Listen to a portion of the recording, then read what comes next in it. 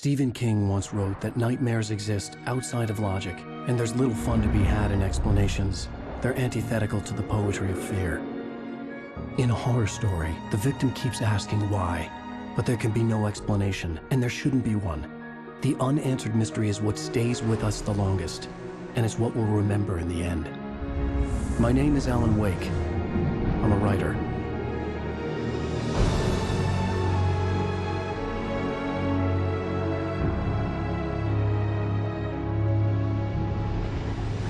I've always had a vivid imagination, but this dream unsettled me. It was wild and dark and weird, even by my standards. So yes, it began with a dream. Following a typical nightmare pattern, I was late, desperately trying to reach my destination, a lighthouse. For some urgent reason, I couldn't remember. I'd been driving too fast down a coastal road to get there.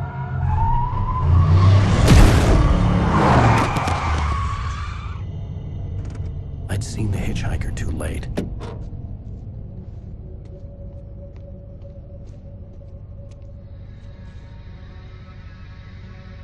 He was dead. I was convinced they'd put me in jail and I would never see Alice again.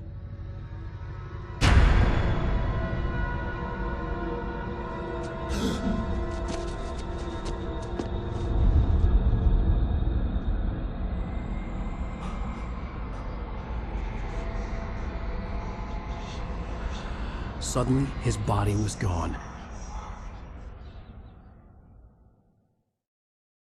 I was in shock from the crash. I could hardly stay on my feet.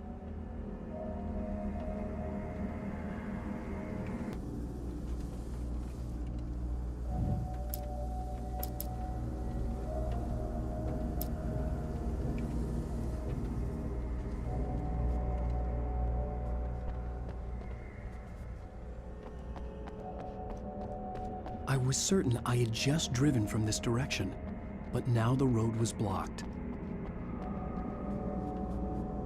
The radiator had broken when I hit the hitchhiker. The car wasn't going anywhere. I had to go to the lighthouse. I knew there was something important waiting for me there.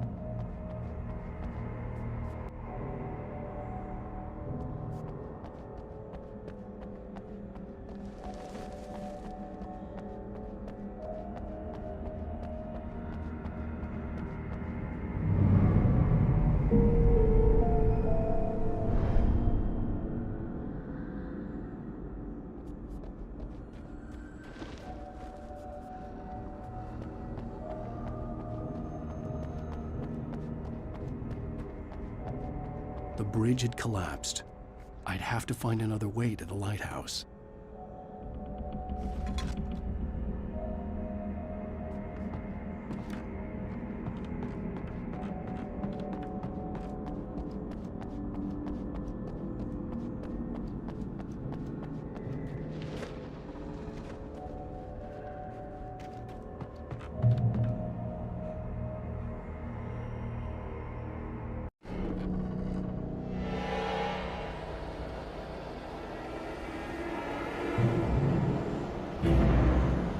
You don't even recognize me, do you, Ryder? You think you're God? You think you can just make up stuff? Play with people's lives and kill them when you think it adds to the drama? You're in this story now, and I'll make you suffer. You're a joke. There would be a single readable sentence in your books if it wasn't for your editor. You'll never publish another one of your shitty stories, 'cause I'm gonna kill you. It's not like your stories are any good. Not like they have any artistic merit. You're a lousy writer. Cheap thrills and pretentious shit. That's all you're good for. Just look at me. Look at your work.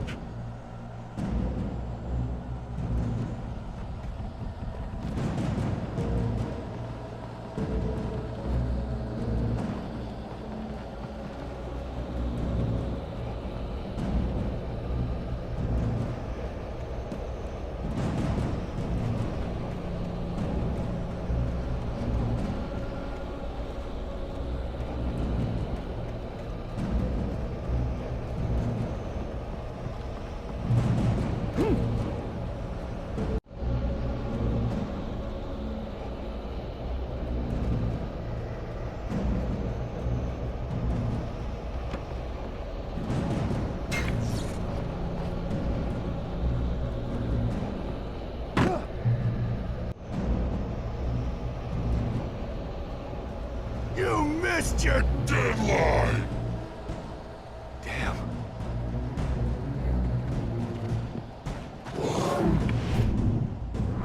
You can't stop me!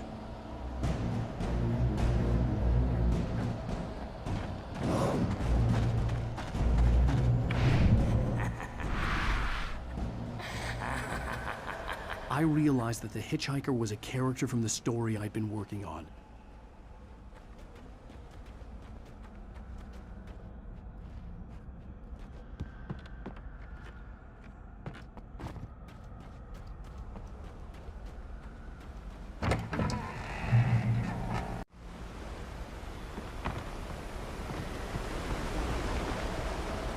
How does it feel to die by the hands of your own creation?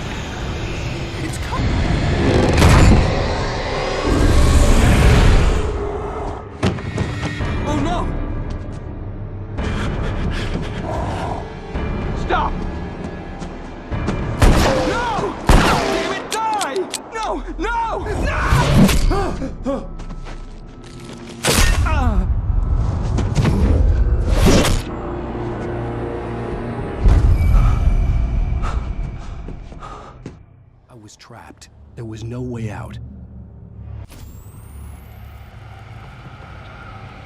Die, die, die, die, die, die, die, die.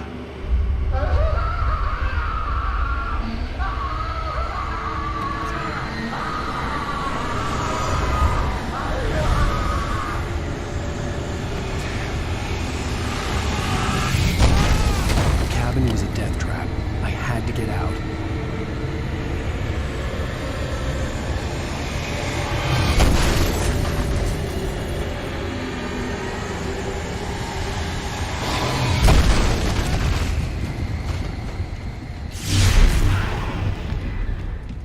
Follow the light.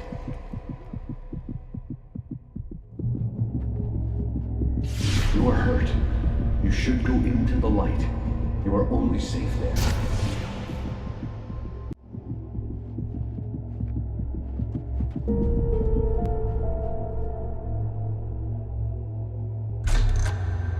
Well done. I have something important to tell you. It goes like this. For he did not know that beyond the lake he called home lies a deeper, darker ocean green, where waves are both wilder and more serene. To its ports I've been. To its ports I've been. Do you understand? No. Follow my light.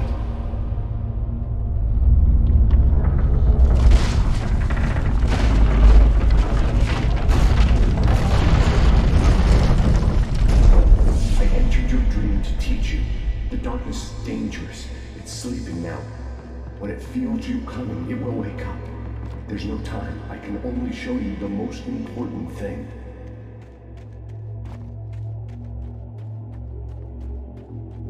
This way. There's no time. The hitchhiker has been taken over by the dark presence. You can't hurt him now. The darkness protects him from all harm.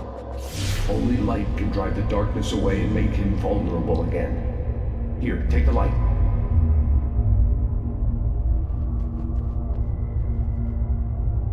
Turn your flashlight toward him and burn the darkness away.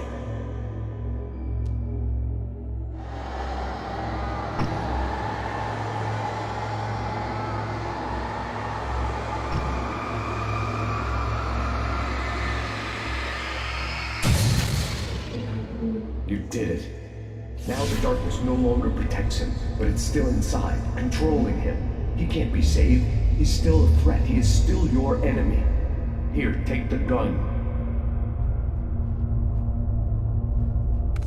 Now you'll die.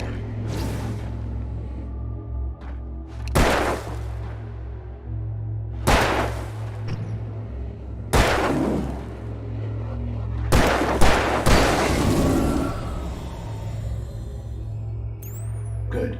You've done well. Remember what I've taught you. That is all. I will give you back your dream now. In the nightmare, a terrible darkness was taking over the world. The lighthouse was the last safe place on Earth.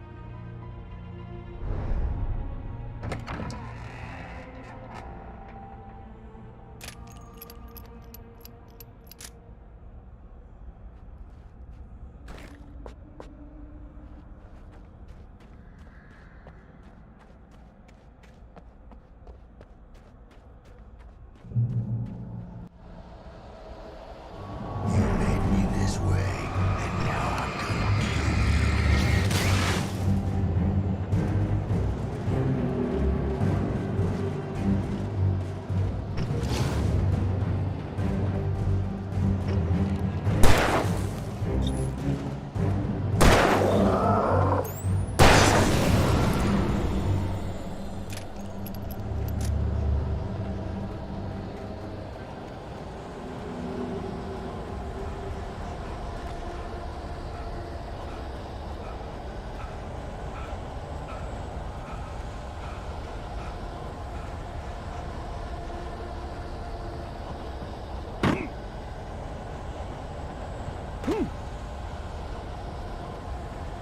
This is it.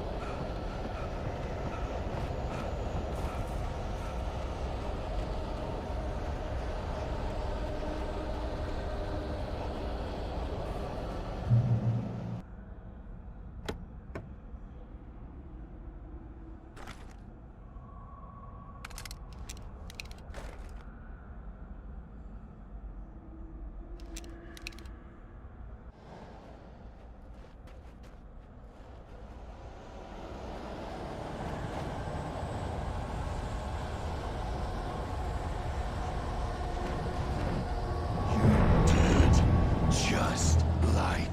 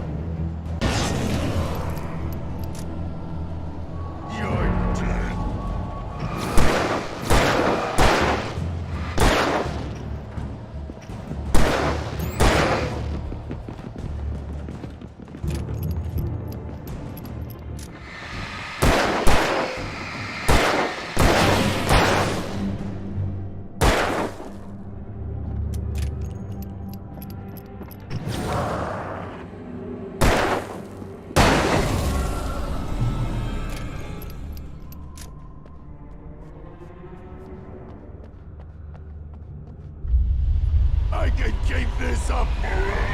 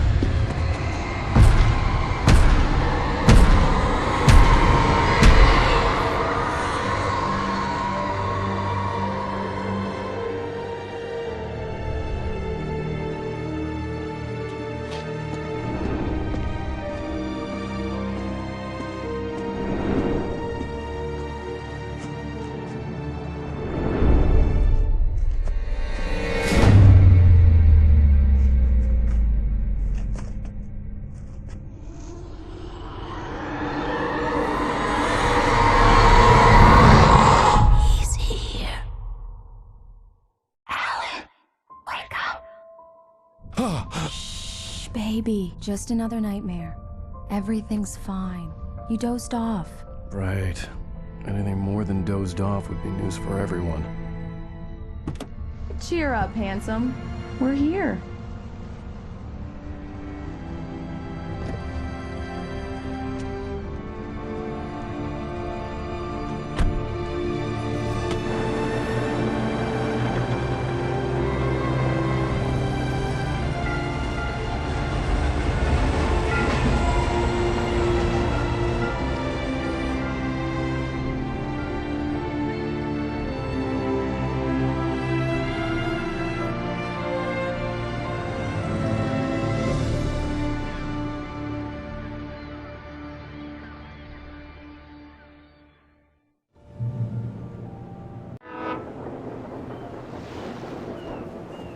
Let's act like we're on vacation. Go stand next to that old gentleman there. I want a shot of you with the town in the background. Sure. I'll even give you a title for the shot. A city boy, moments before he got eaten by a bear. Hi. Hello there. You picked a good time to visit our town. Deerfest is just 2 weeks away. Deerfest, huh? Did you hear that, honey? You have a lovely wife, if you don't mind me saying. I'm Pat Maine, by the way. Nice to meet you. Yeah, I'm Alan Wake. I won't pretend I don't recognize a famous writer such as yourself, Mr. Wake. A pleasure. I'm an avid reader myself. I hope this isn't too presumptuous of me, but I'm the night host at the local radio station. Any chance I could get an interview? Look, Mr. Maine, I'm on vacation. In fact, I'd appreciate it if we could keep my being here just between the two of us. I'm sure you understand. Fair enough. You can trust me to be discreet. Not a hard man to track down if you change your mind, though. I hope you two have a lovely holiday.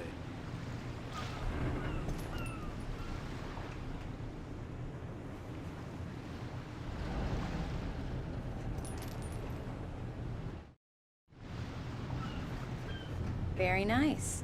I got a couple of really good ones. And I see you made a friend. That's cute. Right. Yeah? Hey, bestseller. How's my favorite writer? Are you there yet? Barry. Yeah. We just got here. Are the locals giving you trouble? Just say the word and I'll hop on a plane and come make sure that you're left alone, Al. No, Barry, we're fine. Great, great. Just want to make sure you can relax and recharge.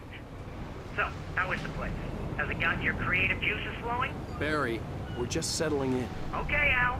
I'll call back later to make sure you're doing okay. And you call me if there's a problem, okay? Okay. I'm just looking out for you, buddy. Talk to you later. I love you too, Barry. You know he's going to be calling you every 5 minutes. Barry is Barry. I can always turn off the phone. What did I tell you? Text message from Barry. He says hi to you too. Alan, we're here. Come on, let's get back to the car. Damn yuppies.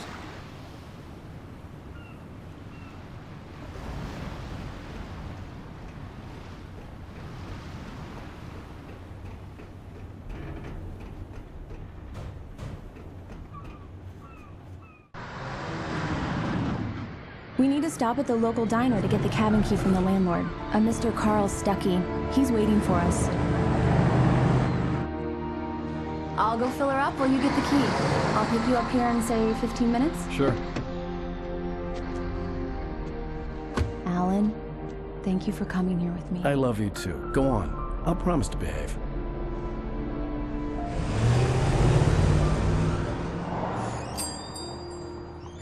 I'd forgotten there were still places like this.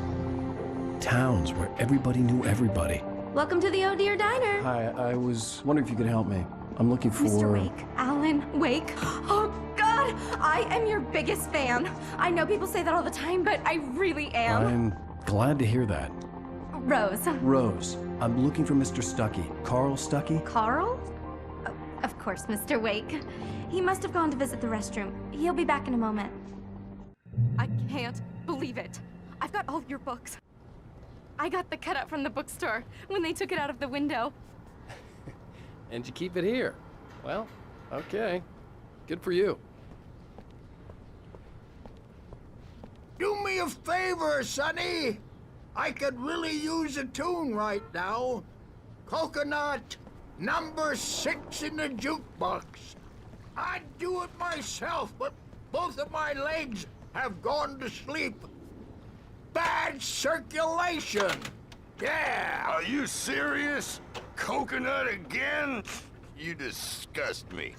Call yourself a rocker. Unbelievable. Ha! It does that. Get stuck. Yeah, you need to give it a good solid whack. Now that's what I'm talking about. Yes. This is it. I've died and gone to hell.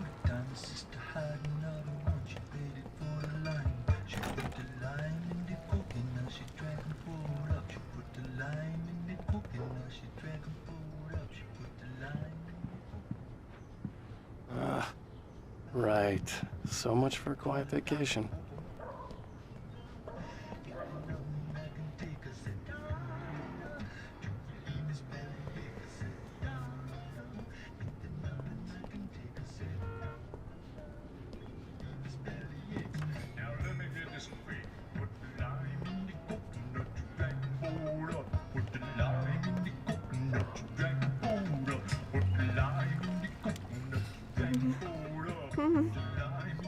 Don't go in there, young man. You can hurt yourself in the dark. I think I can handle it, ma'am. I didn't want to wait. I wanted to find Stucky, to get the key and get out as soon as possible. The waitress was giving me a headache. Overeager fans always did.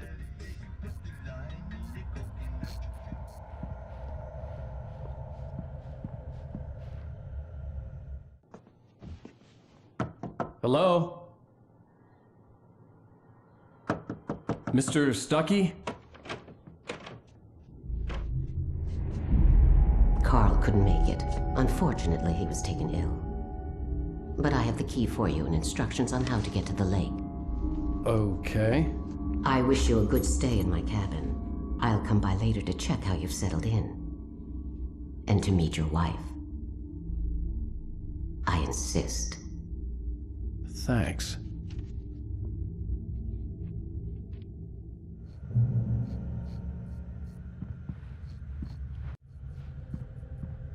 Cauldron Lake is a special place. Very inspiring.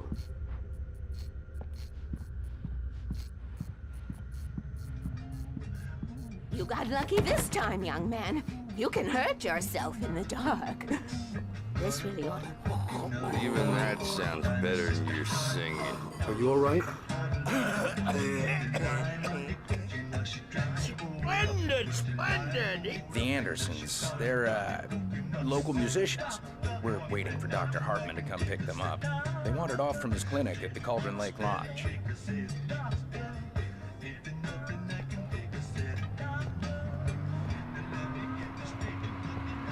Bye, Mr. Wake. Mission accomplished. The key and the directions. My hero. I got some flashlights, just in case. Hey, wait! Mrs. Wake! Your keys!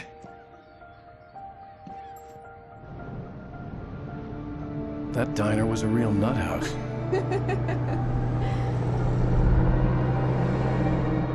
Can you believe this place? This would make a wonderful setting for a book. We're supposed to be on vacation, Alice. I'll figure it out when we get back home. Okay? Okay. We can talk about this later. Bad man here on PBFF. I didn't want to talk about it. I wanted to bury my head in sand. Here's another one of my favorites to go with it. Once upon a time, I was a successful writer, but that was a long time ago. I hadn't been able to write a word in 2 years. Not since my last book. And now the weather. It's gonna be a clear night, so you folks in the big city might want to look up every once in a while. See those stars winking down at you? It gets pretty dark out here, but they'll light your way.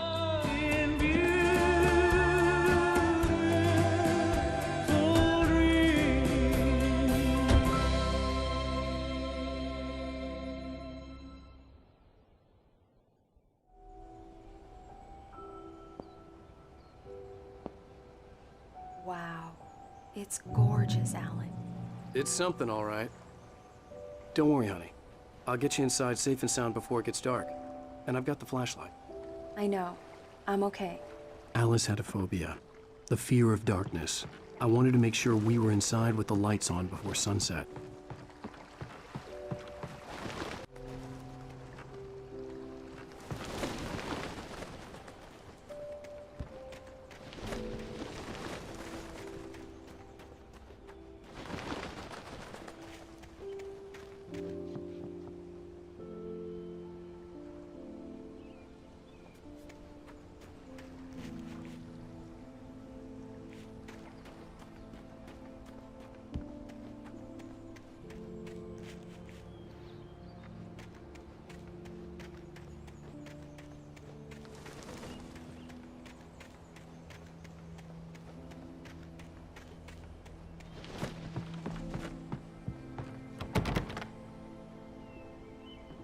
Here we go. Let's take a look inside. Come on. It's dark in there. We need lights. Can you figure out how to get the power on, honey?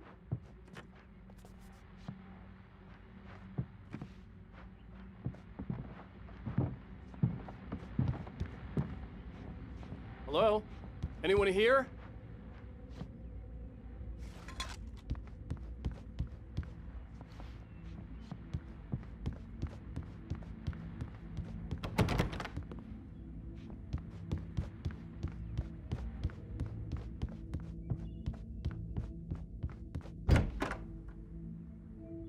For a moment, the oppressive feel of the nightmare I had seen on the ferry returned. Damn. I needed to get the power running in the cabin. There had to be a fuse box or a generator somewhere on the island.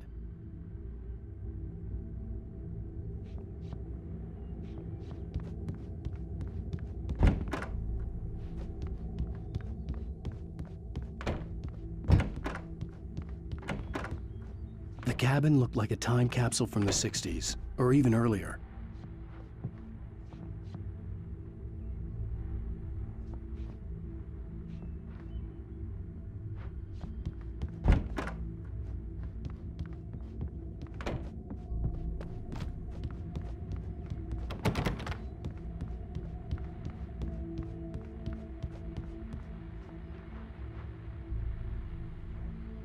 A shoebox filled with books by Thomas Zane sat on the shelf. I'd never heard of him before.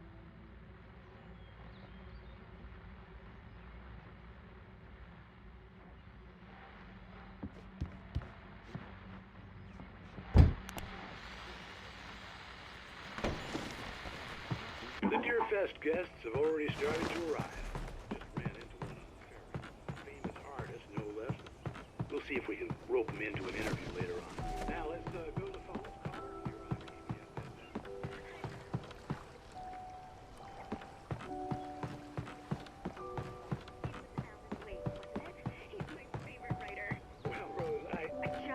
At the diner.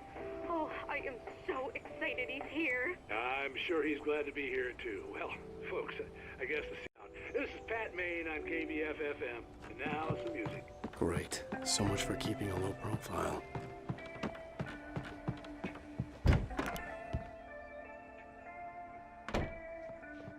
The power cable goes to that shed over there.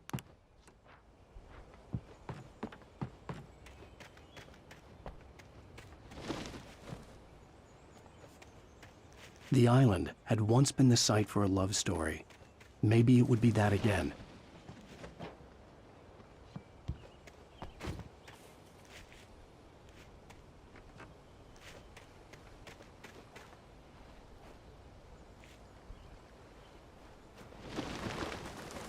An old generator had been connected to the power cable.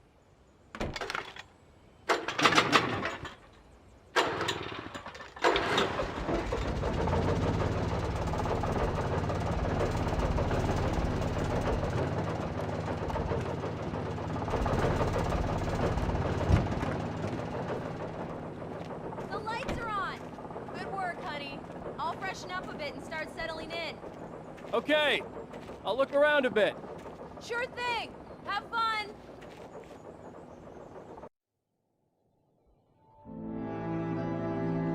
It was a beautiful place.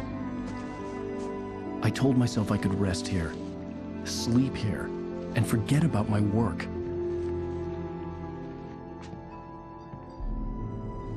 I thought we could be happy here.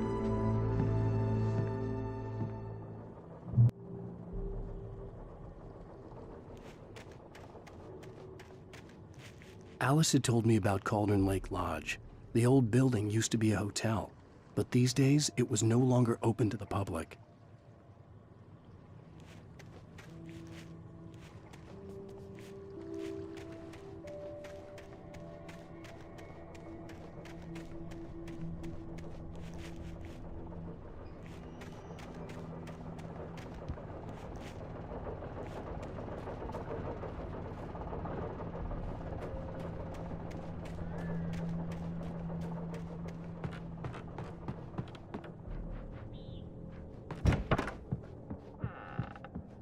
Alice?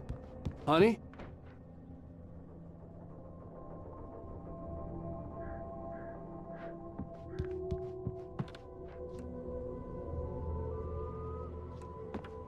The old door had played a trick on me. Alice wouldn't have come out in the dark. Alan, I'm upstairs. I have a surprise for you.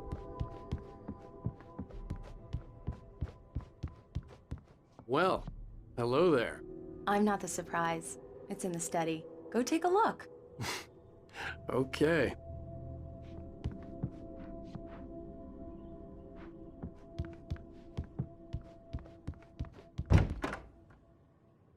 Surprise! Alice? What is this? I guess I have a small confession to make. I thought maybe you could write here that a change of scenery would get you past— Damn it, Alice! Everyone keeps— Hey, just hear me out! There's a local doctor, Dr. Hartman. I read a book of his. He has a private clinic here. He specializes in helping artists. So now you want to get me committed? No! It's not like that. That's not— Alan? Alan? Just don't! I don't want to hear it! God damn it, Alice! God damn it! I knew she wouldn't follow me in the dark. I needed some time alone to think things through.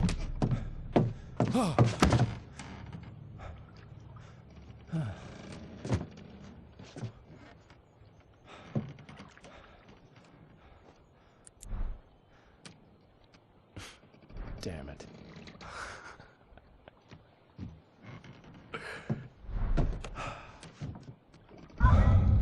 Alice? Alice? Alice! The cabin had gone dark. All the lights were out.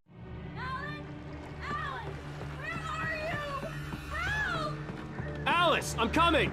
It's all right, I'm coming!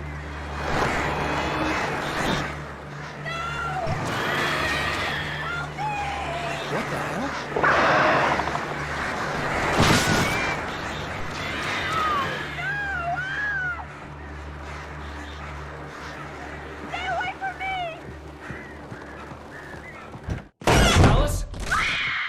Alice?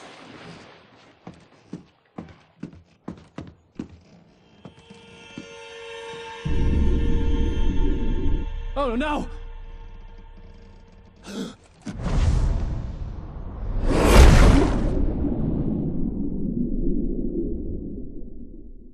Keep going.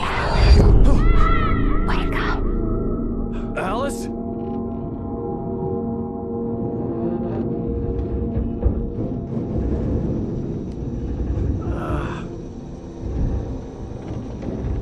Waking up in the crashed car felt like I had woken from one nightmare and entered another.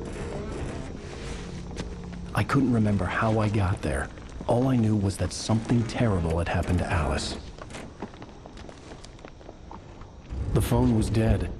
I'd have to find help on foot.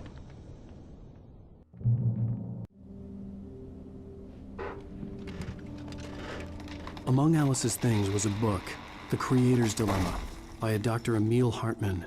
Seeing the book brought back my fight with Alice. I didn't like it, and I didn't like the guy's smug face on the cover either.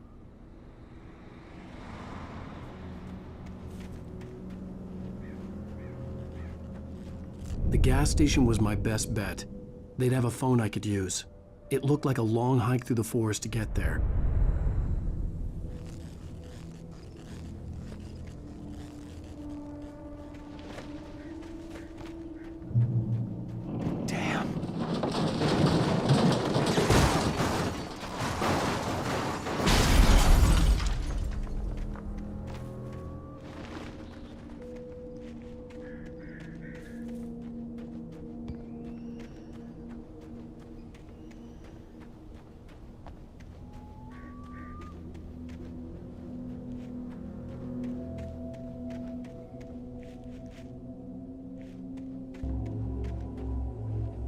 Hello?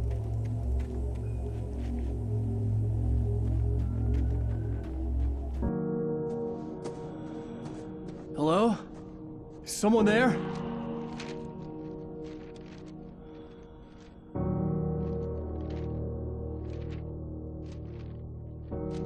The loose sheets of paper were pages from a manuscript entitled Departure. That was the name I planned to use for the next novel I had never gotten started. I was named the author. I hadn't written it. I couldn't remember writing it. In the scene on the page, the hero was attacked by an axe murderer in the woods at night.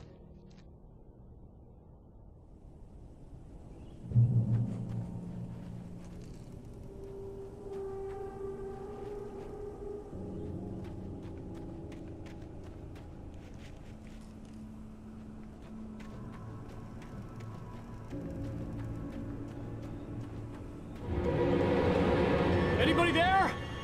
Please, I've been in an accident.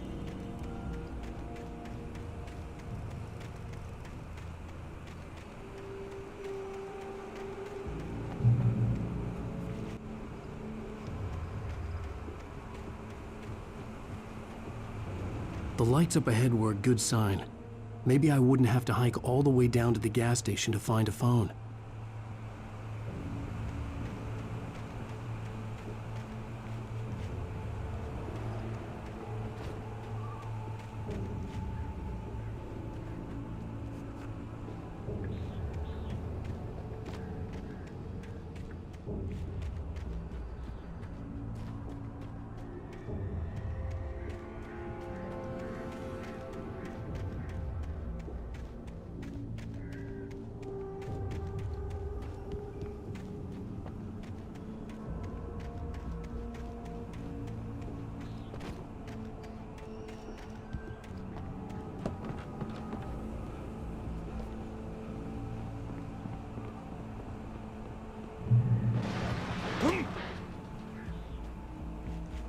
Anybody there?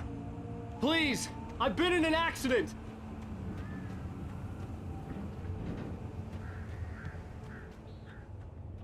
Hey! Hey, you! Phil! There's been an accident.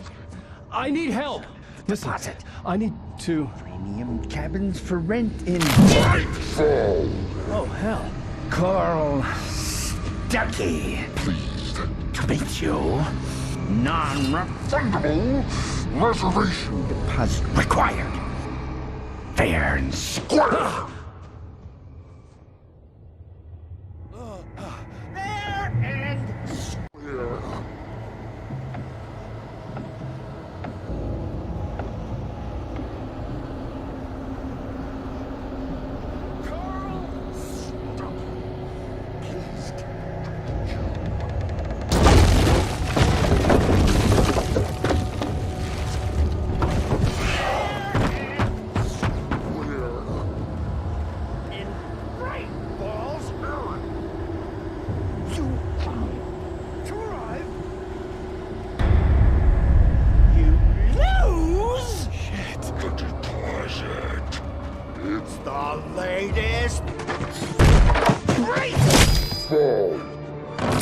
I had to figure a way out of this. Any second now, and Stuckey would be knocking on the door with his axe like Nicholson in The Shining.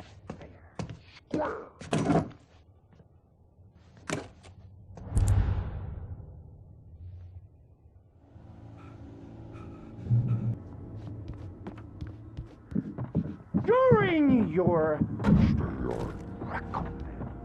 trying, walking It's the latest thing in Yes.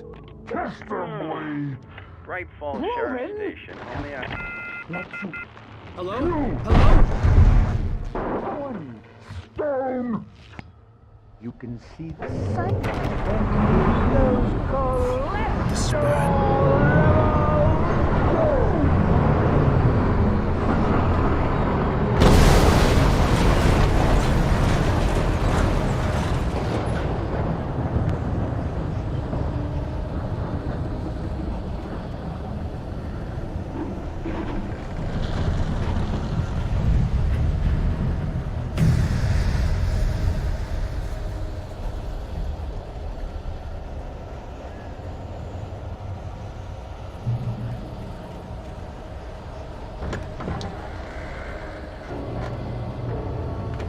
There were more of them.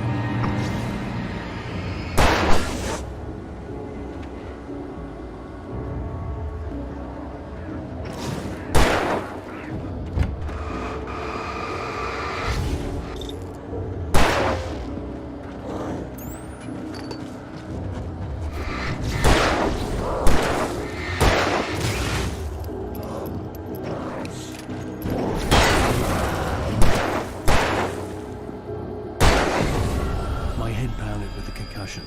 I'd never fired a gun outside a shooting range, and now I just killed someone. Or something. There were no bodies. They just disappeared. If I was dreaming, it felt real enough to make me sick.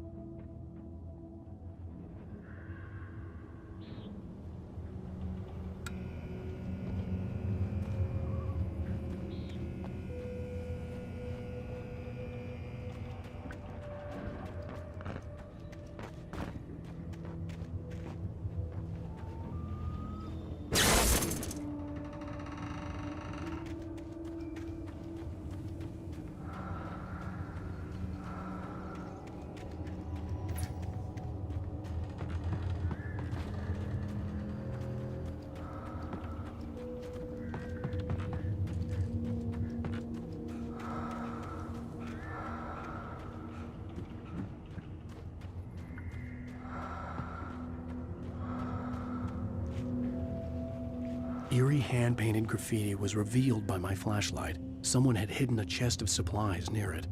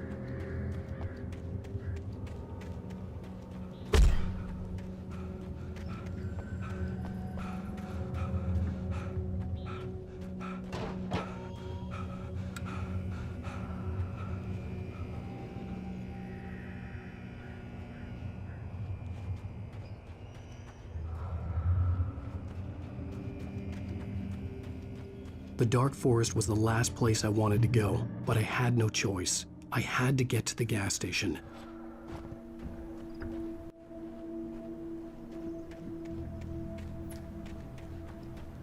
It's rabbit season.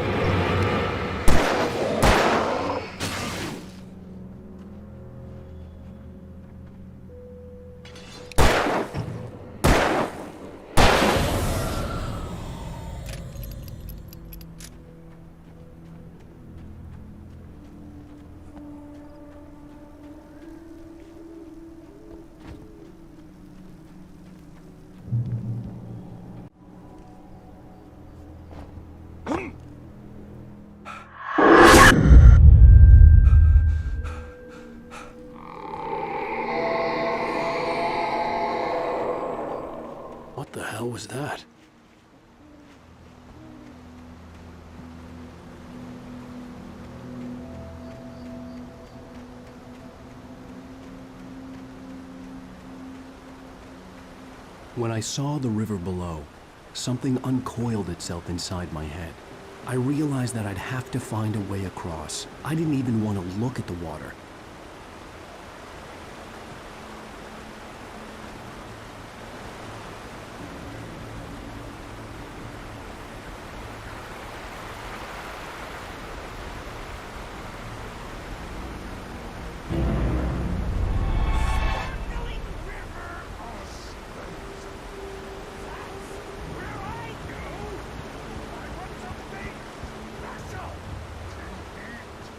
Stucky was still out there, in the dark, stalking me.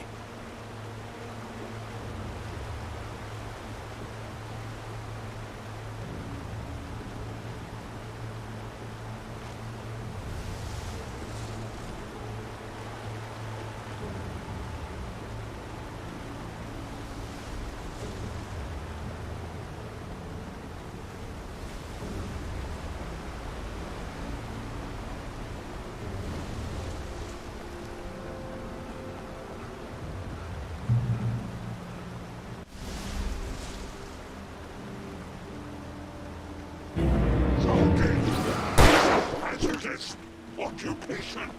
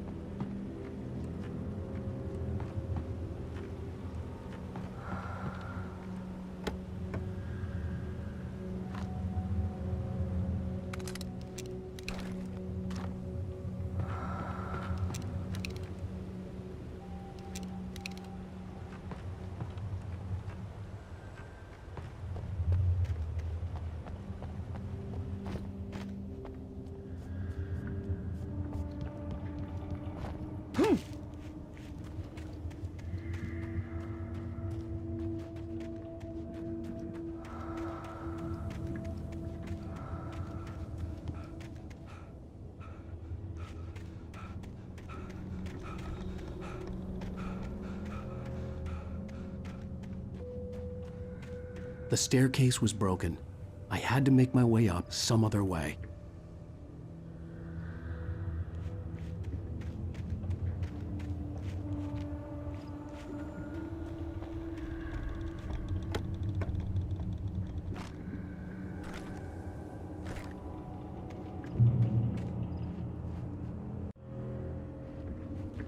I couldn't stay here.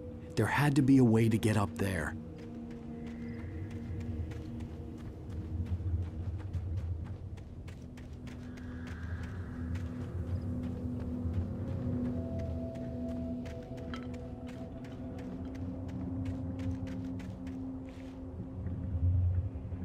There was no power.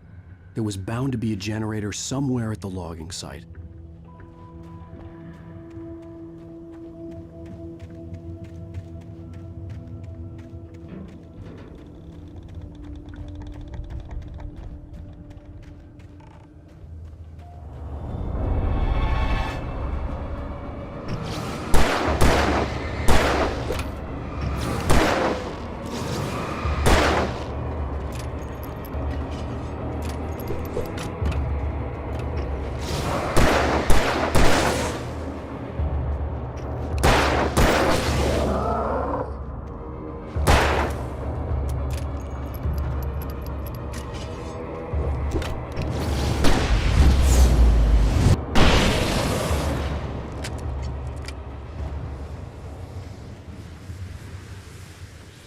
With all this forestry equipment around, there had to be something I could use to reach the top.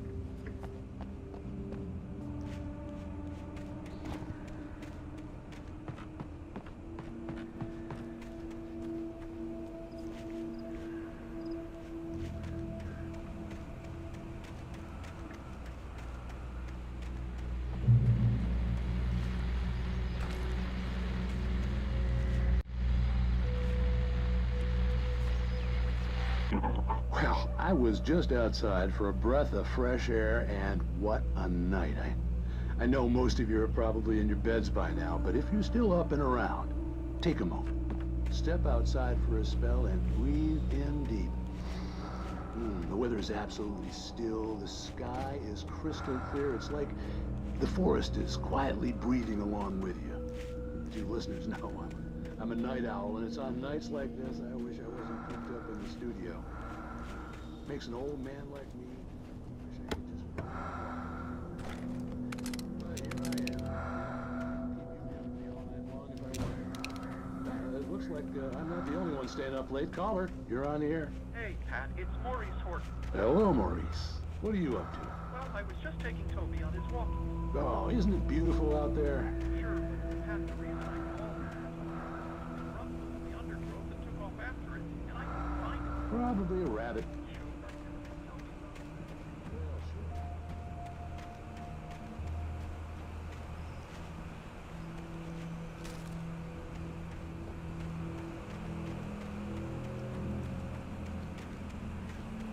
The gas station was closer now, its light welcoming in the darkness. Paul makes the best dogs in the state. Belly Burster is the best with no contest. Monster Dog is second best. The famous dog is third.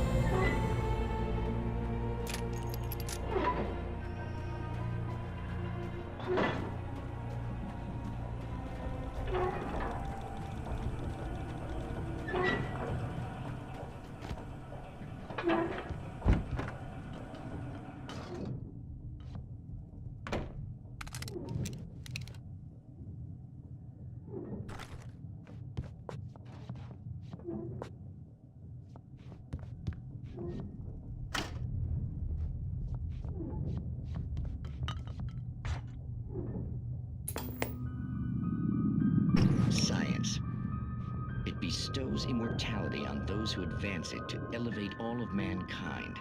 Newton, Einstein, Sagan, princes among men. But the price for such a legacy is steep indeed. In Night Springs. Tonight's episode, a quantum suicide. If our lives are already written, it would take a courageous man to change the script. Having called a press conference, Dr. Barclay Colvin is about to demonstrate that very courage. Ladies and gentlemen of the press, I am Dr. Barclay Colvin, and I'm glad so many of you could join me here at the Moorcock Institute. Tonight, I'm going to give a practical demonstration of the many worlds interpretation. As you can see, this is a loaded 9mm pistol. It shall be part of a thought experiment. And now, a real experiment, known as a quantum suicide. Did he say suicide? Is that a real gun? He's kidding, right? Please, stay calm. There is no risk. Observe what occurs when I place the weapon against my own forehead. Now, you might think this round is merely a dud. Not so. Observe the flower pot.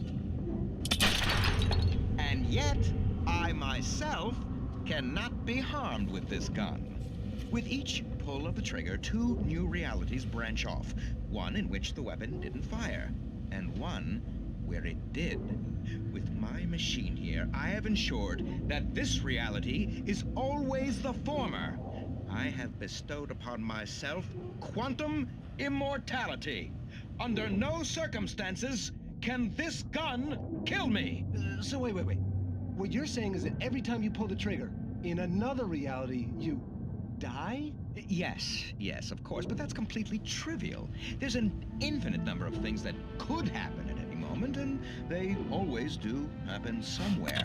The point is, this one thing did not happen here. You're insane, Colvin. Insane? Insane? Hey, was this thing supposed to be plugged in? I stumbled on it. You fools! Gaze upon quantum immortality.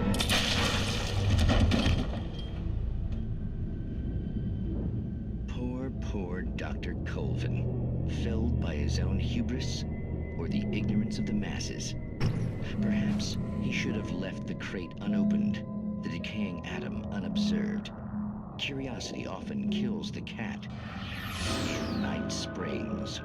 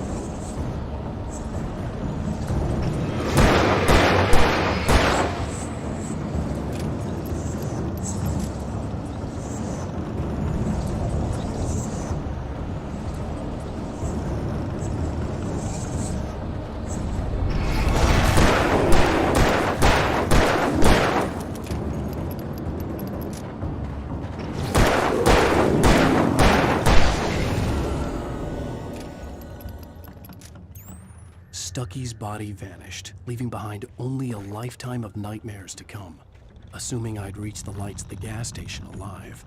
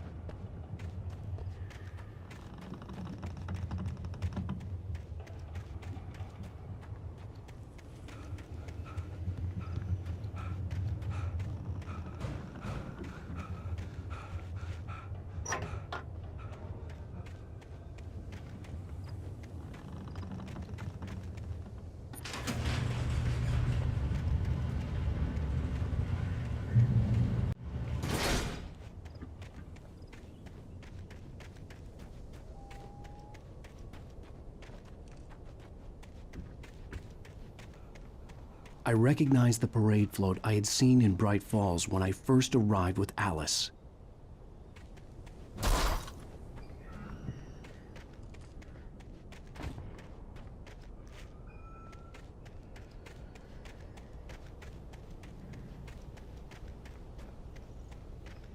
After the insanity I had just experienced in the darkness, the lights of the gas station felt comforting, at least for a moment. The sane world reasserted itself.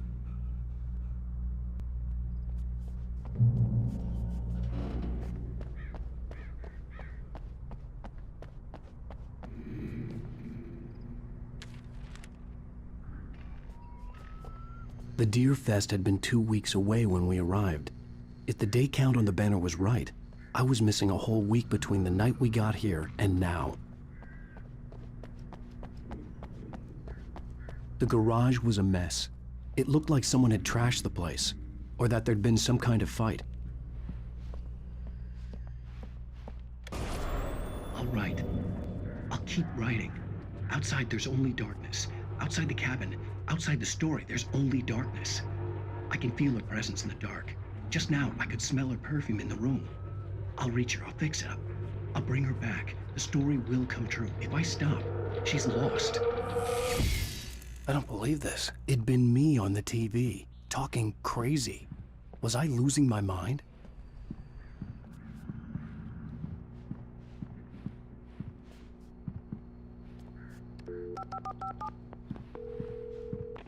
Bright Falls Sheriff Station.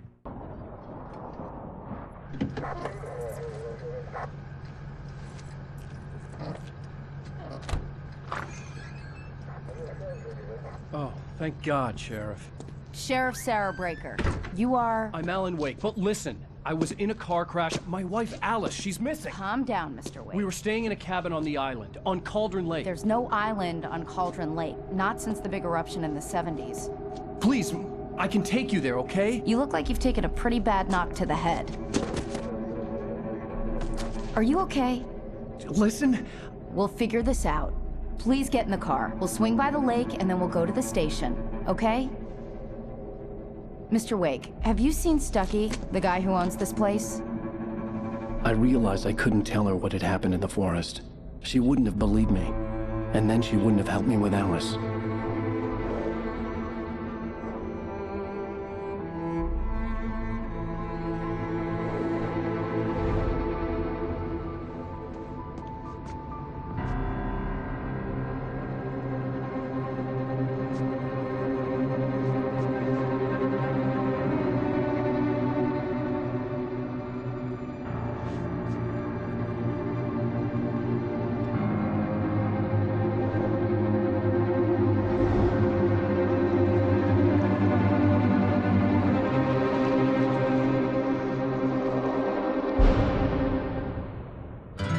A candy-colored clown they call the Sandman tiptoes to my room every night, and just to sprinkle stardust and to whisper, go to sleep, everything is all right. I close my eyes, then I drift away into the magic night. I softly say a silent prayer like dreamers do. Then I fall asleep to dream my dreams of you. In dreams I walk. Previously on Alan Wake. I came to Bright Falls with my wife, Alice. Thank you for coming here with me. I thought maybe you could write here. I don't want to hear it! God damn it, Alice! Now, she's missing. Alice? Alice? I woke up behind the wheel of a crashed car. I'm missing a week. I was attacked by shadowy men straight from a nightmare. The sheriff took me to the lake Alice and I had stayed at, but the cabin had disappeared.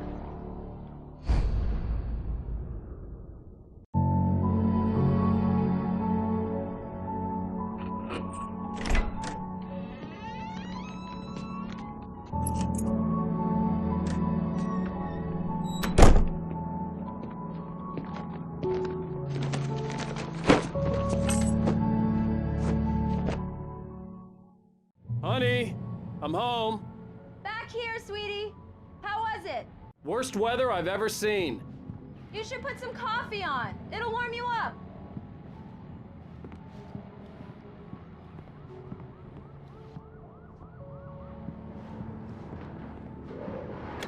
Coffee's on. Great, thanks. I'll need it if I'm gonna finish this by tomorrow.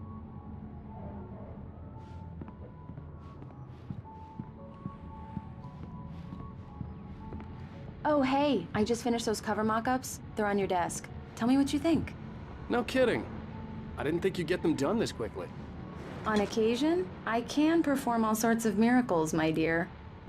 Oh, really? Well, you seemed to think so last night.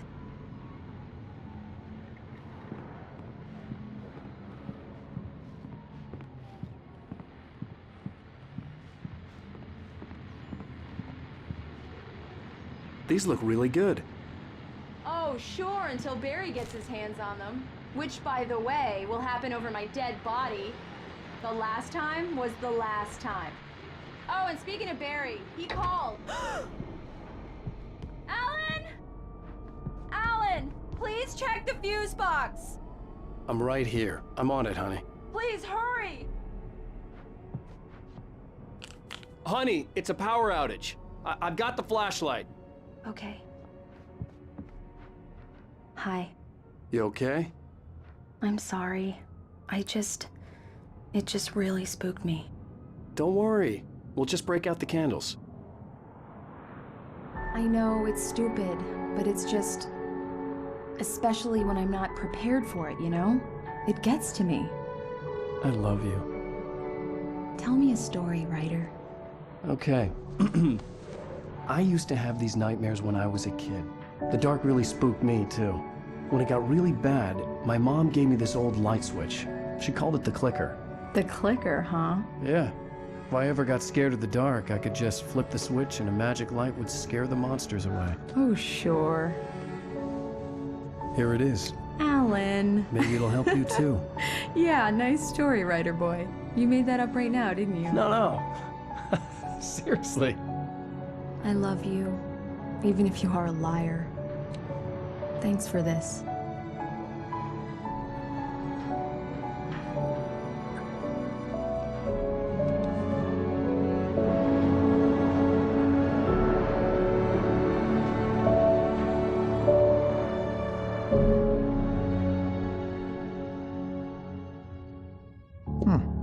How do you feel, Mr. Wake? Any nausea, disorientation, anything like that?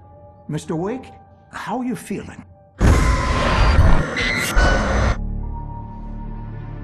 I'm okay. My head's fine. I had to lie about my headache and memory loss. He'd send me to a hospital for tests. I couldn't leave without Alice. Very well. I don't think you have a concussion, but you've obviously been through quite a shock. You should take it easy for a couple of days. Thanks. then, Mr. Wake, we're done here. If the pain gets any worse or you experience any other symptoms, you should come see me. I'll let you get on with it then. Sarah, Sheriff Breaker, is waiting for you. She's very good at her job. I'm sure she can locate your wife in no time. Doc Nelson was the image of a small-town doctor. Sheriff Breaker had called him to the station to take a look at the cut in my head. I'm sorry you had to cut your morning fishing short for this, Doc. Oh, she's a beauty, ain't she? Not the biggest I ever caught, if you can believe that coming from an old fisherman like me, but she's right up there. Now, she's a largemouth bass, which is what you're after if you prefer a lure. Now, if you want either trout or salmon, on the other hand, then it's fly fishing for you. You a fishing man, Mr. Wake? Oh, doesn't really matter, I suppose. But it can be very relaxing out there. You can't get me off the water this time of year. Closest thing to heaven. I'll take your word for it, Doc.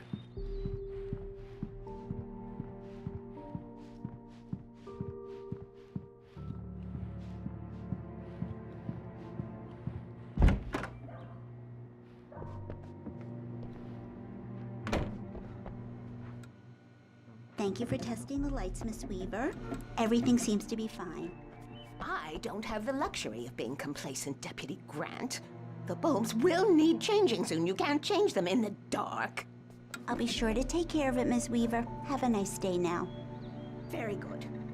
I'll come back later on to remind you, just in case.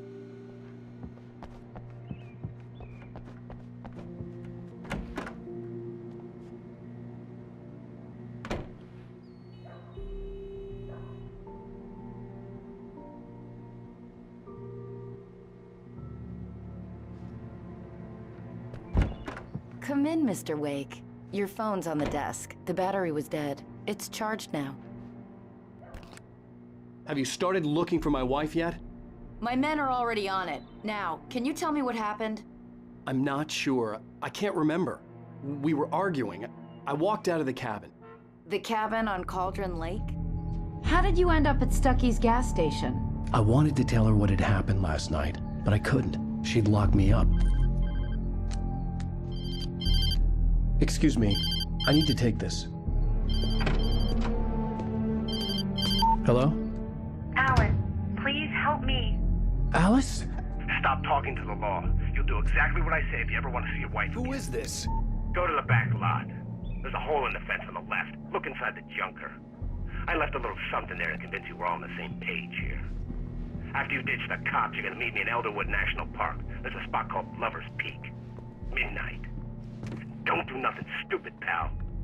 We're watching you. Mr. Wake, can I help you with anything? I need to get some air. The sheriff said I could go out back. Of course, Mr. Wake. You can get there through the cell corridor. Just don't mind Walter in there. He's one of our regulars. I thought he'd quit drinking for good. Oh, no such luck. He went on a bender and beat Danny pretty badly. He started shouting like that the moment he woke up. Hey! Hey, you! Can you help me? Can you turn the lights on?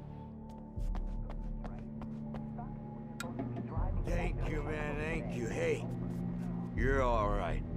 You're a good guy. Don't let anybody tell you different. You know, I shouldn't even be in here. The cops, they got it all wrong, see? Sure, I beat him up, but I wasn't drunk. I mean, I wasn't drunk at the time. I only got drunk afterward. Okay, listen, you gotta listen carefully now. Here's the kicker. That wasn't Danny. No, sir. It only looked like him. You wanna know who it really was? I'll tell you who it really was. It was a goddamn space alien! I know it sounds like something a drunk would say, but believe me, I wasn't drunk then.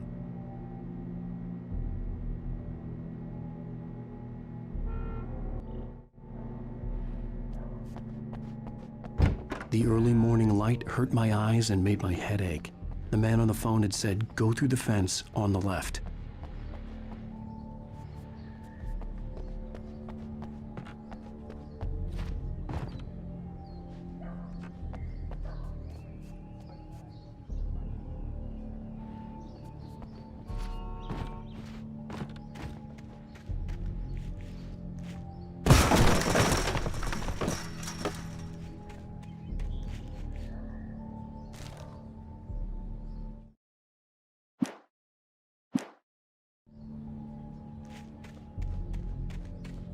Alice's driver's license had been placed on the front seat. The caller meant business. Barry? Ow! Ow! Thank God! Where the hell have you been? I've been trying to reach you for a week, you and Alice. I've been worried sick. I flew out yesterday. I'm here in Bright Falls. Barry, listen to me. I'm at the sheriff's station. Come and get me. I can't talk now. Al, what the hell is going on? I had to get the sheriff to let me go. I needed to get to Elderwood National Park to meet Alice's kidnappers.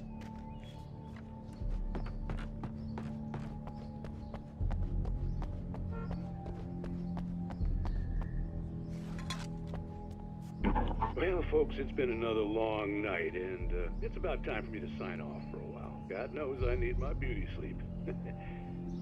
Just one more item before I go. It's been a busy night for the sheriff's department. We've had a few broken windows, even a report of shots fired on Main Street. Deputies Mulligan and Thornton had to deal with two intoxicated young men who were celebrating the completion of their Deer Fest float. Now, folks, we get this every year. I know it's exciting, the big day's almost here, but let's save it for the party and leave the gunplay for the shooting competition, huh? There's no point in getting all worked up yet.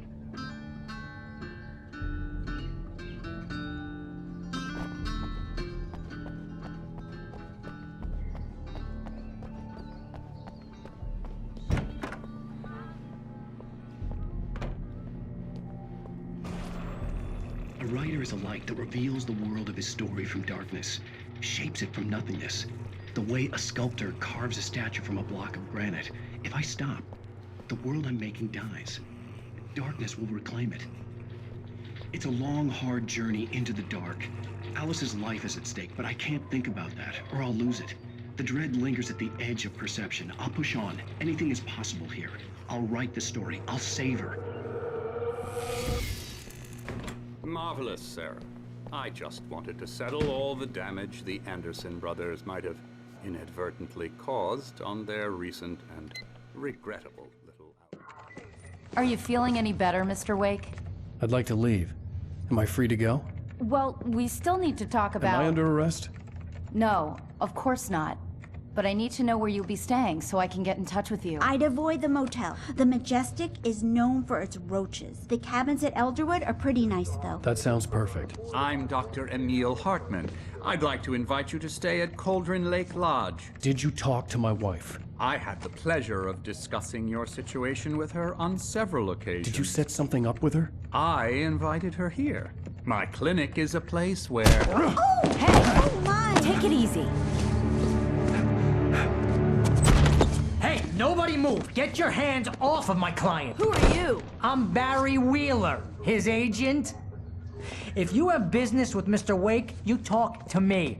You yokels won't know what hit you once I sick my lawyers on your asses. No harm done, Sarah. I'm all right. I don't want to press charges. Mr. Wake, my offer still stands. Get me out of here. What the hell was that about, Al? We don't need a replay of that thing with the paparazzi. I thought they were gonna lock you up. I had to talk to someone. I told Barry everything. He thought I was certifiable, but when he heard about the manuscript, I had him. The fact that I'd written something, even if I couldn't remember it, was enough for him. He smelled money. And he believed that Alice had been kidnapped. Anything beyond that was another story. I had a midnight appointment with the kidnapper in a place called Lover's Peak, somewhere in Elderwood National Park. The plan was to rent a cabin. I don't like it, Al. I don't like any of it. It's not good. In fact, it's the absolute opposite of good. Mr. Wake! Barry, you found him! Hi, Rose. Oh, wow. I was just thinking about you, too. Great. I was just bringing Rusty some coffee. He's on the balcony, looking after Max. Poor thing. I really need to go. Great to see you again, Mr. Wake. Later! Who's Max?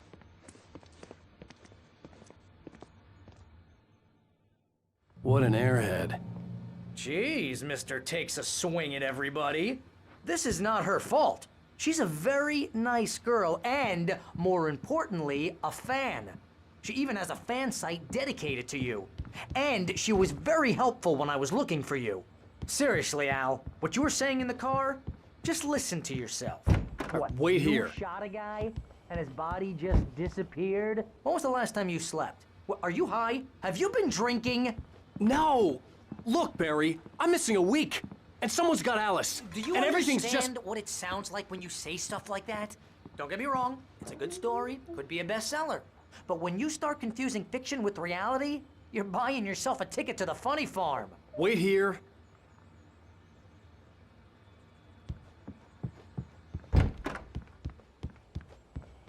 Easy there, boy.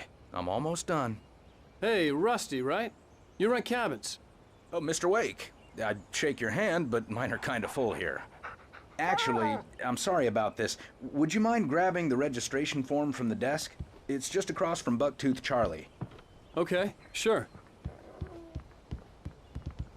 Seriously, Al, you can't just go and meet a kidnapper.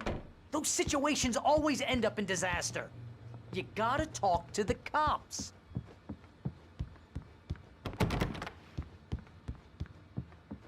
If you're trying to pull a joke on me, freak me out, it's working. Ha ha, let's have a laugh on Barry. Well, you had me going there real funny, Al. You can quit it now.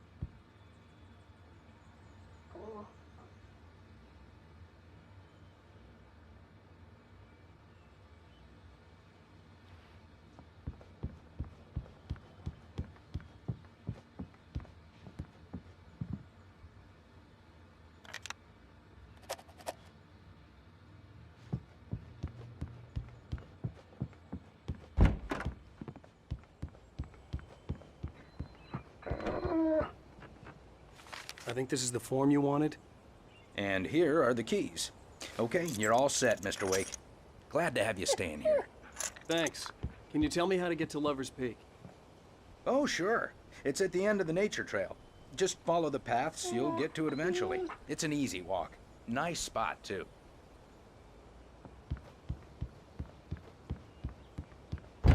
Look, Al, you're asking me to believe that you shot a dude who went poof into thin air, a guy who was bulletproof until you pointed a flashlight at him. You hear that from people who end up spending time in padded rooms, strapped to their beds, wearing white shirts with too long tangled up sleeves, and eating a healthy diet of pills. Al, you make cruel jokes about people who believe that kind of stuff. You're the skeptic. You gave me an hour-long lecture on homeopathy last month. What was it? If there's no proof, it's pure bullshit. Period. Guess the laugh's on me then. Al, come on! I mean, okay, maybe something weird happened to you, okay? Well, thanks for the heartfelt vote of confidence. All I'm saying is you gotta throw me a bone here, bestseller. What would you think if it was me? There's no way you should be going out at midnight with a gun. No one asked you to come here, Barry. Either work with me on this or go straight back to New York. Your choice.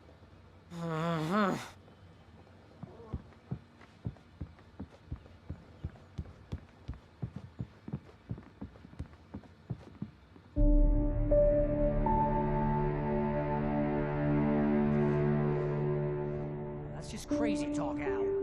Al? Al?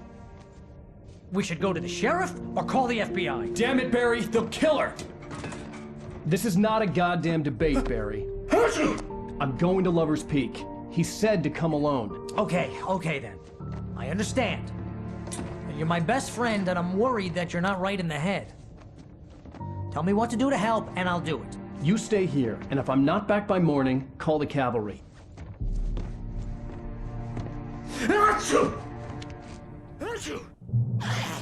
Just be careful with the natives, Al. These yokels are dangerous. Everybody hates a tourist, or it'll be Deliverance all over again.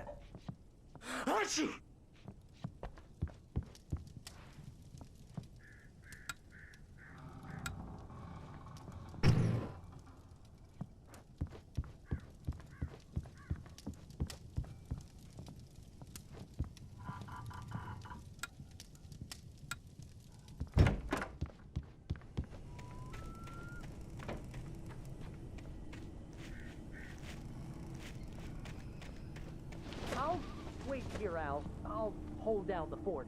I'll be with you in spirit every step of the way, Al. Locking the door now.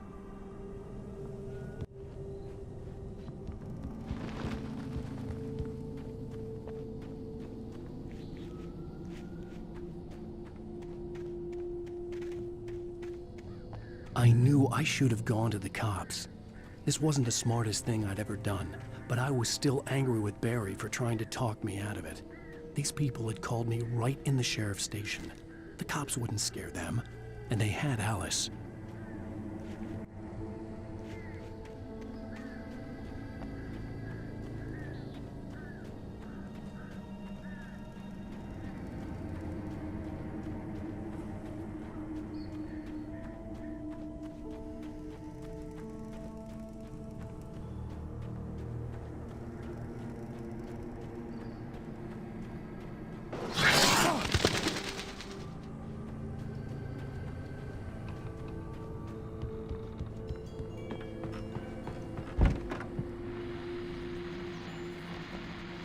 Welcome back to the show, folks. As promised, our very own Dr. Nelson has just parked his rear end in the studio. Doc, what's your Deerfest plan like?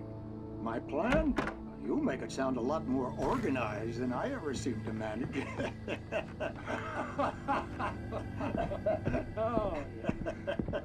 No plan, really. Just taking the atmosphere. I'm getting a little too rickety to do much more than that, you know. Oh, tell me about it. No sack race for us older gentlemen, huh? Yes, exactly, Bat. But I'm going to check out the parade, of course. And I'll be one of the pie contest judges, too. Well, that takes a different kind of constitution. Oh, yeah. It's my kind of exercise. Now, Doc, seriously, you're in pretty good shape, though. You're the outdoors type. I know for a fact you're an avid fisherman. That's right. Matter of fact, just caught a heck of a largemouth bass early this morning. But you're not taking part in the fishing contest? No, not this year. See, Pat, I'm just not that competitive anymore. Now I just like to take my time and enjoy the peace of it. It's no fun if I need to worry about what I'm catching, you know? Considering your track record, the participants are probably pretty happy you feel that way. Well, Pat, that's kind of you to say.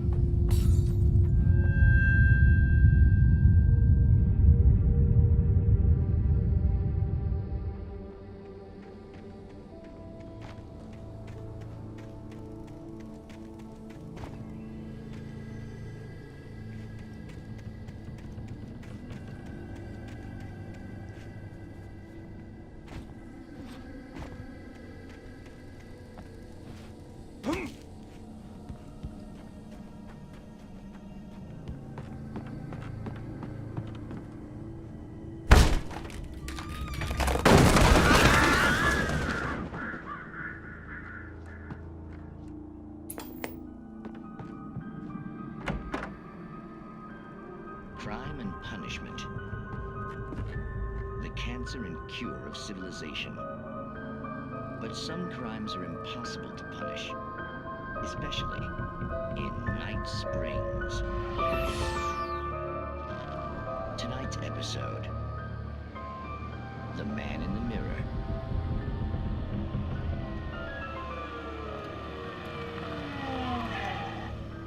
He's inside, Agent.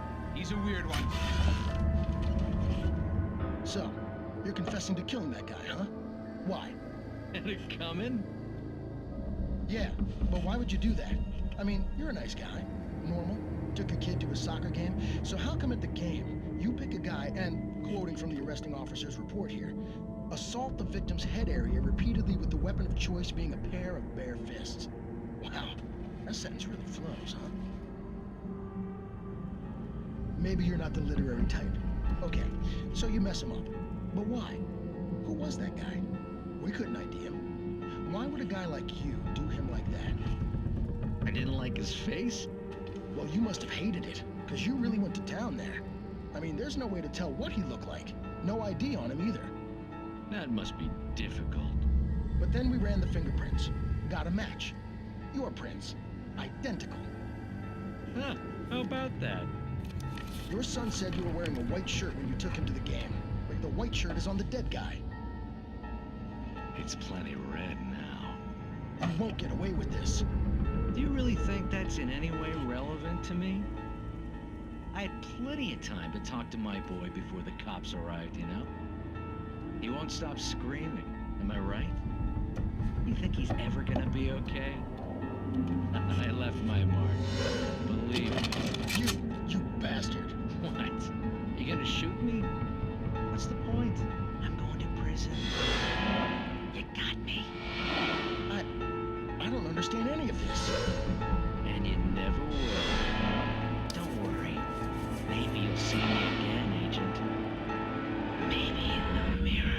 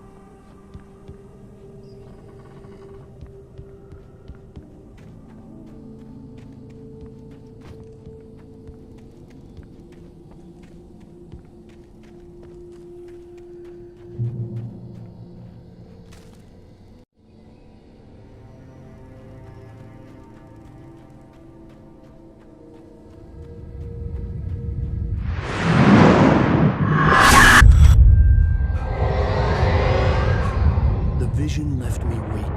This was no head injury.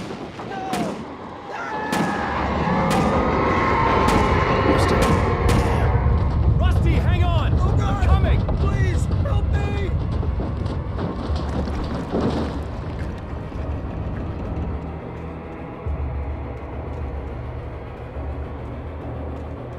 Anybody? Help me! Help me! Can you hear me? Anyone! Please help! Hello? Back here. I'm back here. Hey. Mr. Wake?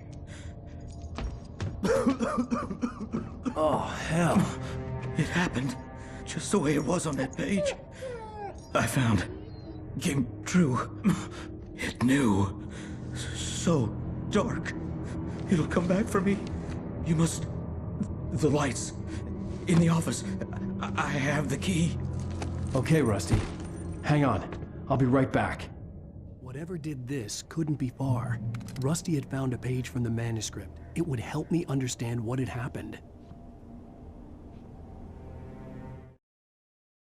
The air in the visitor center was heavy with an awful smell, as if some rotten drowned thing had crawled up from its grave. Rusty kept coughing blood. My eyes were drawn to the twisted shape of his broken leg. The attack had been vicious. Max whined in his cage. Rusty's eyes were wild with fear and terror. He gasped. Mr. Wake, it happened just the way it was on that page.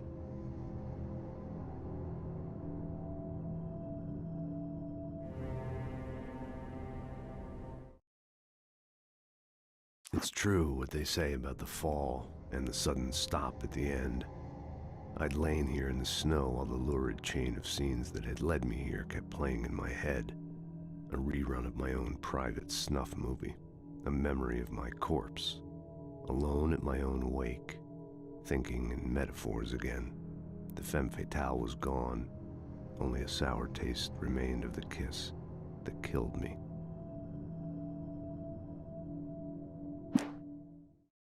This was a late goodbye. 13 years after I'd gotten my revenge, it had finally caught up with me. It had been a long time to bear the pain. My blood painted the snow red. A gruesome slushy dissolved all the scattered painkillers and leisurely dripped down to the sewer, mingling with the bile of the city, becoming one with it. I can see them now, my wife and my baby. Honey, I'm home.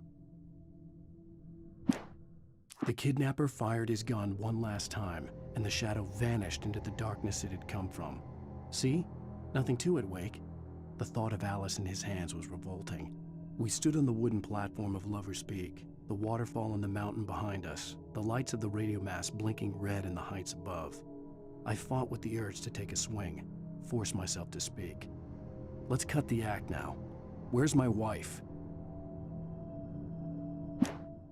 Barry had never gotten along with Alice, but he knew Alan loved her with an almost frightening intensity. And now something had happened to Alice. And here was Al armed with a gun and saying things people got put in padded cells for. It was as if his friend had experienced a massive psychotic episode and was now totally disconnected from reality. It scared the shit out of Barry.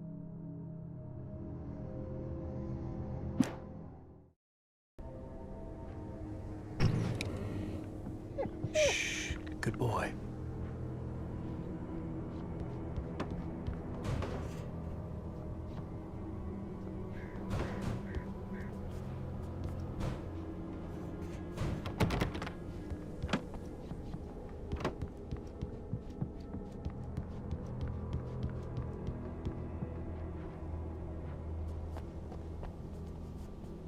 The only way to make sure that Rusty was safe was to get the power running and the lights back on.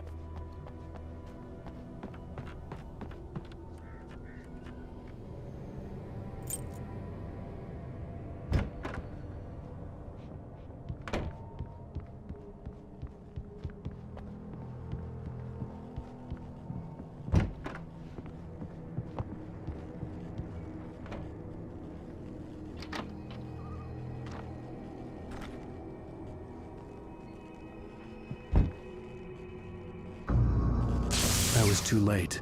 Someone had destroyed the circuit breaker. There was no way to get the lights back on.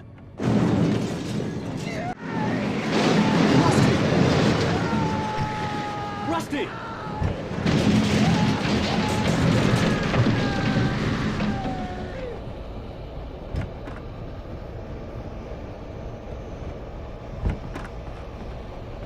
The ground was covered with oily patches that looked like liquid darkness. Hunting licenses.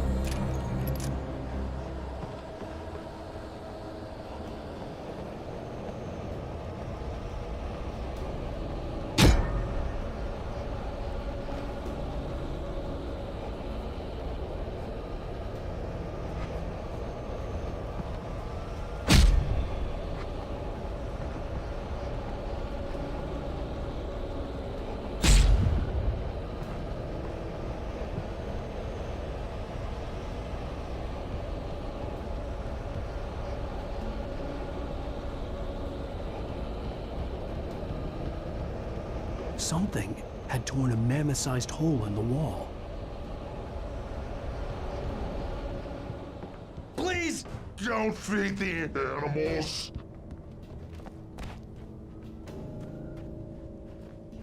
Fishing is only permitted for those visitors who purchase a park fishing license. Obey the park ranger's instructions at all times. Never. No approach closer than 100 yards. Two bears and wolves never approach any other wildlife closer than 25 yards. Must release. At all times. Never leave your pet unattended. It is to remove any natural objects or historical artifacts from the park grounds. This includes even rocks. You may find along the river, or even simple berries.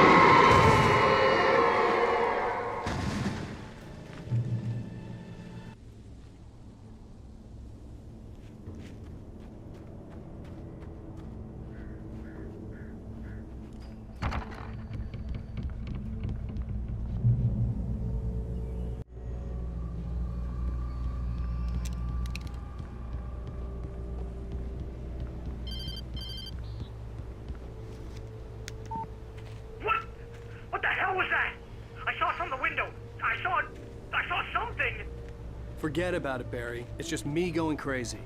Oh, jeez. Oh, jeez. You're not crazy. I wish you were crazy, but you're not crazy. Ow, be careful. Stay in the cabin. Don't open the door for anyone. I mean it.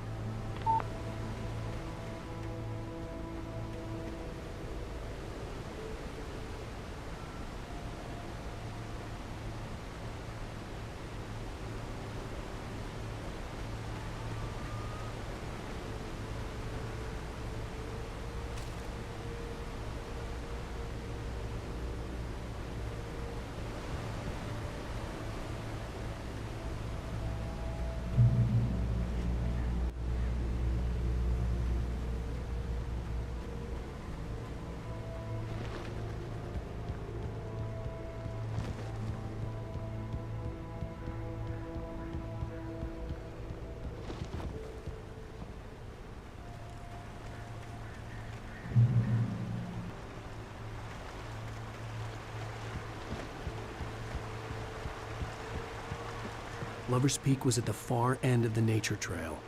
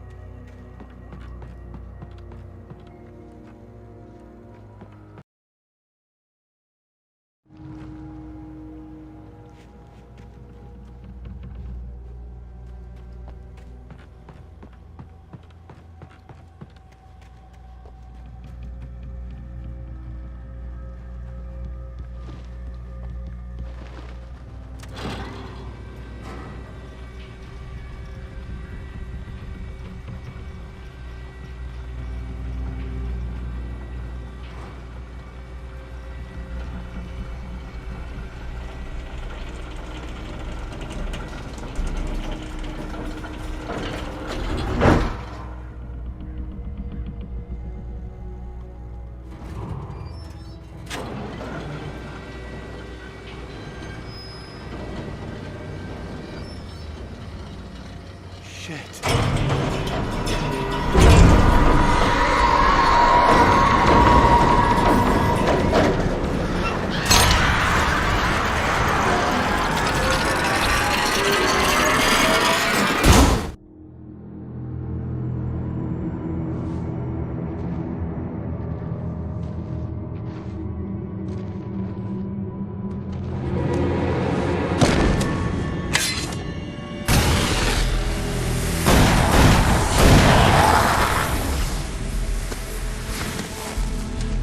We gotta get moving. More of them coming.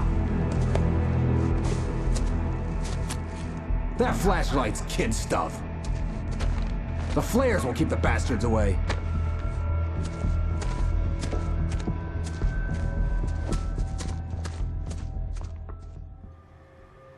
You can see them too? Hell if... Why?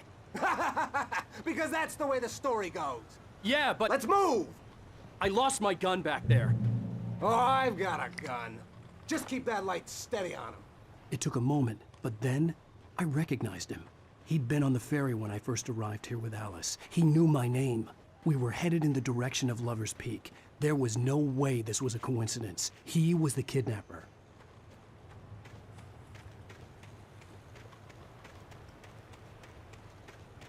Come on, Wake! You better keep up. You set him up, and I'll knock him down, Wake.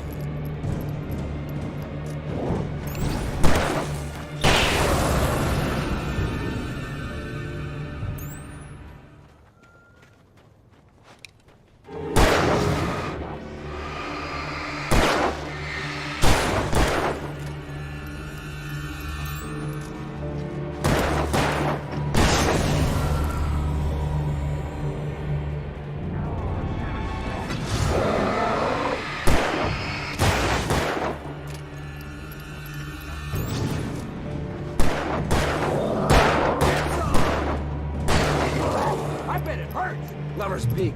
Right up these stairs, Wake. Use the flares from the emergency box to hold them off while I get these boards off. Gun. Yeah, no can do, Wake. Are you kidding? Give me the gun! No time for back talk. Hold them off, damn it!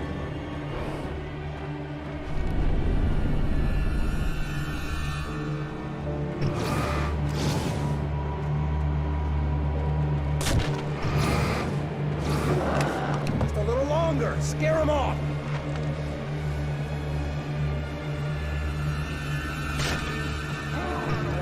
Get some light on those bastards. That'll keep them off us.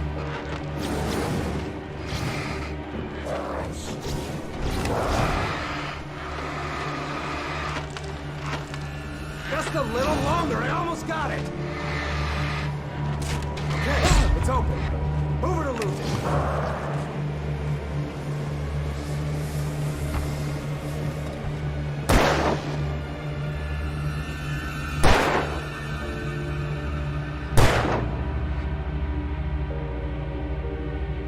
Oh, you feeling better now, Wake? All cozy and safe. Wake, where'd that one go? Ah, that's right. Oh, you feeling better now, Wake? All cozy and safe.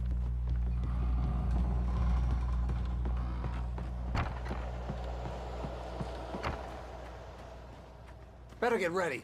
They'll be on us soon.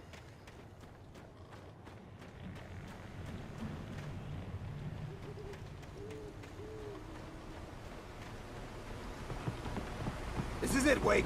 The last stand. There's more flares here. Get ready. We fight them as long as they keep coming. Give me the goddamn gun! They're coming! That's not how this goes. Get with the program, Wake.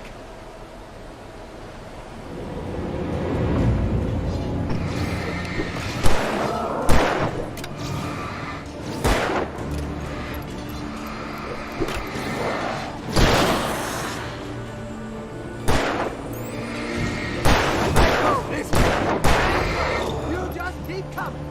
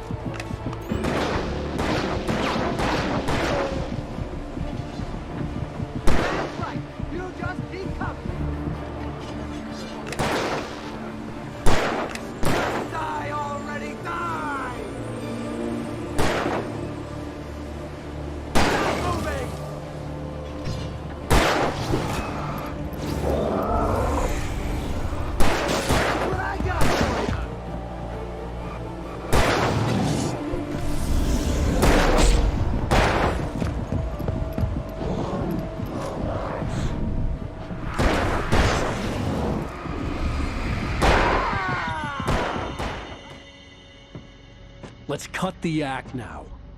Where's my wife? I knew you were gonna say that. I read it all before. You're a hell of a writer. Congratulations. You're gonna bring about something glorious and terrible once we get you some proper editorial control. What the hell are you talking about? Where's Alice? I want the entire manuscript, or she's gonna suffer bad. You touch her, I'll...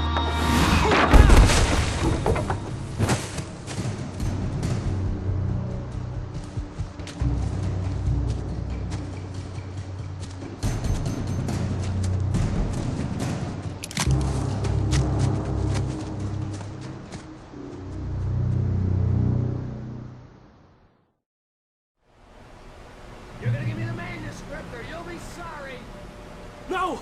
Come back here! I swear I'll kill you if you hurt Alice! Do you hear me? Come back here! He had Alice, and he wanted the manuscript because he thought it held some magical power. But I had no manuscript to give him. I had to get back to Barry and figure out my next move.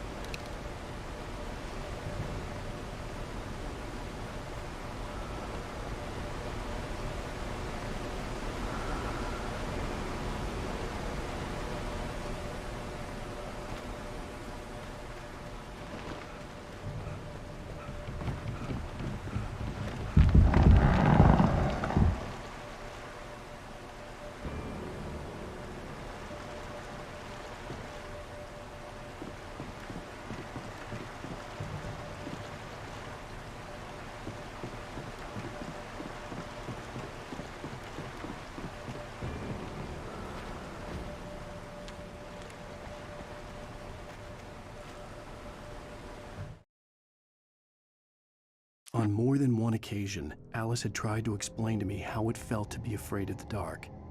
To her, darkness wasn't simply the absence of light, but something more tangible than that. It was something you could touch and feel. Worse than that, it was something with a mind of its own, something malicious and malign.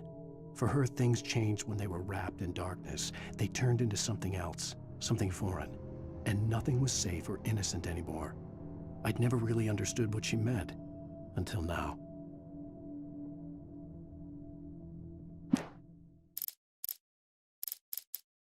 The visitor center was sturdy, but the impact turned the front of the building into splinters.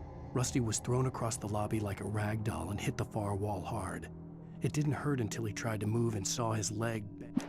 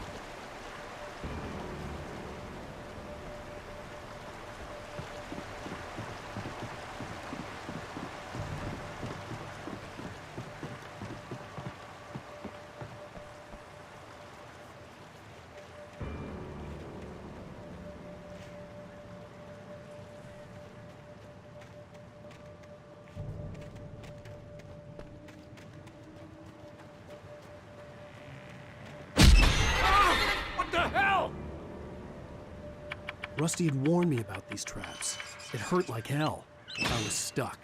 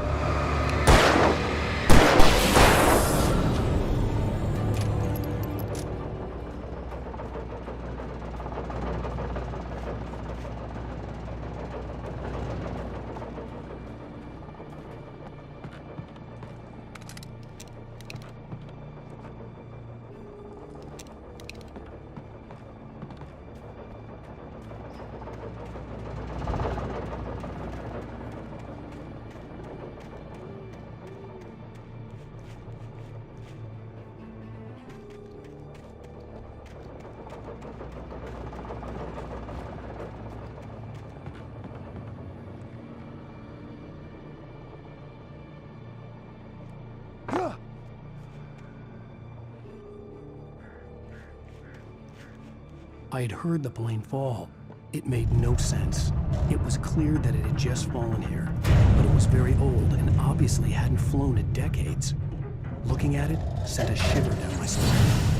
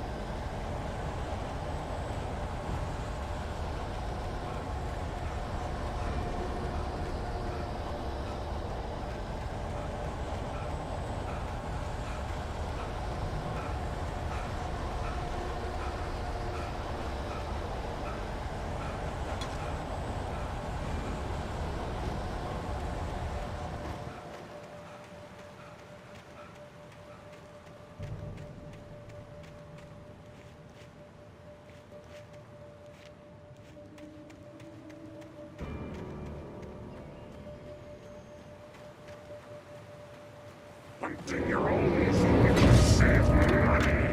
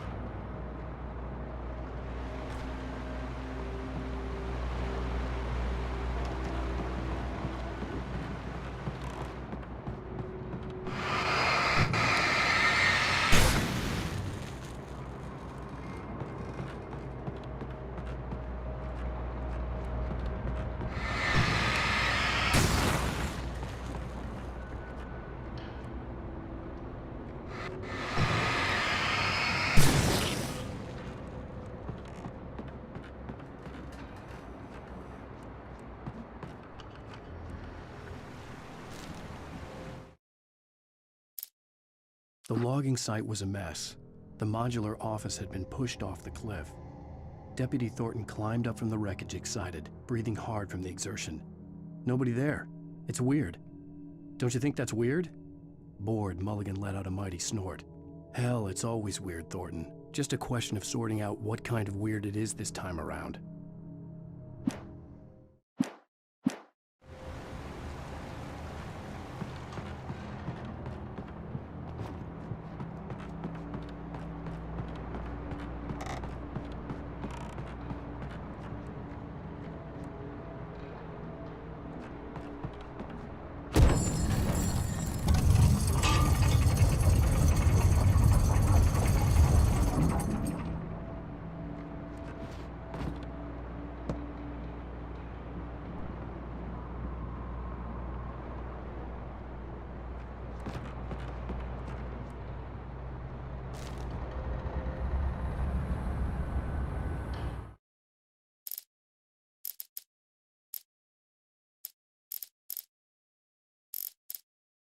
When Barry saw the darkness attack the visitor center, it made him a believer. The men Al said he'd shot, they hadn't been just locals on crank. Somehow the world had changed, like the channel had been switched without warning. You think you're watching a sitcom, and you're really watching a horror show.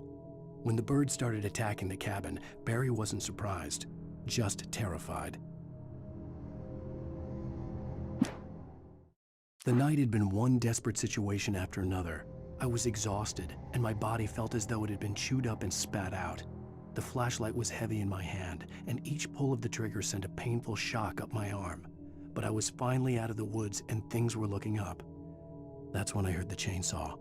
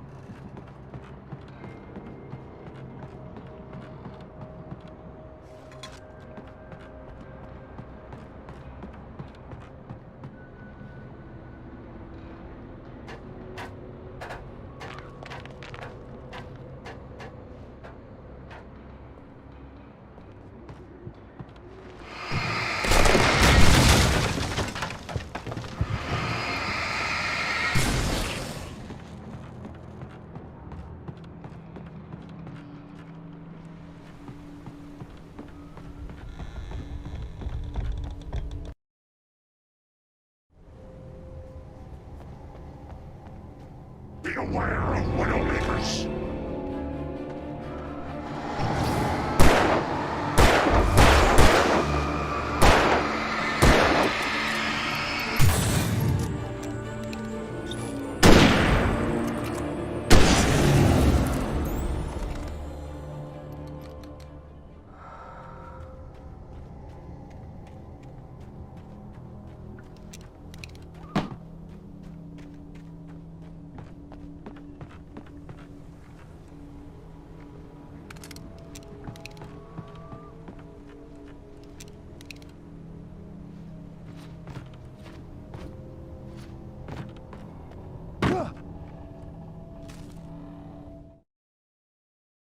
Shadows stirred and the wind picked up as I ran through the forest.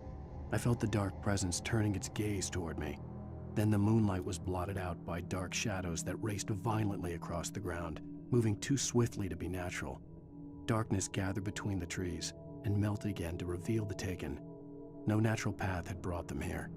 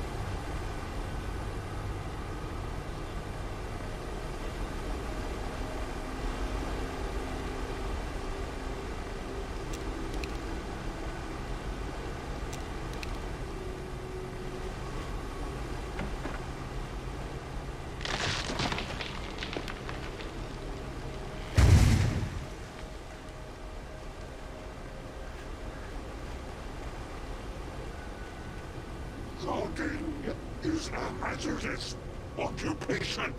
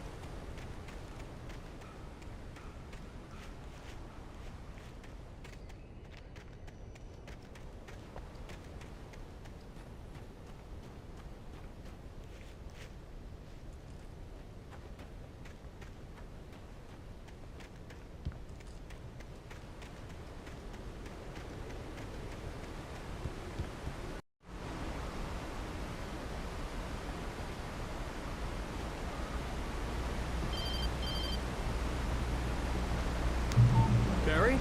Ow! The porch is covered with birds. They've got all Hitchcock on me. Stay out of sight. I'm on my way. Don't open the door. What am I, crazy? Stay hidden. I'll be there soon. Just make sure you keep the lights on.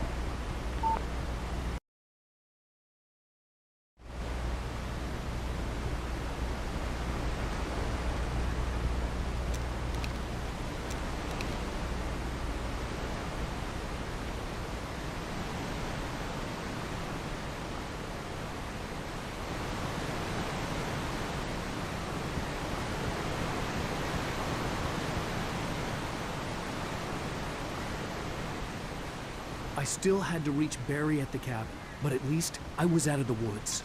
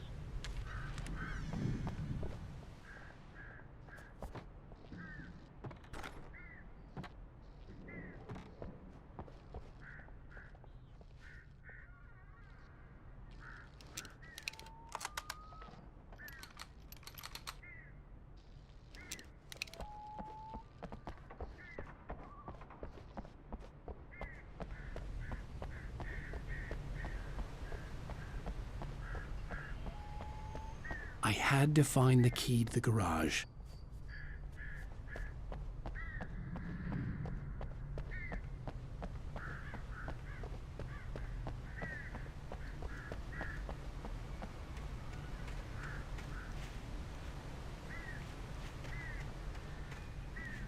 I needed the garage key to get to the car.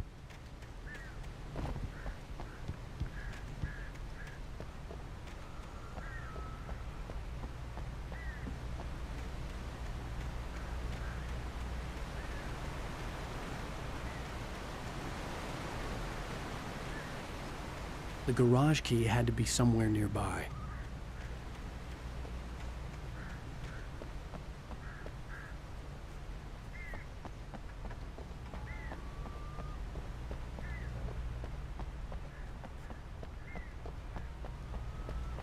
I'd have to get the car from the locked garage. It would get me back to Barry faster, and the headlights were a welcome bonus.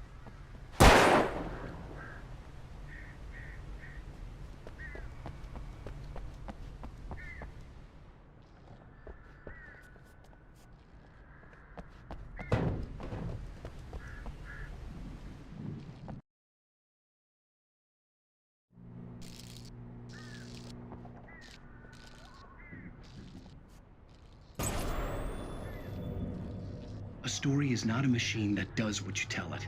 A story is a beast with a life of its own. You can create it, shape it, but as the story grows, it starts wanting things of its own. Change one thing and you set off a chain reaction of events that spreads through the whole thing. The characters have to be true to themselves. The events need to follow a logic that fits the story. A single flaw and the magic is gone. The story dies.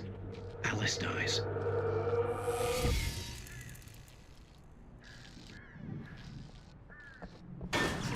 You can learn about nature and yourself.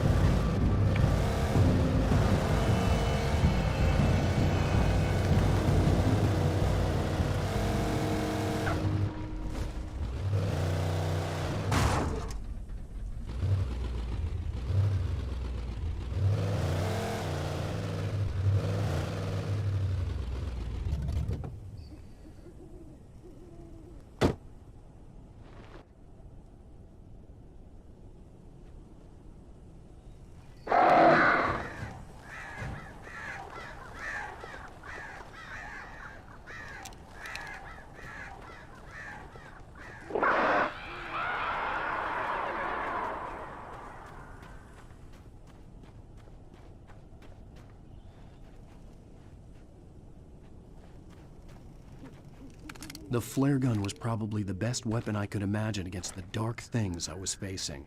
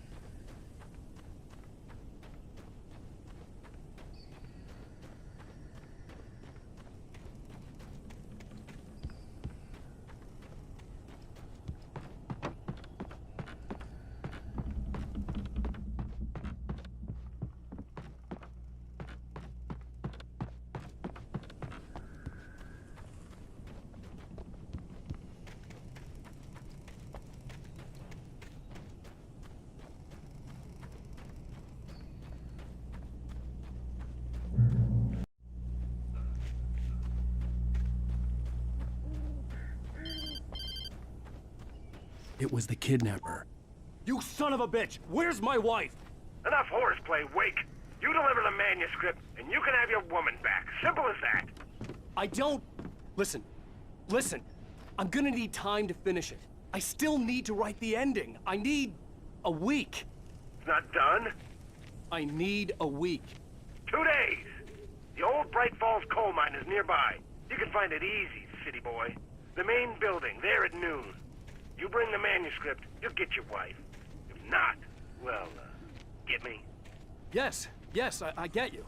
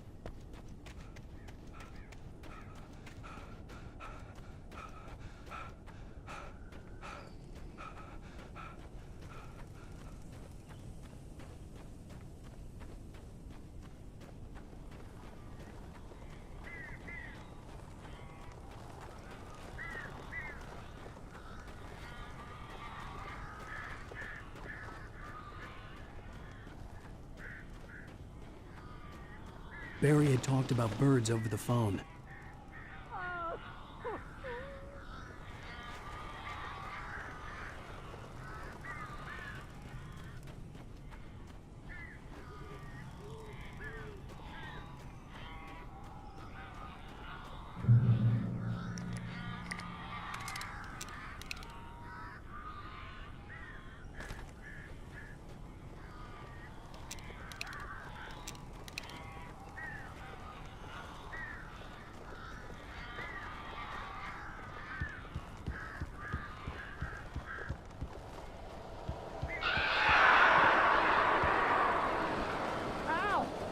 I am so glad you're here.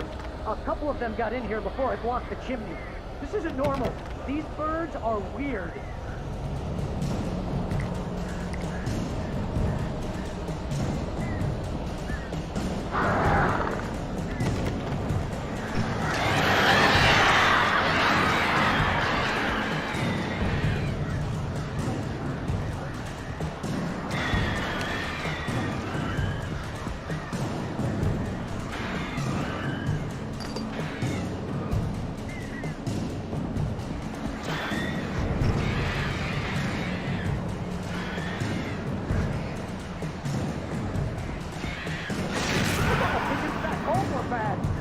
Make them go away, please!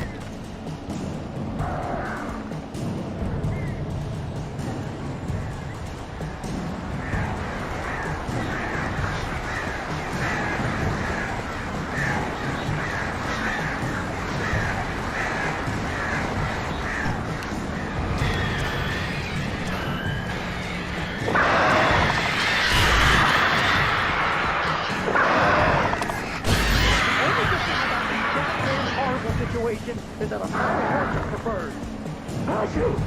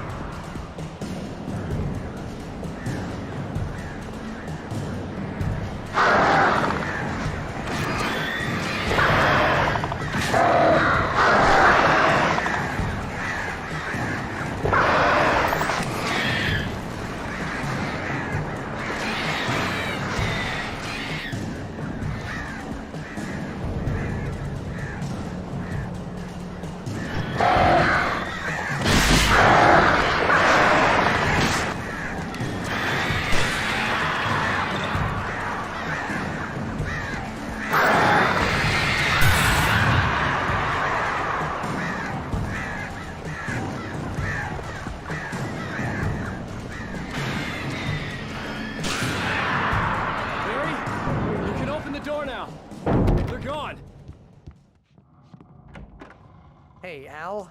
I'm sorry for thinking you were having a psychotic episode, man. I sent Barry to the town to ask around about a man fitting the kidnapper's description. He'd go through the archives of the local paper. Perhaps he could learn something. Anything about the island and the cabin that had disappeared. The man wanted a manuscript. I had to try to write him one to get Alice back.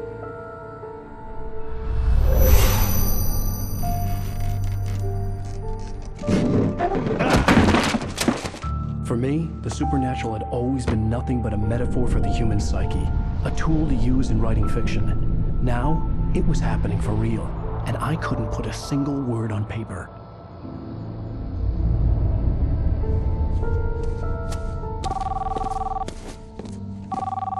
Barry Wheeler speaking. This is Rose. Rose? I found Mr. Wake's pages. Oh, you sweet, brilliant girl. Could you and Mr. Wake come get them? I live in the trailer park outside the town. We'll be there in less than an hour. I know. See you soon.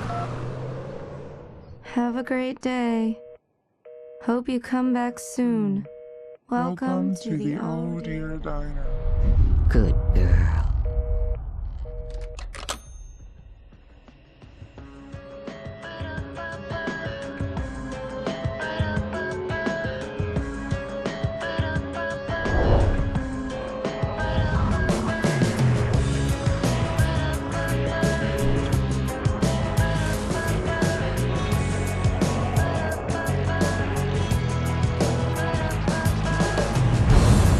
Come here.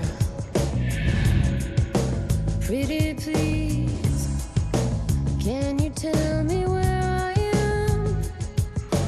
You, won't you say something? I need to get my bearings. I'm lost, and the shadows keep on changing. And I'm haunted by the lies that I've loved and actions I have hated. I'm haunted by the lies that wove the web inside my haunted head.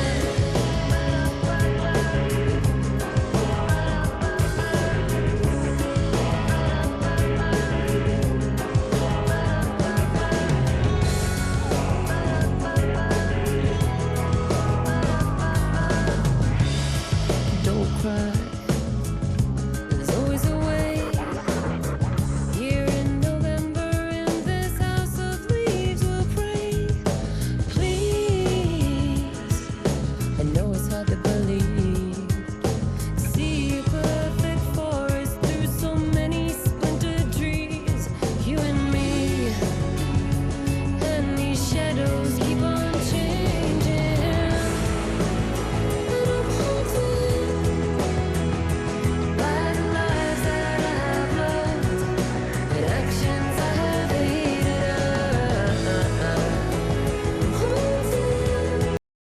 Previously on Alan Wake, Alice has been kidnapped. Alan, please help me. Alice? You'll do exactly what I say if you ever want to see your wife again. I can't tell anyone except my agent Barry. Damn it, Barry, they'll kill her. You're my best friend, and I'm worried that you're not right in the head. The ransom is a manuscript I supposedly wrote that's coming true before my eyes. It happened just the way it was on that page. So dark. I have found only a few scattered pages. I want the entire manuscript. The deadline is in 2 days. I found Mr. Wake's pages. Good girl. How the hell did she get her hands on the manuscript anyway? I don't know. She's resourceful. I told you you were too hard on her. Listen, I found out all sorts of interesting stuff while I was digging around. Yeah. Mr. Wake, it's Sheriff Breaker. We have an FBI agent here, Agent Nightingale. FBI? He's anxious to see you. You'd better come to the station. Okay, I'll be right over, Sheriff. Let's make this quick, huh?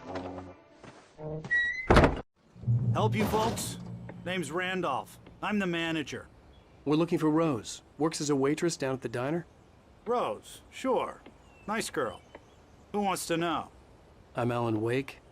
The writer, huh? I heard on the radio you were visiting. Well, I'll show you her trailer. That Rose, she's a nice girl. Always pays her rent on time. As I was saying, Al, I found all sorts of weird stuff from the local newspaper's archives. This place is crazy. Disappearances, mysterious deaths, urban legends come true, and get this, most of this stuff takes place around Cauldron Lake. Well, you ain't wrong, mister. The Indians thought the lake was a doorway to the underworld. I'm the God-fearing type myself. I don't hold with that sort of thing. Yeah, okay. Anyway, there was an island there owned by a guy called Thomas Zane. Now, some of the articles I found about him make him out to be a famous writer, but I ran a bunch of searches, couldn't find a single thing he wrote. Zane was heavily into diving, so much so that the place came to be called Diver's Isle. But the volcano under the lake erupted in 1970, and Zane went down with the island.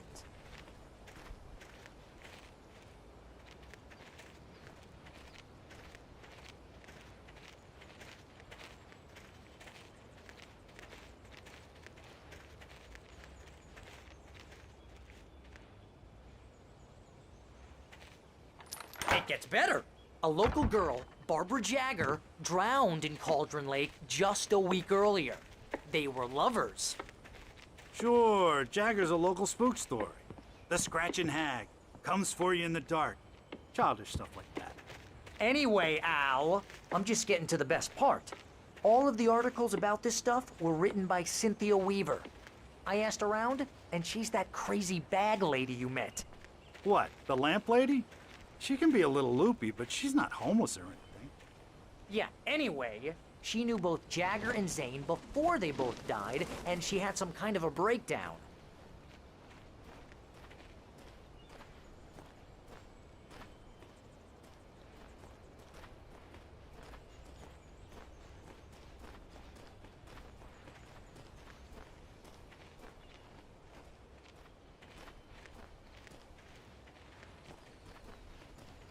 Well, mister, this here's Rose's trailer.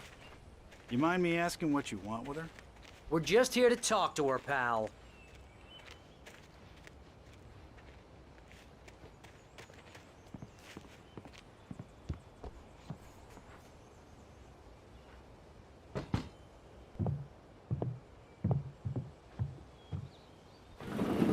Welcome to...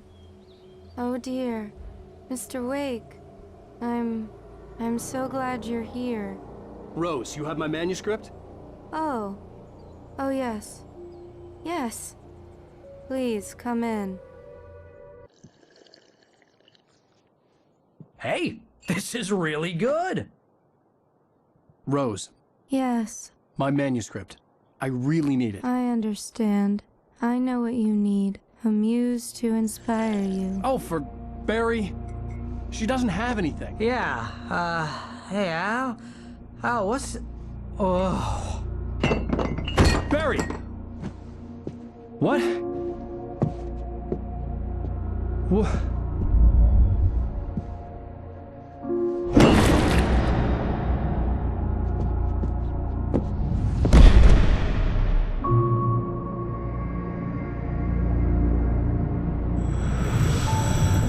It's coming for you, hiding in my barber's skin. I'm too weak to stop it. You must turn the lights on. I promised I'd come visit you and your lovely wife. You must finish what you started. I insist. You must turn the lights on. Turn the light on. Back to work, boy.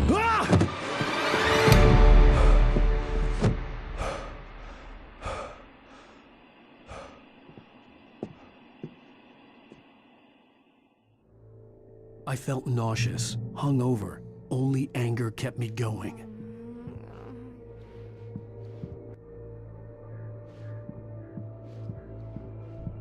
Rose took a day from me. I had less than 12 hours left to meet the kidnapper. All I could do was get Barry into the car, work something out once I got on the road. Welcome to the Oh Dear Diner. What can I get you today? Coffee? I couldn't work up much hate for Rose. Something had used her to get to me and left its mark.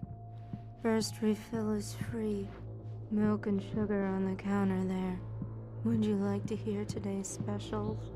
Thank you. My gun and flashlight were gone. I'd have to find a way to get Barry into the car as quickly as possible. There was no time to waste. Mr. Randolph liked Rose. That little smile she had. How she was still sweet when life had tried so hard to make her bitter. It wasn't any of his business what she did in her trailer. But those strangers, the writer and his smart-ass sidekick, looked like trouble. And they'd been in there for hours, way past her normal bedtime. He reached for the phone and called the sheriff's station.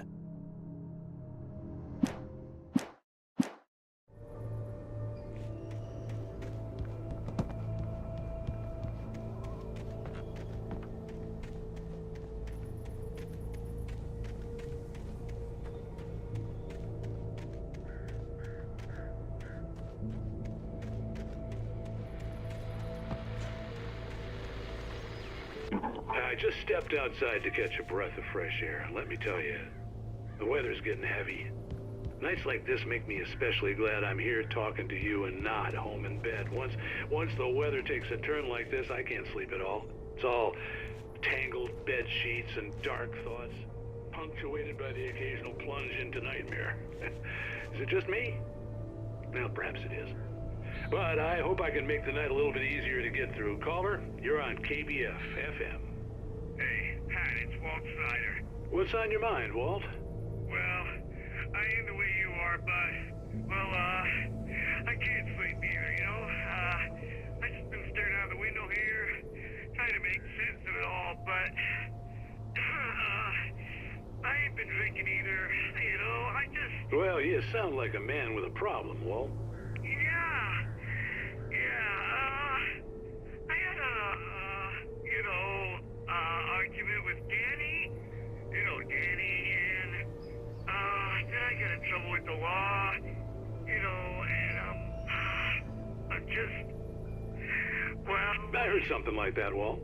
Yeah, well, you know, Danny's my best friend, and, they let me out on bail today.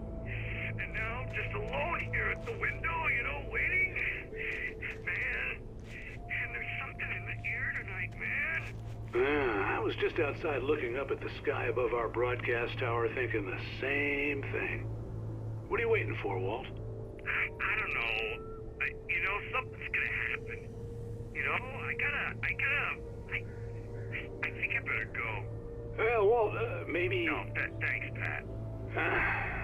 Well, good luck to you, Walt. Hang in there. Let's take a little break, folks. This weather's really something else, huh? How can I be sure that you will walk away? Why did you love this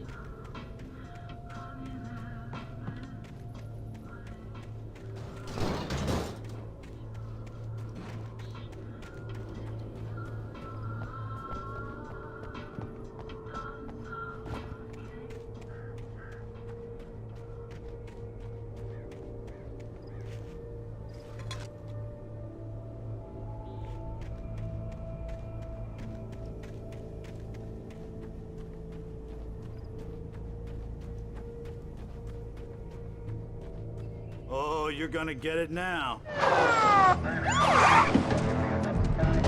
God knows what you've done to that poor girl. This is Agent Nightingale, FBI! Get him up, Hemingway! You're under arrest! You move a muscle, I'll unload right in your goddamn face! Stay right where you are, Slane!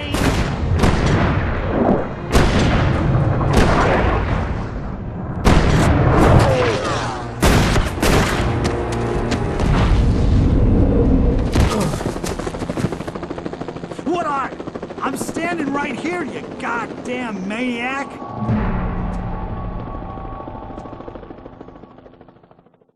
I hated to leave Barry behind, but there was no way I'd miss my appointment with the kidnapper. Give it up, Mr. Wake. Come on. Make it easy. Don't let him get away. Move it! I'll have your shot if you let him get away.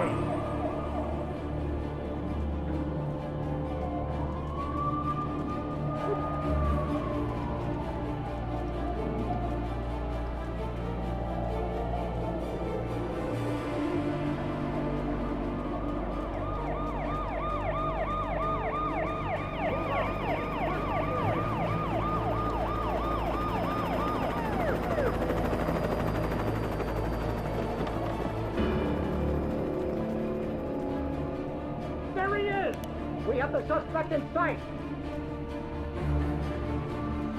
Okay, men. Keep your eyes peeled. He's gonna try to make it through here. This way! Go! Oh, damn. Man out! Hey! He's right here! God damn it! Where'd he go? Wait! God damn it! Where'd he go? That's the way! Keep an eye out!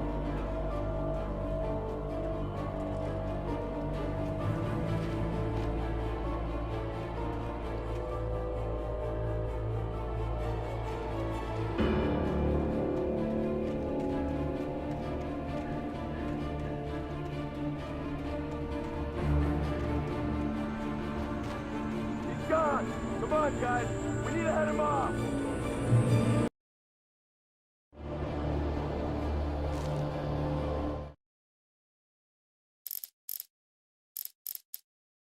For decades, the darkness that wore Barbara Jagger's skin slept fitfully in the dark place that was its home and prison. It was hungry and in pain. It dreamed of its nights of glory when the poet's writing had called it from the depths and given it a brief, terrible taste of power and freedom. The rock stars had stirred it from the deep sleep the poet had sunk it back to in the end.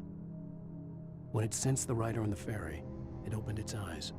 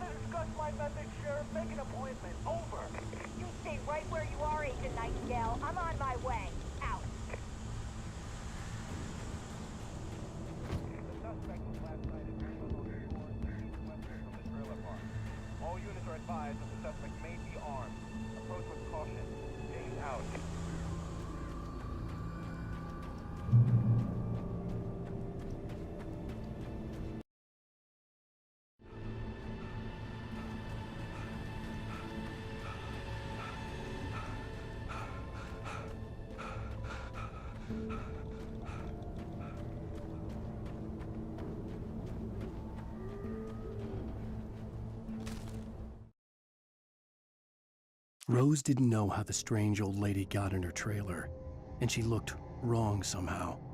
The woman showed her teeth in an approximation of a smile and traced a finger down Rose's cheek. "Pretty girl," she said. Rose felt as if she was falling asleep, but her knees didn't buckle. The crone spoke in a whisper, her words ice cold and dark in Rose's ear.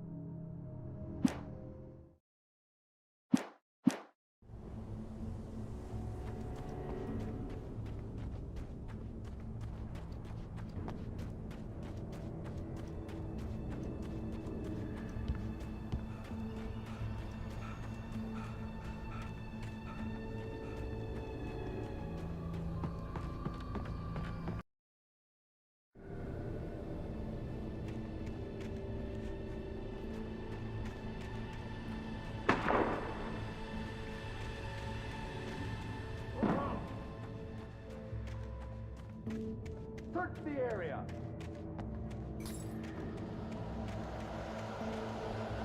Stay sharp. This way. Over here.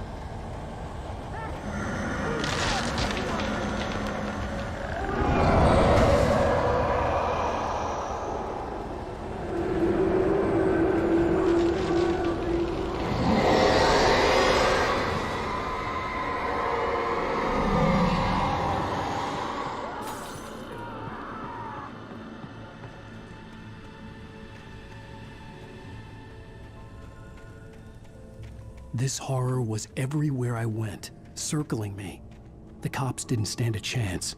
They were after a writer, not a monster. I've lost contact with most of the men you assigned to me. It's Wake's doing. Wait, are you seriously telling me that geek writer just took out my deputies? Are you kidding? I mean, have you seen this guy? He wears a tweed jacket. Over. He's the guy we're chasing. If it's not him, who then? Bigfoot? Over. I don't know yet, but I'm not in the habit of jumping to conclusions. That tends to come back and bite you in the ass. Out.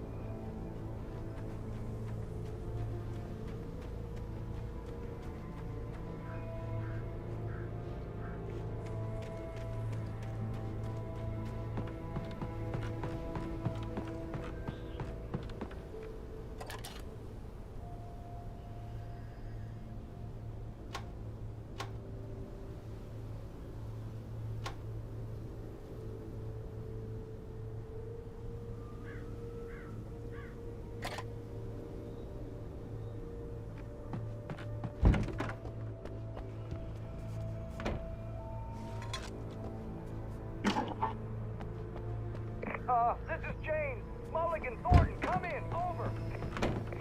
Thornton here. James, we got both Wheeler and Rose in custody. They didn't put up a fight or anything. Why, they were... Hey, what you... Come on. Sit down and give me that. James, Mulligan here. Over. Go ahead, Mulligan. Over. We got Wheeler and Rose here. Wheeler's drunk or hopped up on something. Speaking of which, that Fed had a pretty distinctive whiff of Otis Scotch about him, you know what I mean. Over. I don't have anything on that, Deputy Mulligan. Over. Well, whatever. Anyway, Rose is just being plain weird here. You better get Doc in to take a look at both. Over. Gotcha. You better get them here quickly. The, Fed's gonna want to interview Wheeler. Over. Oh, yeah, I'll bet he does. Looks like they have a lot in common. Mulligan out.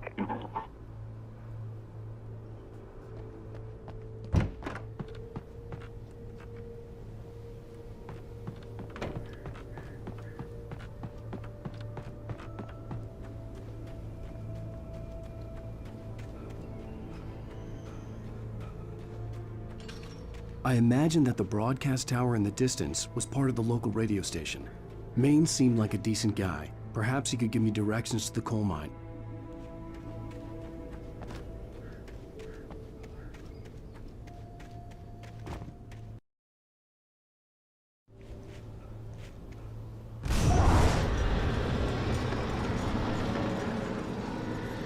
Unnatural shadows clung to the gate. The darkness that was after me was trying to stop me. I wouldn't get through without a light.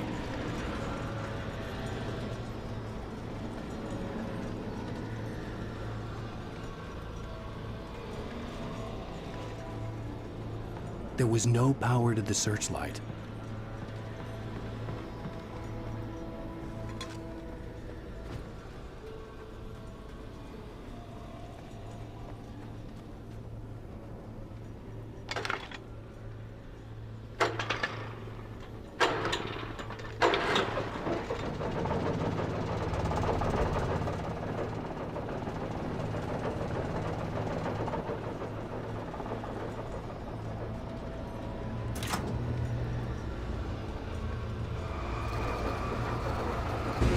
The old generator conked out.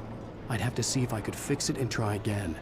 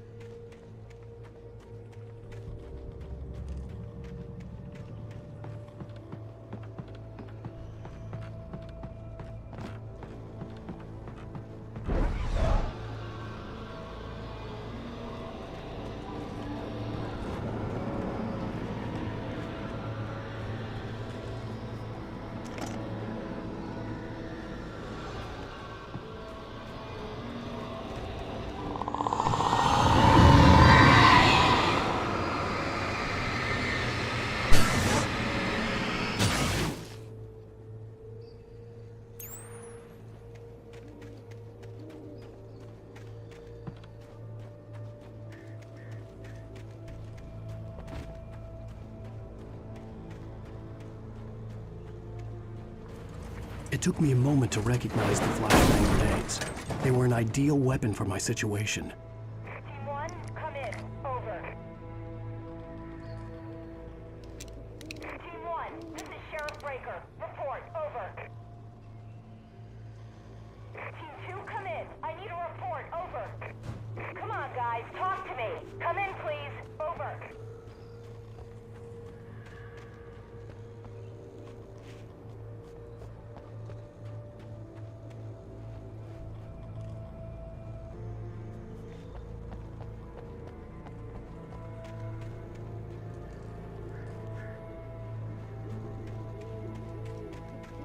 You have the right to remain.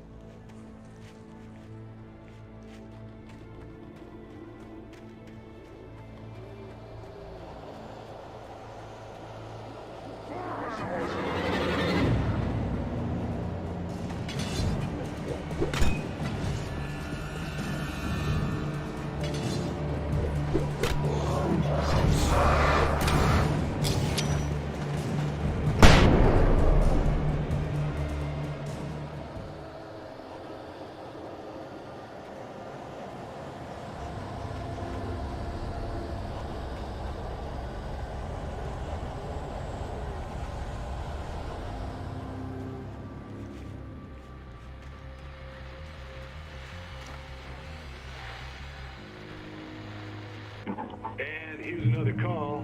You're on KBFFM with Pat Maine. It's Milt Peabody, Pat. What's on your mind, Milt? Well, I live near the trailer park, Pat, and there's a big ruckus going on over there. Well, that's just up the road from me, too. What's going on, do you know? I don't know, but there's a bunch of police cars there, lots of sirens, a helicopter buzzing around, and I think I heard some gunshots. Gunshots? Yes, sir, like from a pistol. So can you find out what's going on? Because it's just next door and they're popping off guns there. They're still shooting? No, it was maybe 10, 15 minutes ago. It sounds serious, Pat. I'm telling you, it don't sound like no party. Well, I'm certainly going to give the station a call, Milt. Okay. You'll hear it here as soon as I hear from them. Okay, thanks.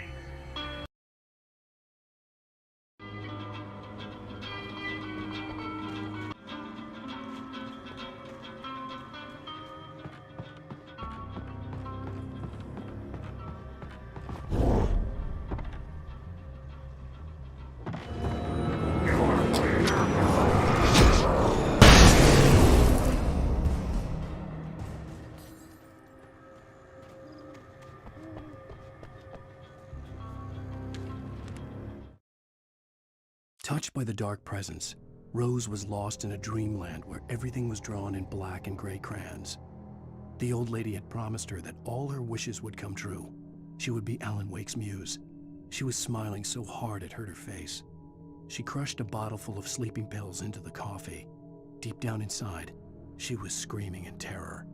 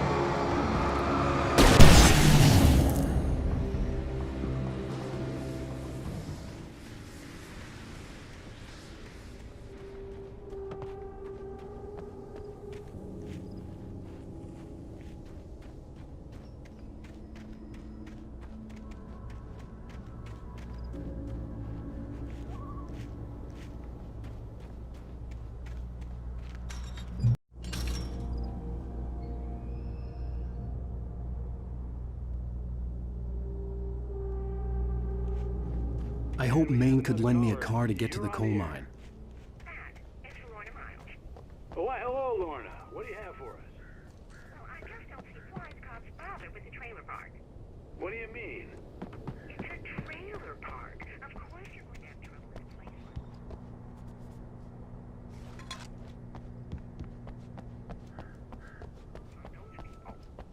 Well... Let the trash sort themselves out. I'm sorry, but my granddaddy settled in Bright Falls in 1911. Well, thank you very much for that, compassionate viewpoint, Lorna. Oh, here's a little surprise. The famous writer Alan Wake just walked in, folks. I'm gonna see if I can talk him into an interview. Come on in, Mr. Wake. Oh, I'm so glad you could find the time to do this, Mr. Wake. Nowhere to run now, Dan Brown. You back away from me. Don't hurt it.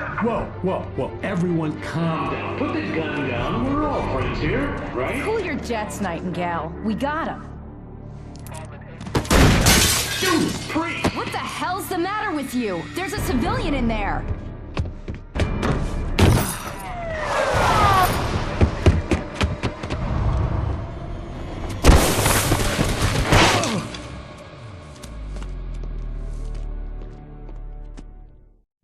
I'll get you yet, even if it kills me. You hear me? You hear me, H.P. Lovecraft? I had fallen off so many cliffs it was ridiculous. That's what you get for naming a book The Sudden Stop.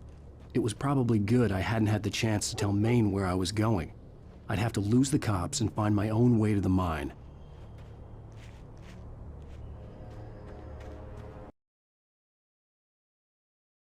Even if it kills me, you hear me? You hear me, H.P. Lovecraft? I had fallen off so many cliffs it was ridiculous. That's what you get for naming a book The Sudden Stop. It was probably good I hadn't had the chance to tell Maine where I was going. I'd have to lose the cops and find my own way to the mine.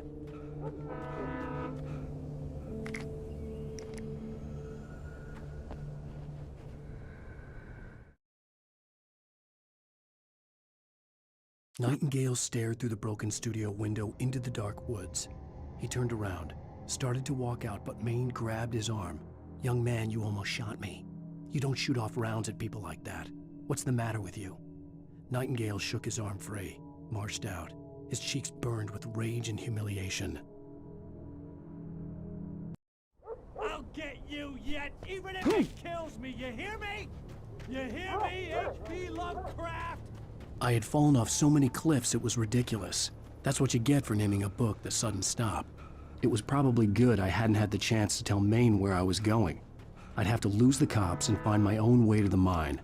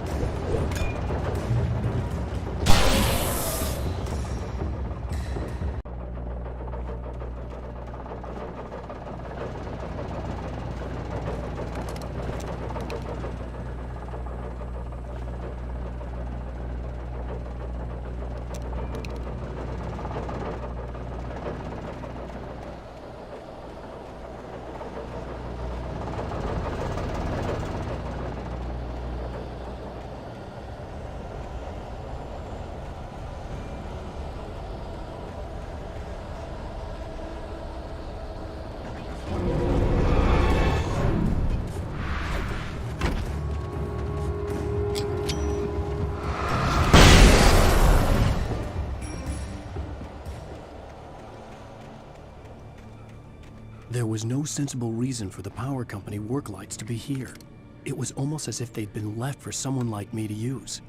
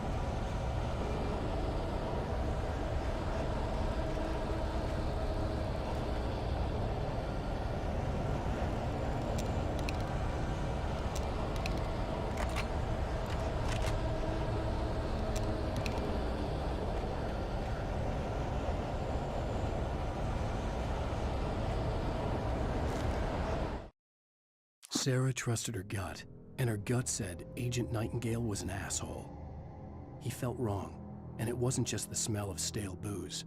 It was in the way he flashed his badge, pulled rank, the look in his eyes when he wanted answers. Where was Alan Wake? What was this about an accident? Where was his wife? And most importantly, why did she let Wake go? He wouldn't answer her questions. Federal business was all he'd say.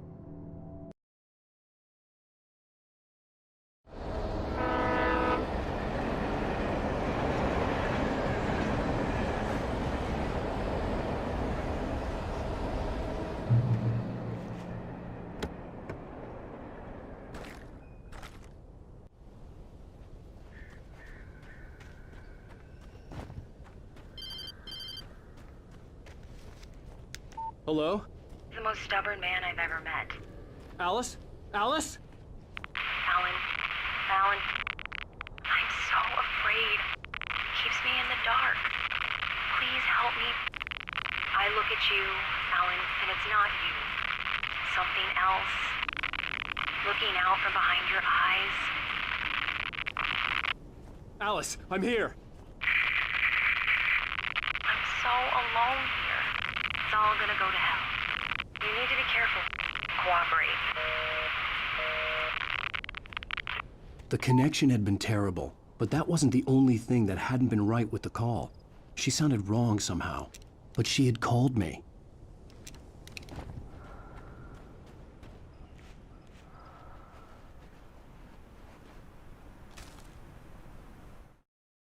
The pipe wrenched itself loose from the bridge's steel framework.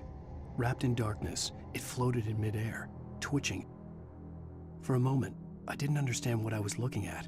The heavy object lurched at me with impossible force. I threw myself out of the way, but just barely. When I turned my flashlight on it, it shook in a dark rage before it flew at me again.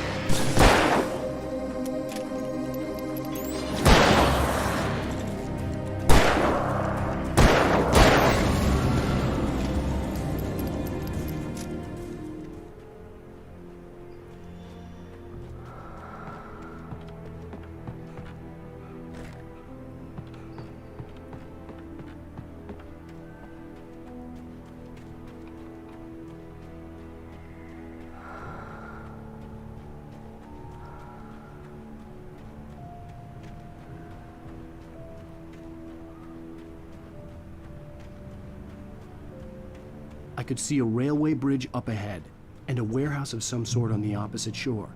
I hoped I could find a car from there.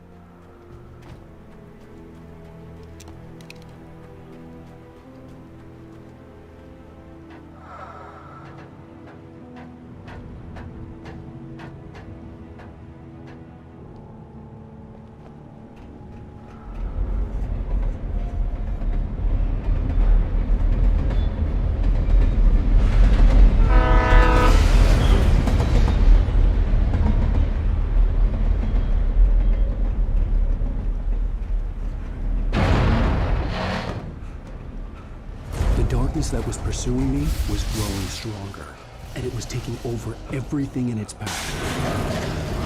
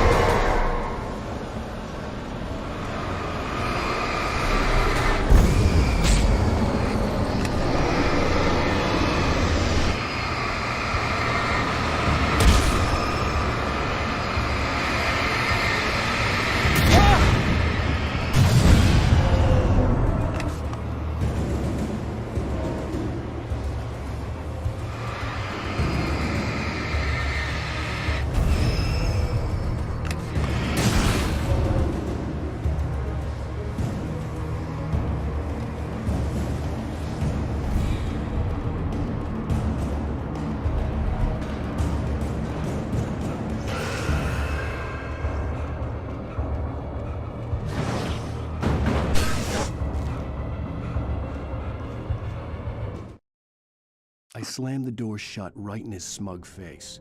He pleaded for me to open the door. True to form, the asshole actually thought I would obey. I had no sympathy left, no guilt either, not for him. I took a moment to savor the scream. I bet I had a smile on my face. It was all that I had time for. The dark presence was inside the lodge with me.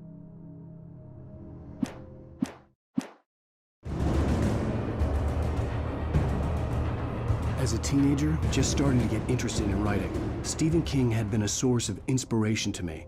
I thought about all the inanimate objects that had come to life in his books.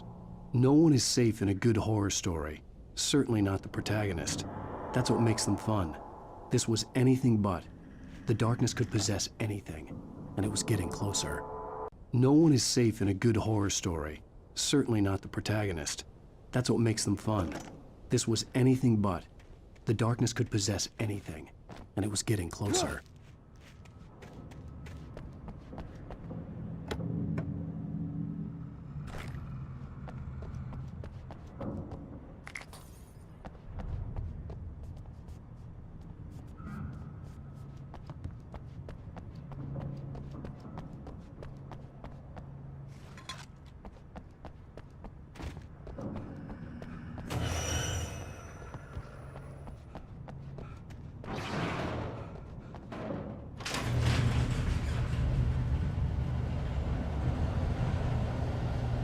Did you call 911?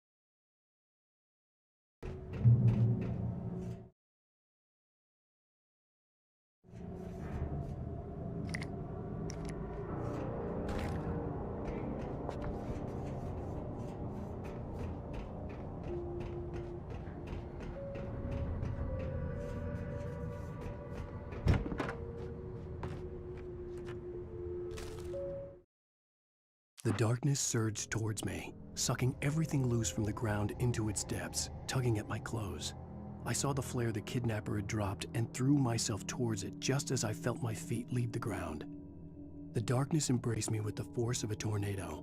Somehow I managed to light the flare. The darkness roared and cast me away.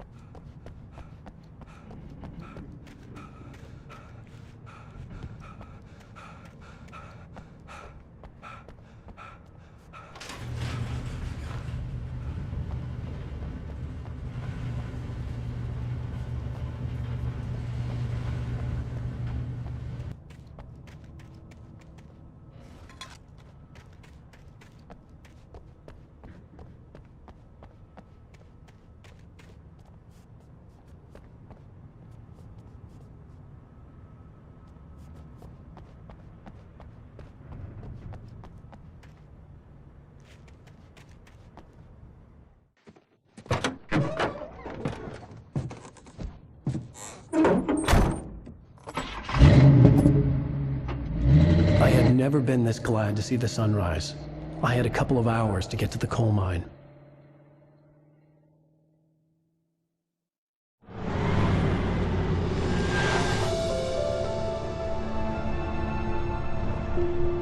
The coal mine wasn't far now.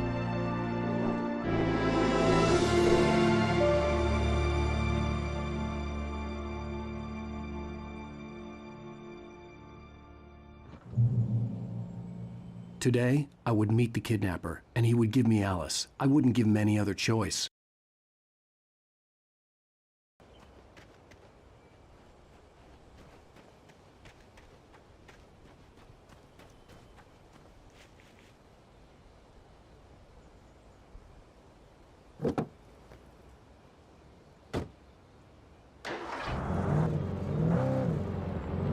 Little by little, without realizing it, I'd come to believe that the story in the manuscript was coming true. The current of its narrative had taken me deeper and deeper into dark waters. Alice had been taken from me. Barry was probably in jail. I was a fugitive from the FBI. The whole world taken over by the dark presence was trying to destroy me. It all felt real, but it matched a test of insanity.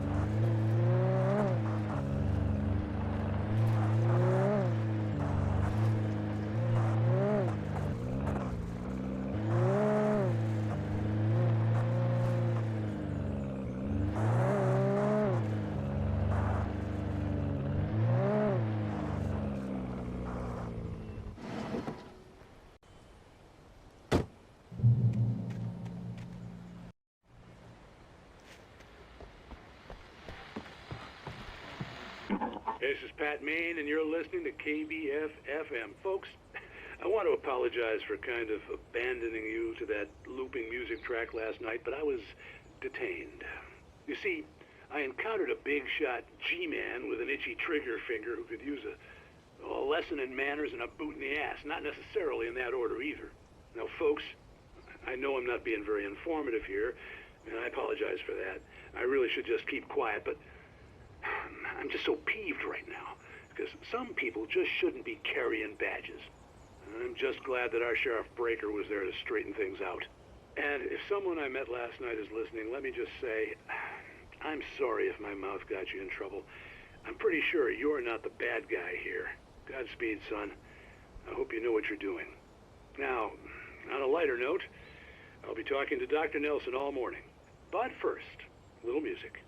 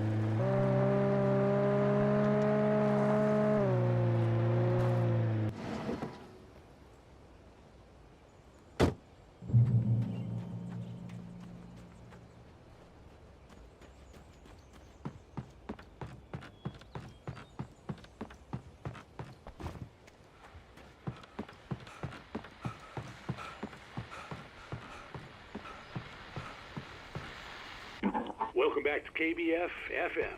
Hope you enjoyed that tune. Now, Doc, you were talking about life and finding that special someone, that soulmate. Well, you were talking about that. I was saying I don't buy it. Well, see, to me, that's strange, because I always pegged you as a hopeless romantic. You got me there, Pat. But I think love's where you look for it. And you need to do a lot of looking, sure. But the idea that there's that one special person out there for you, and if you miss that chance, it's gone forever and you're forever incomplete. I mean, isn't that depressing? Or, heck, childish even?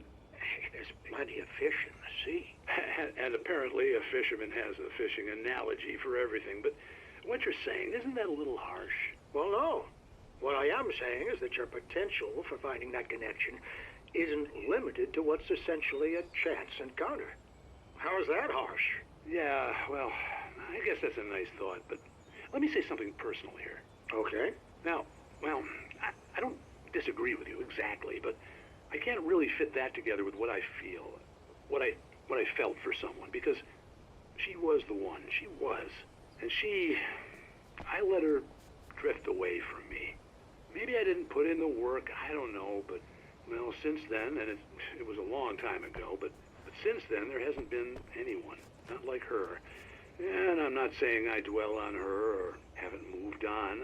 I like my life. I'm not living in the past, but I do miss the way she completed me. You can't argue with the heart, Pat.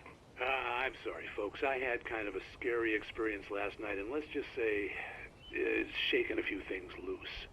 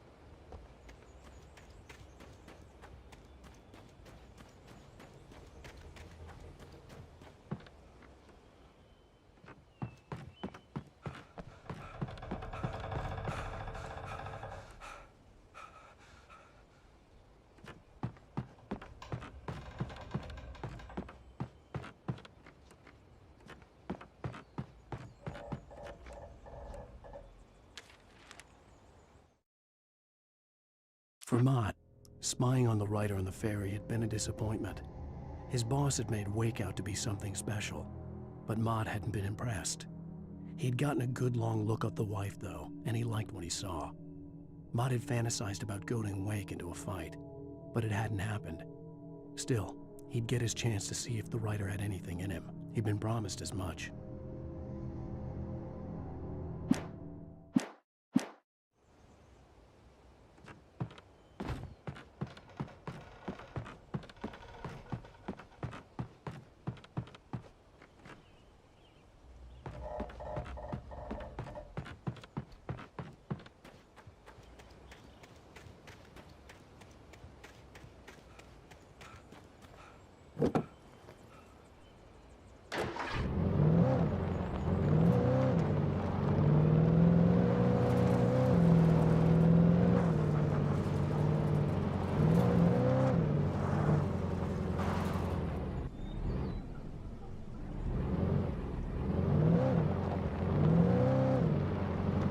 I was early.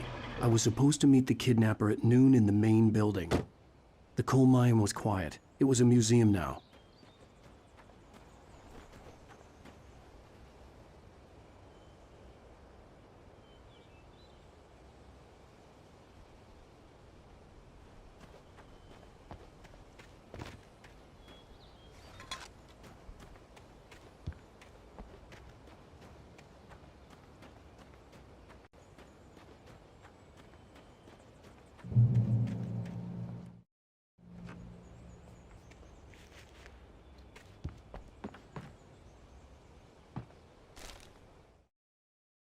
With Nightingale gone and the night wind blowing in through the broken studio window, Maine stared at Sarah.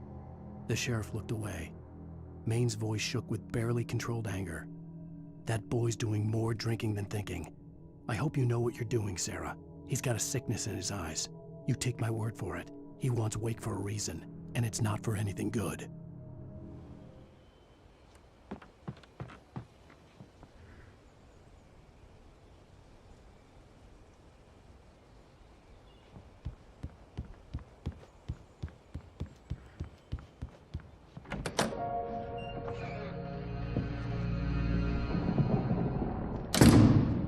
I didn't want to go outside.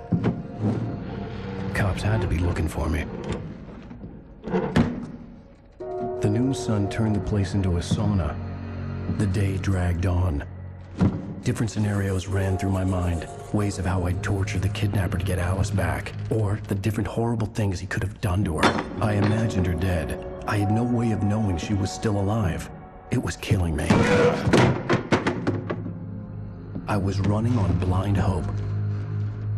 It was all a waste of time. The bastard never showed up.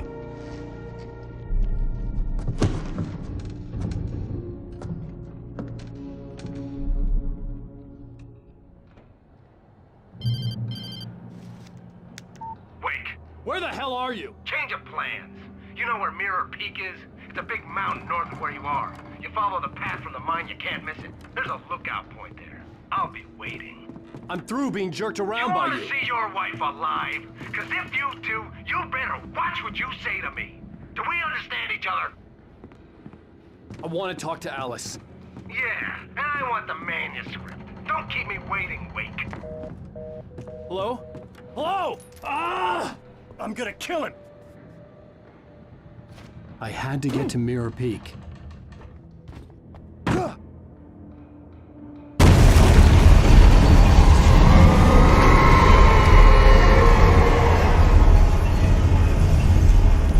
It was close. Maybe closer than ever before.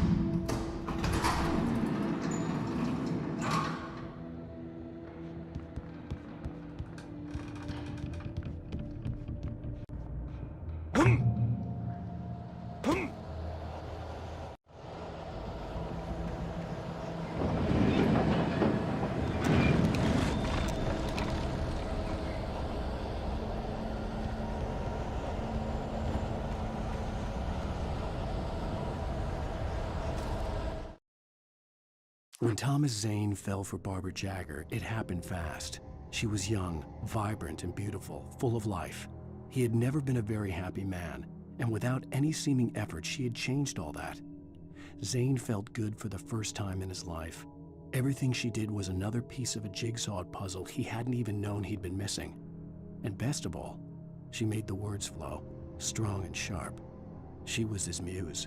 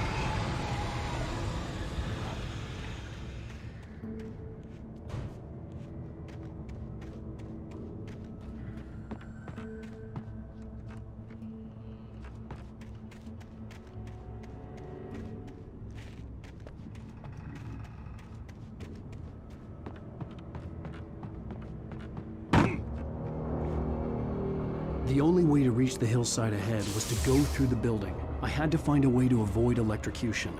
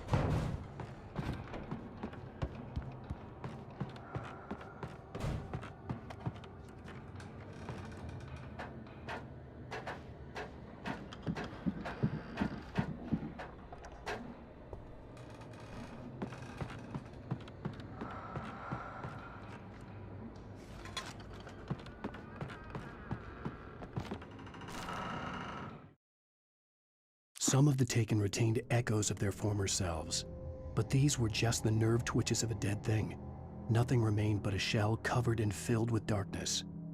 In most cases, these puppets were enough for the purposes of the dark presence. But for anything more elaborate, as with the writer, it was different. It needed his mind. And so rather than taking him over completely, it merely touched him.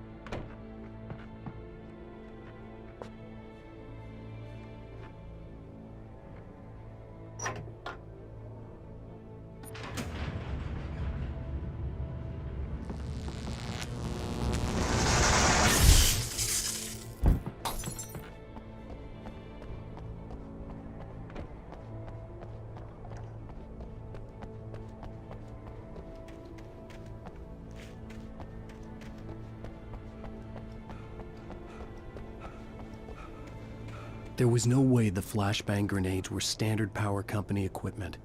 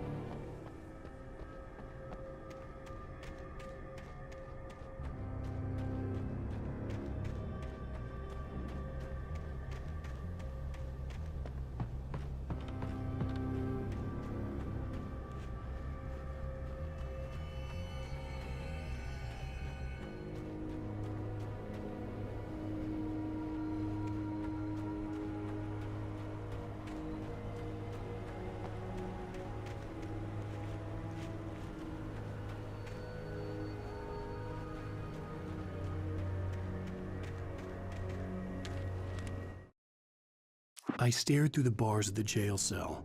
Barry stood behind me, swaying on his feet, looking as ill as I felt.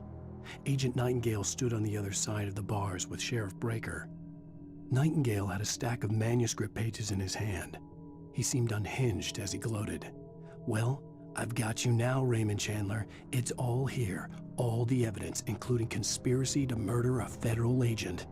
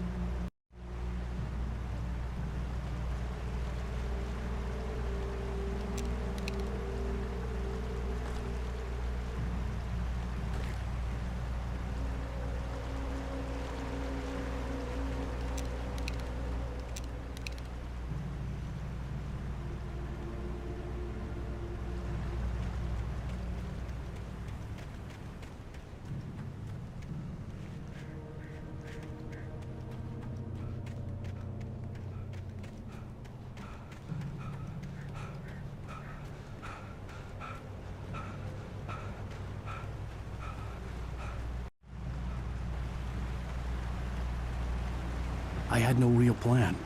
I was going to give the kidnapper all the manuscript pages I had for Alice. If that wasn't enough, I'd hold him at gunpoint and make him talk.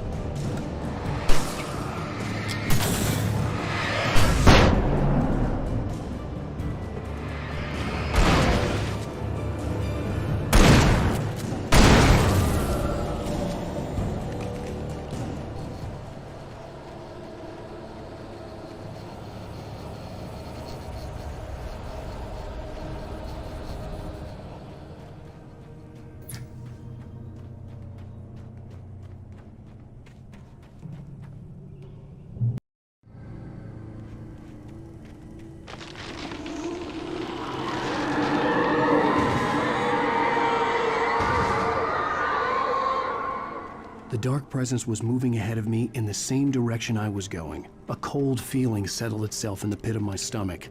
Was it going for Alice?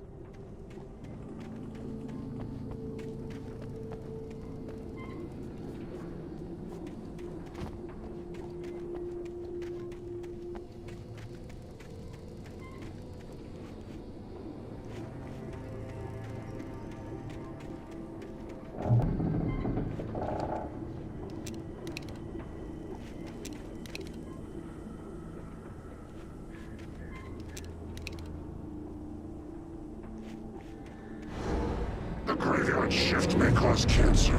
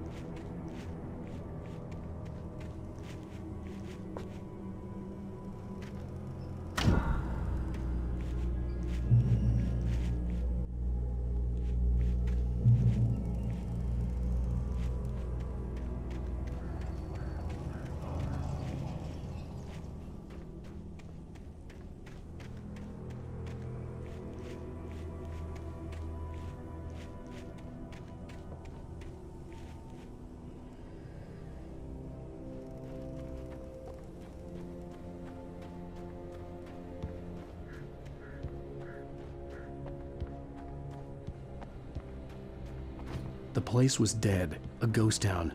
Had been for decades, maybe a century.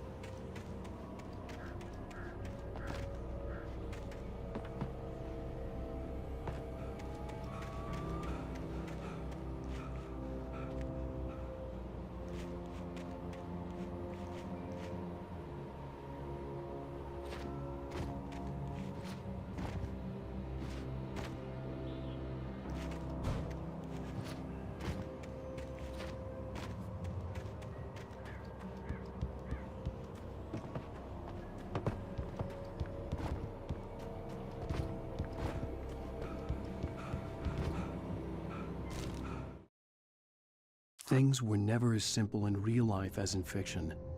I had lost count of the times I had wished there'd be a clear reason for my writer's block.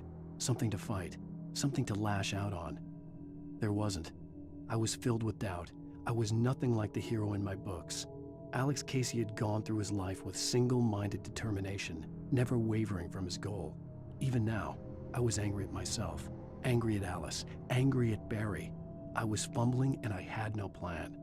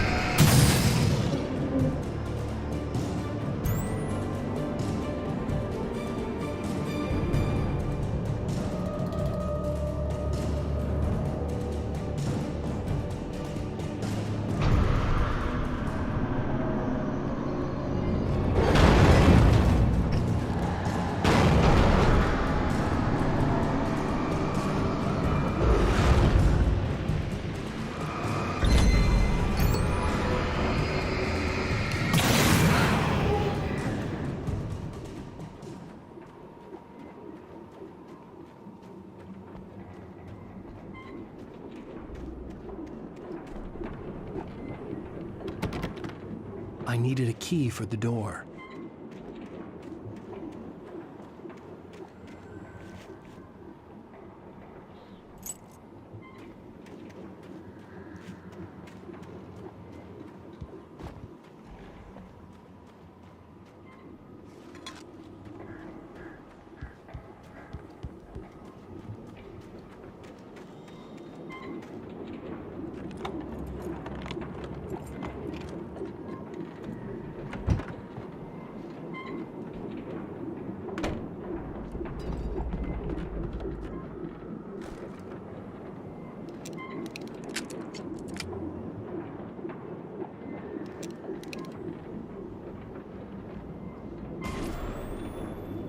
Anything outside of writing is a struggle. I feel ill. I managed to make my way downstairs. There's a shoebox filled with books and papers by Thomas Zane. It's very hard to focus, but I managed to read some of it. He's a poet, and a good one. He writes of muses and creators summoning fabulous things from a magic lake, using his powers to shape the world of a realm of gods and dreams and demons, dark things that wait for a chance to slip through, wearing the flesh of men as disguise. Zane writes about himself, his girlfriend being taken over by a dark presence, about growing scared of the lake. Zane believes it's a mirror to the gaping void of darkness above, where some Lovecraftian presence lurks. I crawl back upstairs. I'll borrow these things for my story. They ring true. They fit.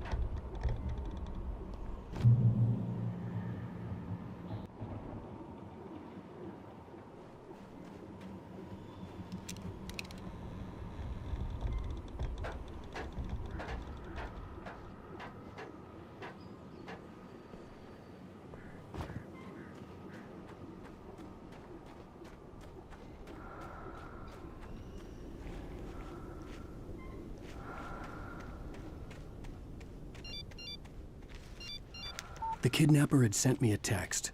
The message was full of spelling errors and insults. It was telling me to hurry up.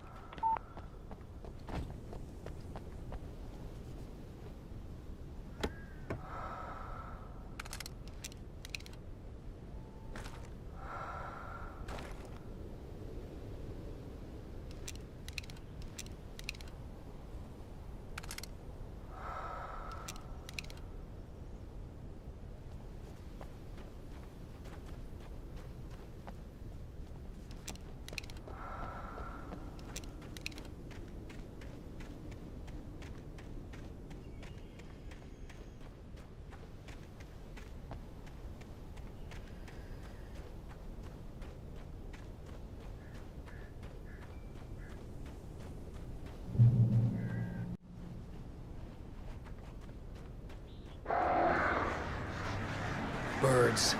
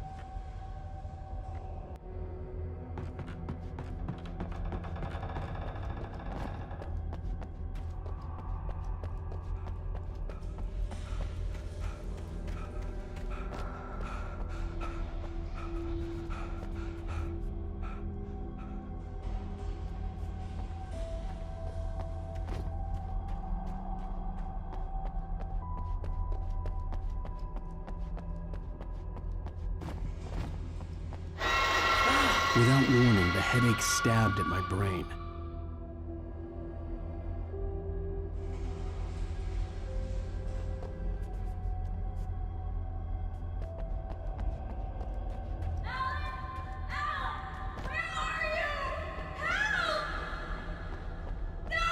Alice?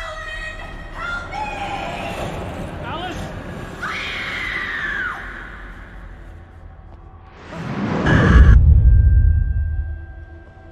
I'm losing it. I gotta get out of here.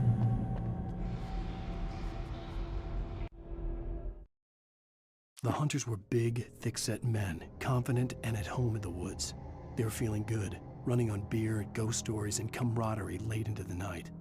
It did them no good, as they were taken by the dark presence, sucked deep into a darkness far worse than any ghost story they ever told or heard.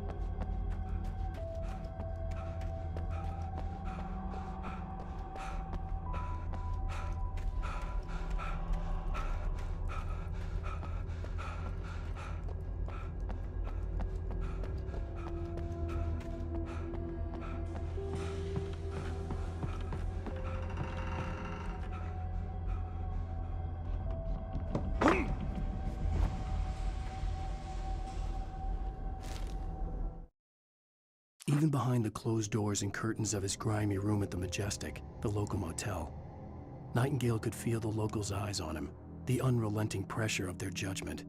He forced it out of his mind. For all he knew, they could all be under Wake's spell already. You do what you have to do to get the job done. He took comfort from the bottle in his hand. Please, he thought, just let me get through this.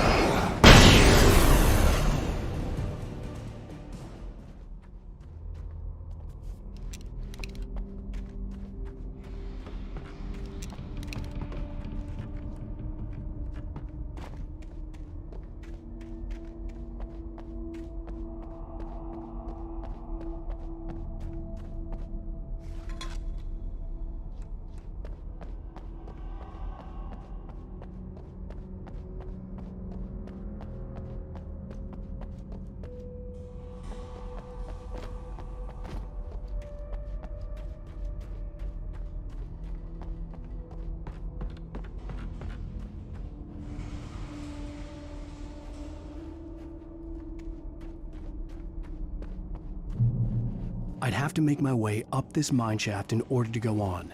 Maybe the machinery could help me with that.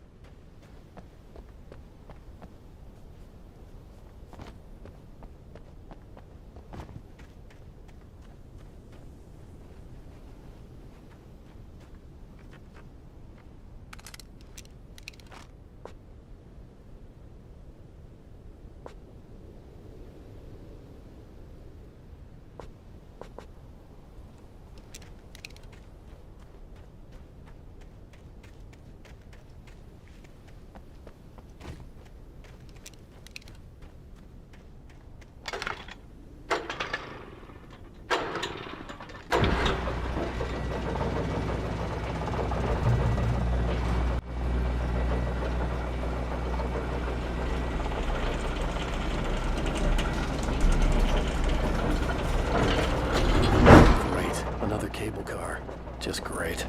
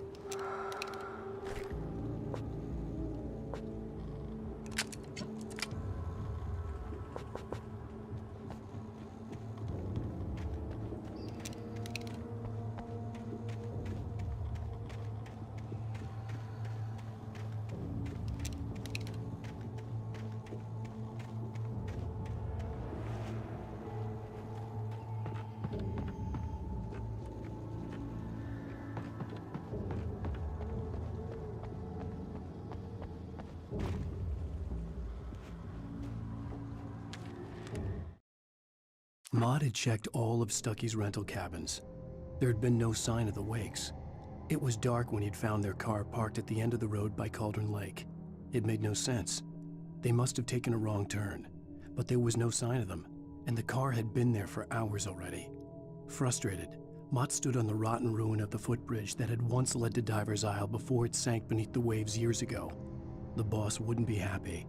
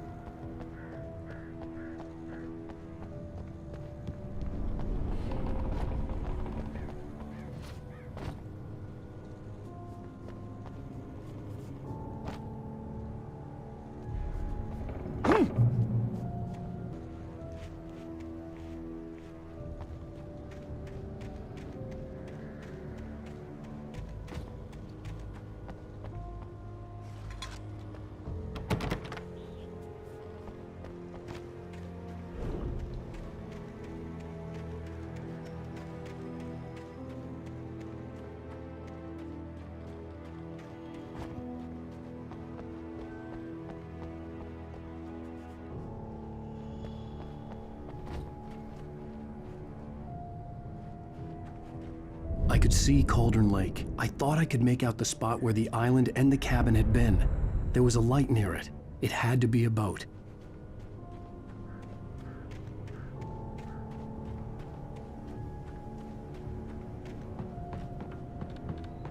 I was close now. I had to get there fast. I dreaded what I would find.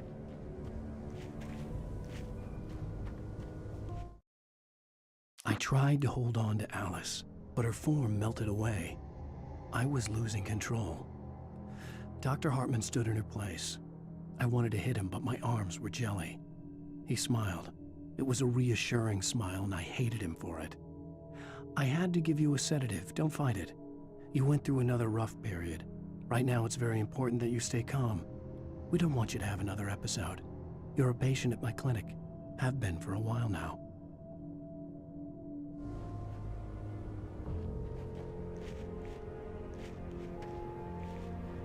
Wait! Are you? Wait! Hey, I'm here! I'm coming! No! Get away! Sorry. Please, lady. The boss didn't know who he was messing with. I didn't know. I swear I didn't know. We don't have his wife. We don't know where she is. She's probably drowned. We just said we had her to make him play ball. You see? To get him writing for us. Please. Please. Oh. I'm sorry. Please.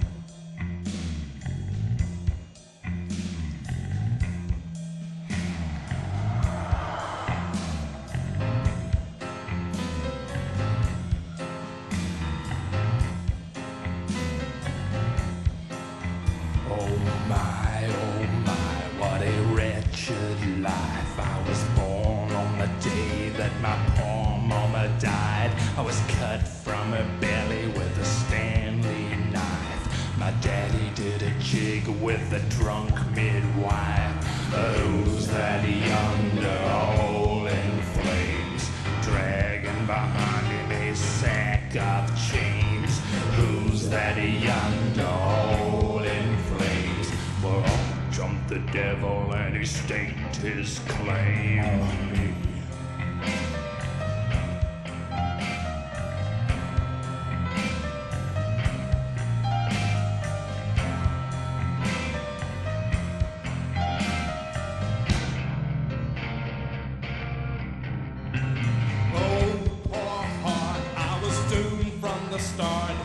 Doomed to play the villain's part. I was the baddest Johnny in the apple cart. My blood was blacker than the chambers of a dead nun's heart. Who's that milling around the courthouse steps? Nail on my face to the hitching fence. Who's that milling around the courthouse steps? Up jumped the devil and off we crept.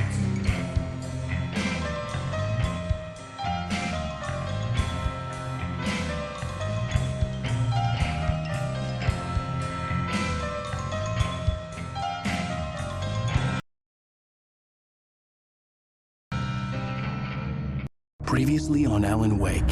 I'm hunted by the law. Sheriff, Wake's running. I'm giving chase. Are you seriously telling me that writer just took out my deputies? A thriller I supposedly wrote is coming true.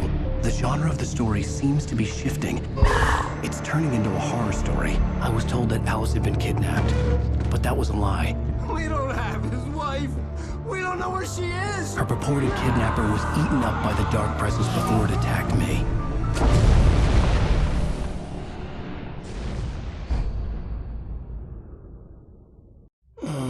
Alan, shh, baby.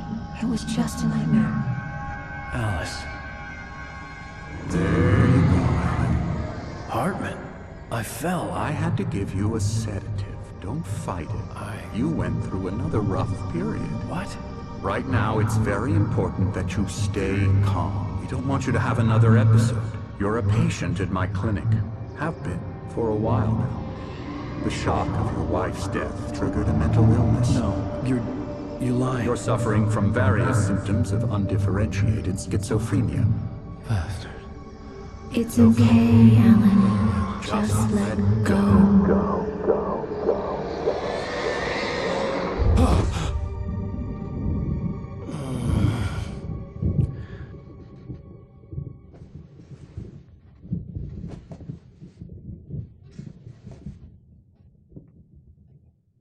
I felt groggy.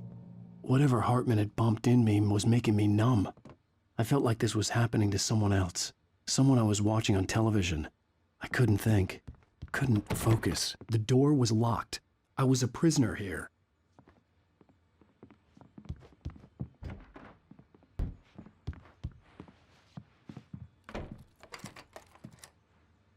Good evening, Alan. Are we feeling better now? Feeling calm? Yeah. I see you brought your pet gorilla with you. So sure, I'm calm. I get the message. Loud and clear. Quite right. That's the spirit. You're being very brave, Alan. I understand you're confused. I would be more concerned if you weren't suspicious of me. I don't blame you for it. Big of you. Now, why don't you come with me? We'll reacquaint you with my clinic and go over everything you might have forgotten. Little walk and some fresh air? Yes, it will do you good. This corridor is for patients. Most of them aren't here right now. Jack took them out for a fishing trip, except for the ones who are particularly vulnerable, of course. I encourage creativity as a part of the recovery process here at Cauldron Lake Lodge. I specialize in treating artists. I bet you do. Splendid, Alan. I honestly believe we can get this thing under control if we work together. This way, Alan.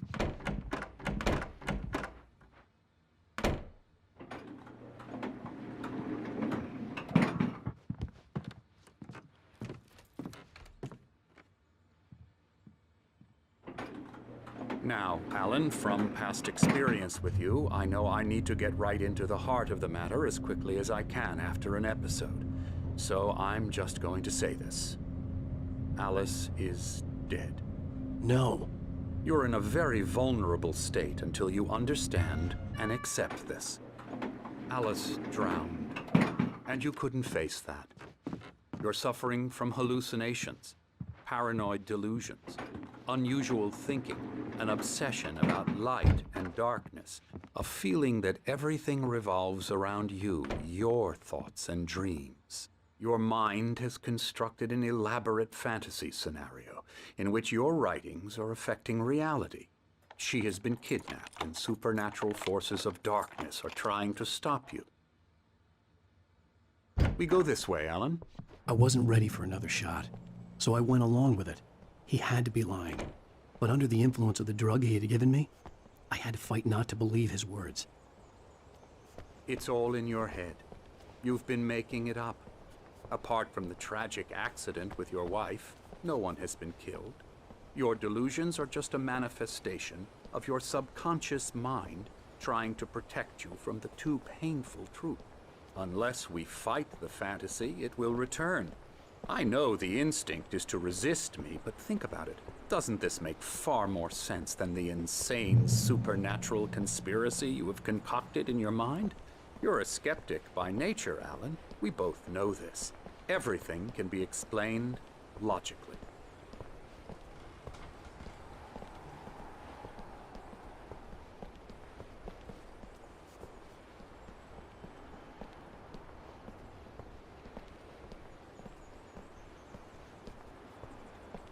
I never get tired of this view. Very inspiring, isn't it? Cauldron Lake spread below us. I could see Mirror Peak on the other side of the lake. I thought I could make out the spot where Diver's Isle had been when I arrived with Alice. Now there was nothing but waves. It seems there's a storm coming. Funny, I don't recall there being a mention of that in the weather forecast. Well, no matter. This way. Follow me. Alan, what I'm telling you is good news. Right now, we're in control. Every time you have a relapse, it gets more and more difficult to resurface from the dark depths of your imagination. Not surprising, considering your profession. Imagination is what you work with. After all your nightmares, this should come as an immense relief to you. If it doesn't, why is that? Because I'm lying? Or because you don't want to admit that you're not well? It's very natural for you to think of me as your enemy. It's part of the illness. I let him talk. After all, Hartman obviously loved his own voice. His words echoed madly inside my head. But I dug my nails into the palms of my hands to stay focused. You need to work with me. Once you accept that, we can begin the journey towards your recovery. Come along. Let's go inside.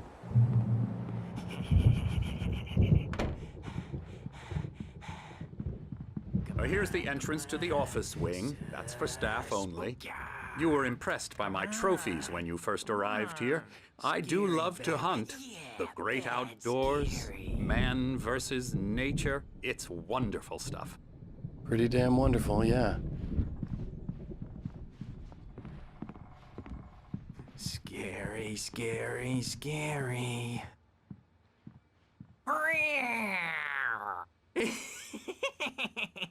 Emerson.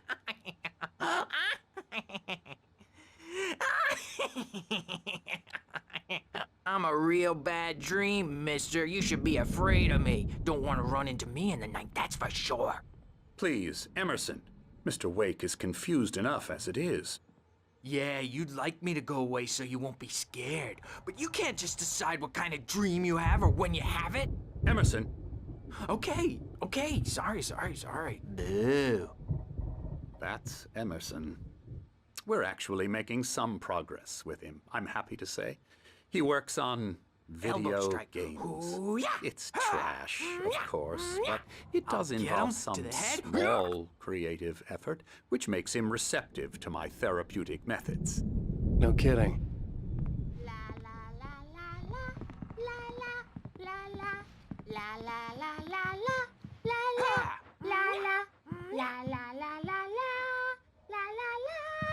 Now, you might have noticed the typewriter in your room. You've been writing as a part of the therapy. As soon as you feel up to it, you should continue.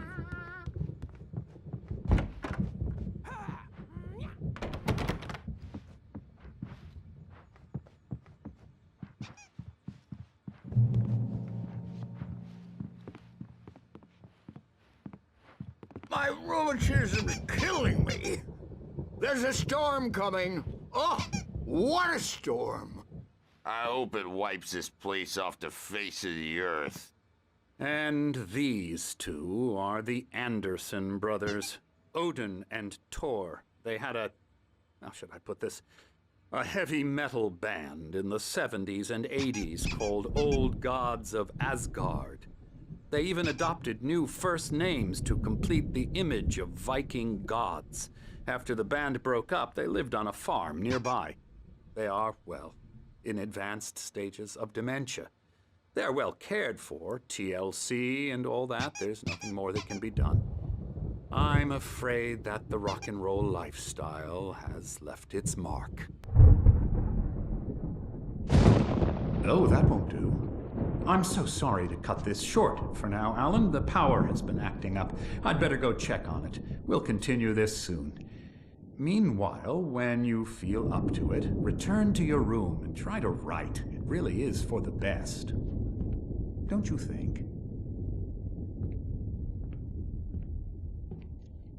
I'd like to bash his head in with a hammer. Oh, he'd love to fish out our secrets, but he has no clue. He's not crazy enough.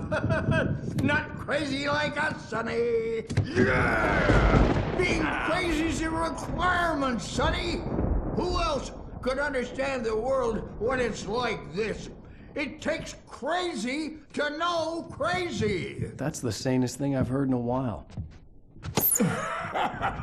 Say, you're all right, Tom. Hey, we like him, don't we, bro? He's got to go to the farm. The Anderson Farm.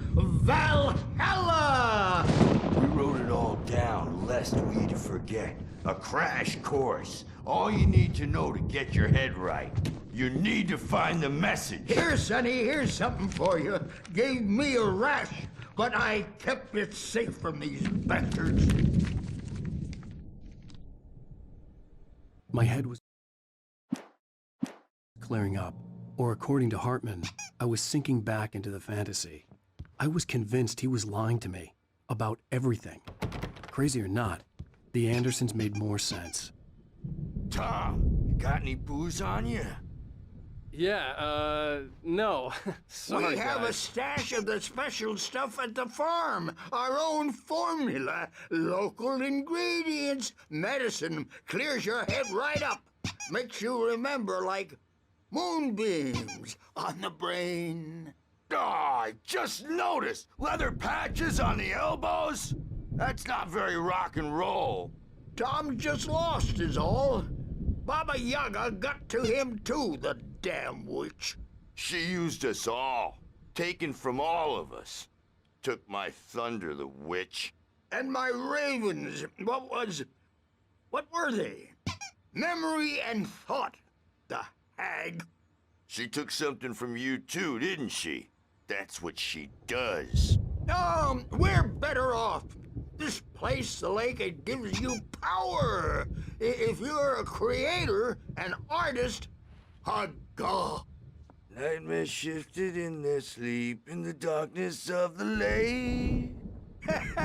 Yeah, that's the one. She makes sure it comes out twisted and wrong. Just ask the lamp lady. She knows what happened to that other writer. She's been using you, boy. And you let her. You went and opened the door for her, didn't you? Now, it was already open a crack. And whose fault is that? We're morally corrupt, disease-ridden, old and stupid. Doesn't mean he had to open it all the way, goddammit.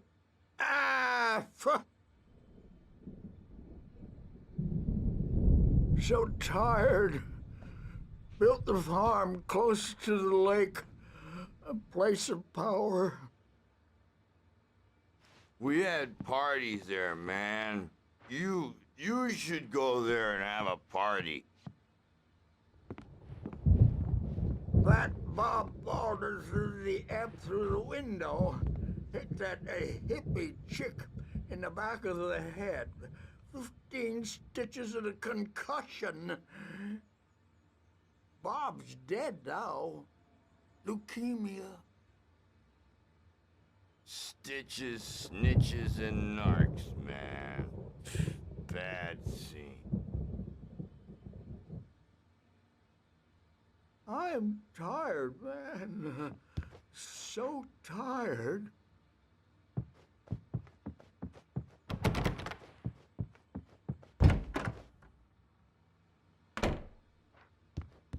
I may need a hand here later on, Birch. The storm's bound to make you-know-who jumpy. You know how they get. Gotcha. The doors were locked. Hartman and the nurses would have keys, but there was no way to get my hands on them. Something's wrong. I'm not myself. It's hard to think that there's a shadow inside my head. I can only focus on writing. Everything else is a blur. I'm trapped in this cabin. Have been for days, but it's always dark outside. My editor is real. I saw her again. She's not human. It's not human. A dark presence is wearing the old woman's face. She was covered in clinging shadows. There's a hole in her chest where her heart should be. I think I've made a horrible mistake. I don't think I'm any closer to saving Alice. It's been lying to me, using me to get the story it wants, and the story will come true.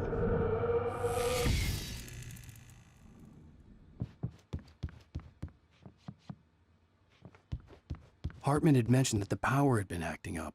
Maybe that was the reason for the generator and the work light on the balcony. The generator hadn't been activated, and there was no key. Hey, Wake, why don't you humor Dr. Hartman and give the writing a shot, huh? Typewriter's in your room.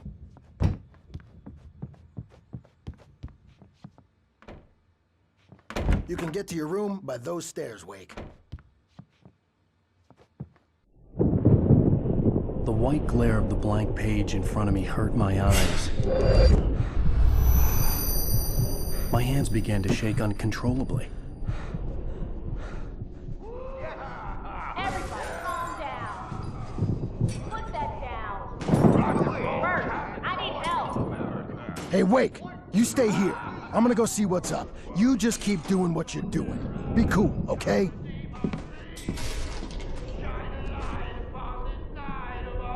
I didn't know what the chaos was all about, but it could be my only chance of getting out of here. Here's a friendly poke from Mjolnir, witch. Oh, afraid of the crazy brothers, are ya? Not so weak now, are we? Sinclair looked bad. That wasn't a love tap. The crazy old fart hit her hard. If she was one of Hartman's goons, she had it coming. I had to get to Hartman's office. He had taken all my manuscript pages. That's where he'd been keeping them. It's my store. I'm taking it. We're on a comeback tour, baby. Come out and face the music, Birch. It's time to pay the piper. Hammer's Way will have it say, rise up in their name. Let me out of here! Hartman, do you hear me? I'm gonna do your crazy quack ass to shreds! Barry? Ow! About time! Barry, man, am I glad to see you. We need to get to Hartman's office. It's right next door. You okay? Yeah. I mean, no!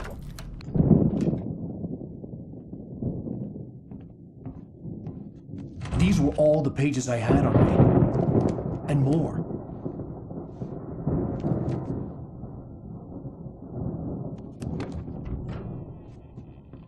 Alan, please.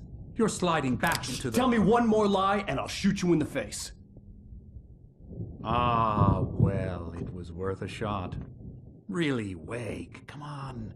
Let's work together on this. You have no idea... Hartman, shut up! Barry, get out of here. I'll catch up with you. Get a car. Oh, Al, let's just... Go! Wake, listen to me. This is a mistake. Don't you see?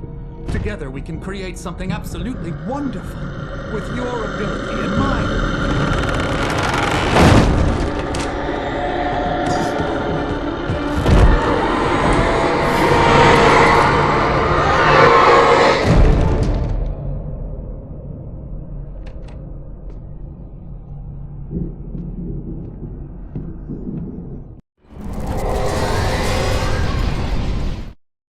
Hartman followed the fall of Alan Wake with his binoculars. When the rider hit the water, he ordered Jack to take the boat to him. The spot was easy to see in the dark, even with all the extra lights in the boat. The flare floated and kept burning even in the water. Jack turned the radio louder as the engine sputtered. The music was rough and clanking, something the Anderson brothers would no doubt have enjoyed. But Hartman chose to ignore it. Wake was finally within his reach. Zane could feel the poems, taking form, shaping things. As he experimented, he imagined he could almost feel the power surging through the keys of the typewriter. It exhilarated him. But there was fear, too. If not for his young assistant Emil, he would have given it up. But Emil convinced him otherwise. He too had a way with words. The dark presence would be on me in a moment. I had to find a way out.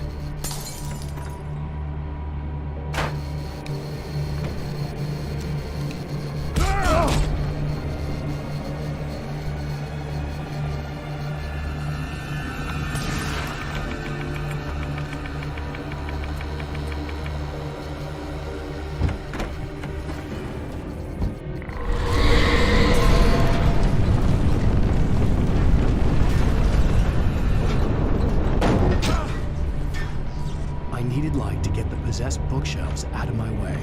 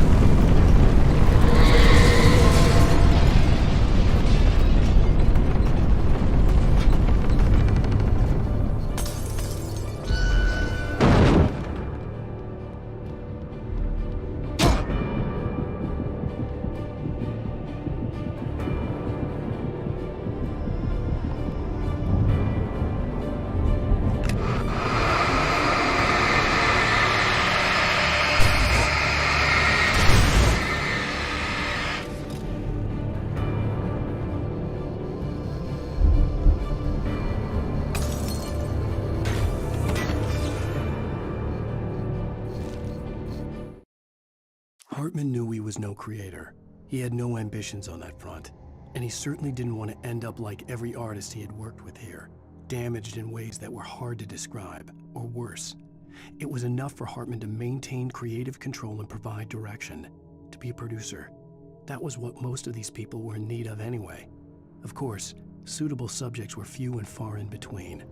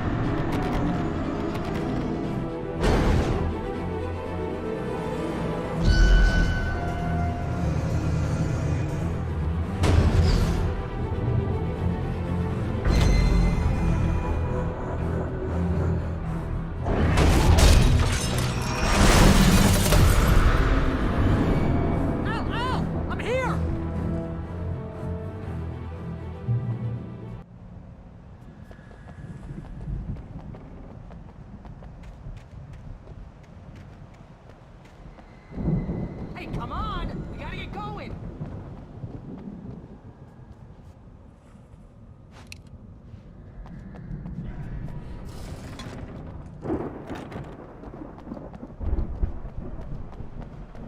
Al! I'm over here!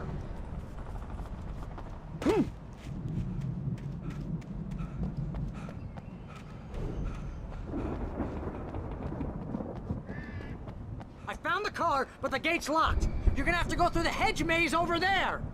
Barry, I don't have a light. Take this, Al! Oh, God! Look at the house, Al! Look out!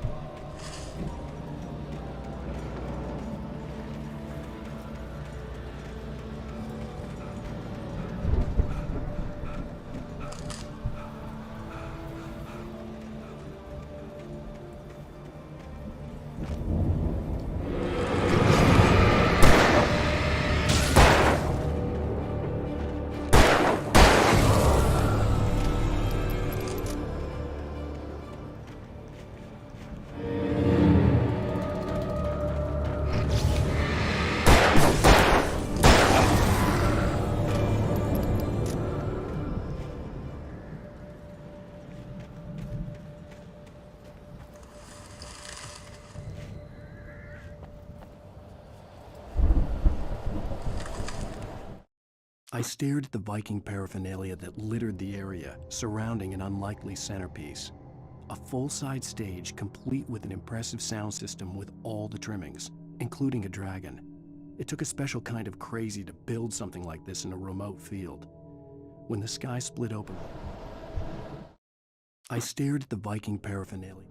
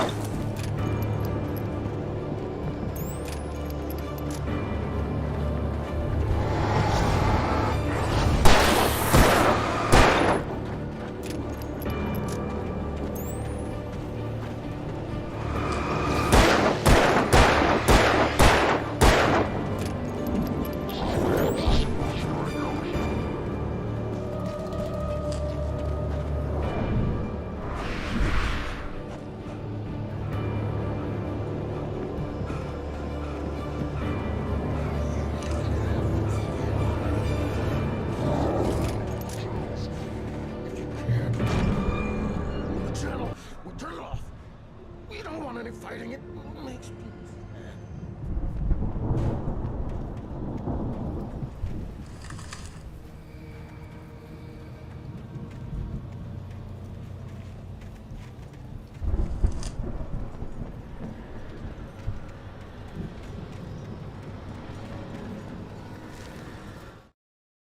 Hartman hurried down the corridor. He had disliked leaving Wake when he was surely at his most susceptible to therapy. But this was not an ordinary storm. Wake had been writing, and he had woken something up in the depths of the lake. Now, it was coming for him. Hartman had naturally prepared for a situation like this. The idiot brothers would keep Wake distracted while Hartman double-checked everything, just to be sure.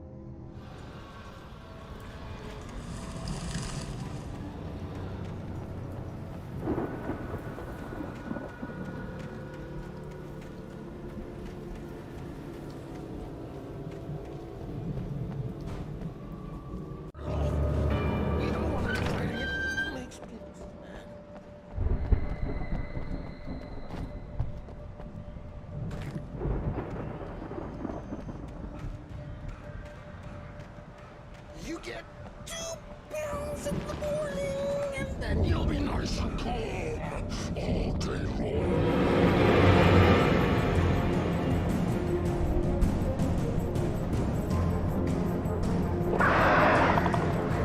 You get 3 hours in the evening.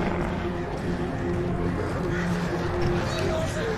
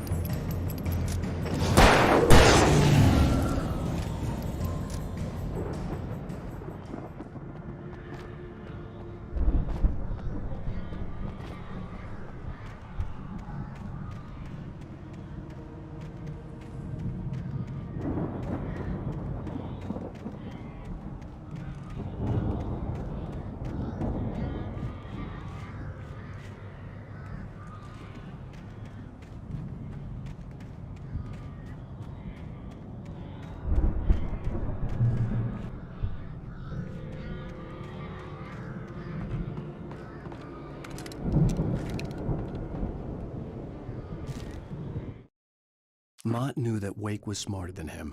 Wake had more money, a beautiful wife, everything. And Hartman said Wake was important. That made him better than Mott. But Mott was calling the shots now. He'd expected Wake to whimper and grovel, but instead, he seemed willing to fight. Mott knew he'd gotten under Wake's skin. If only Mott actually had his wife. The thought made him shiver.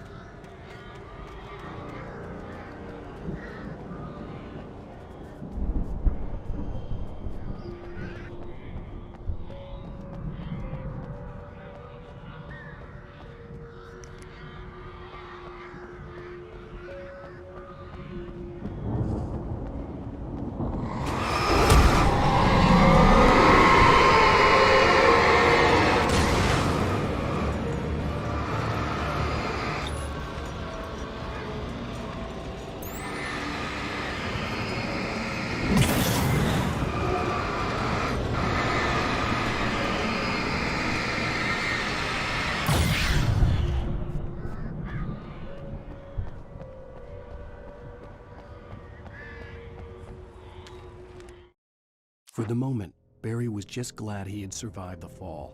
He had been separated from Al, and there was no easy way to climb back up. He told himself he'd be okay in the gloomy forest at night. He would just have to wait for a while for Al to find his way down. Barry turned when he heard the heavy footsteps and saw the movement. The man-shaped shadow lunged at him from the bushes, an axe held high. Barry screamed and threw up his hand. The world exploded.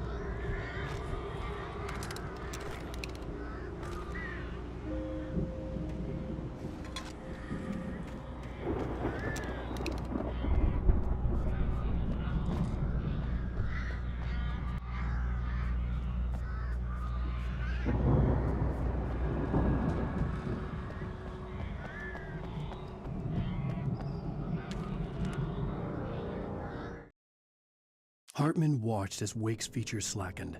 The man was bullheaded, no doubt. Even lying on the bed, he'd almost broken Hartman's nose the second time. But with a little time, he could break Wake down, give him proper direction. Wake was easily the most promising subject he'd had. Well, since Tom, really. "Sleep well, Alan," Hartman whispered with a smile. "Let me take care of you." He sniffed hard to clear his throbbing nose, swallowed blood, and barely tasted it.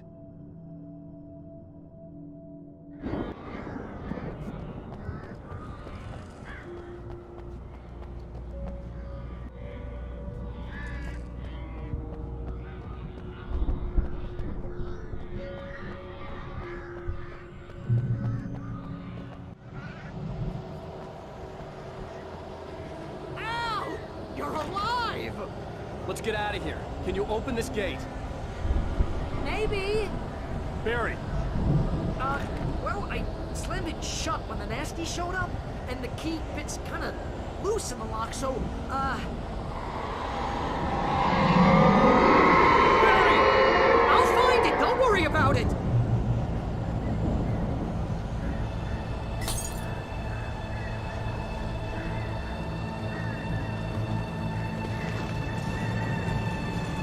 Hurry up, Barry! I'm on it!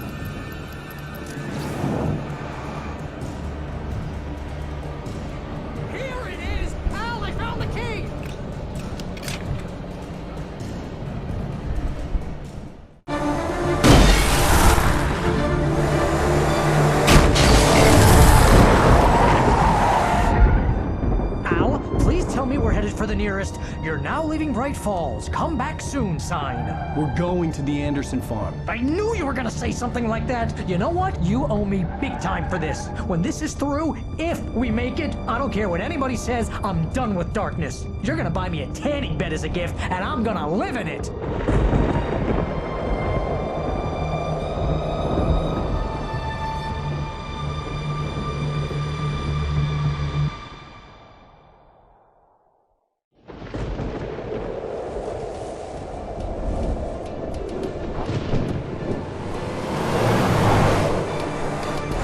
Crazy, but that's fine, Barry. Oh, you got that right, Al. You're barking mad. You are by far the craziest— But maybe that's inevitable when you deal with crazy stuff like this. It helps. This is happening, Barry. Alice, they never had Alice. She's trapped in the darkness at the bottom of the lake, but she's not dead. Al, how can you know that? I know, Barry. I can— Al, No, listen. I can bring her back. I can find her. There's something special about this place. The lake, it does something to the works of art created here. It makes them come true. But there's a catch. The dark presence, whatever that thing is, twists it to its own ends. That's why all of this is happening. It's using my manuscript to take over everything. Al, I believe you. It happened to Thomas Zane before, it happened to the Andersons. I believe you. Crazy or not, you're not delusional. Weird shit's going down. That's a fact. I'm on board, man. I'm with you. The Andersons knew about it, but they were too far gone to tell me with all the drugs they were on. But they wrote it down. There's a message somewhere at their farm, Barry. We just need to find it. Look out!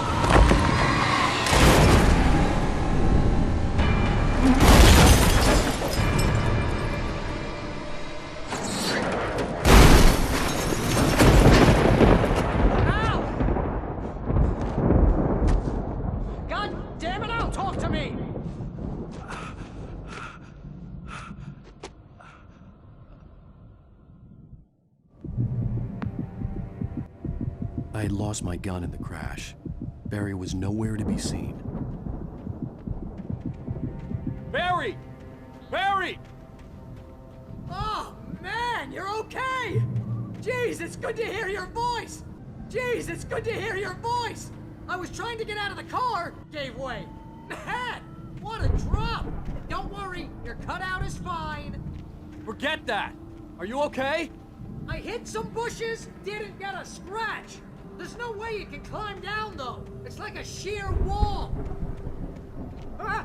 Al! There's something moving down here! Barry, it's a taken! Use a flare, Barry! Woo! Yeah! Barry, are you alright? I'm good, Al! I'm great! Guess you never messed with anyone from New York City before, huh?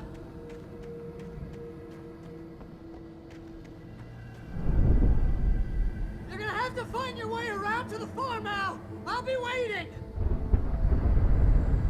Barry, just wait for me, okay? Al! I'm not staying here! It's suicide! I'm going to the farm! I'm gonna go ahead and secure the area.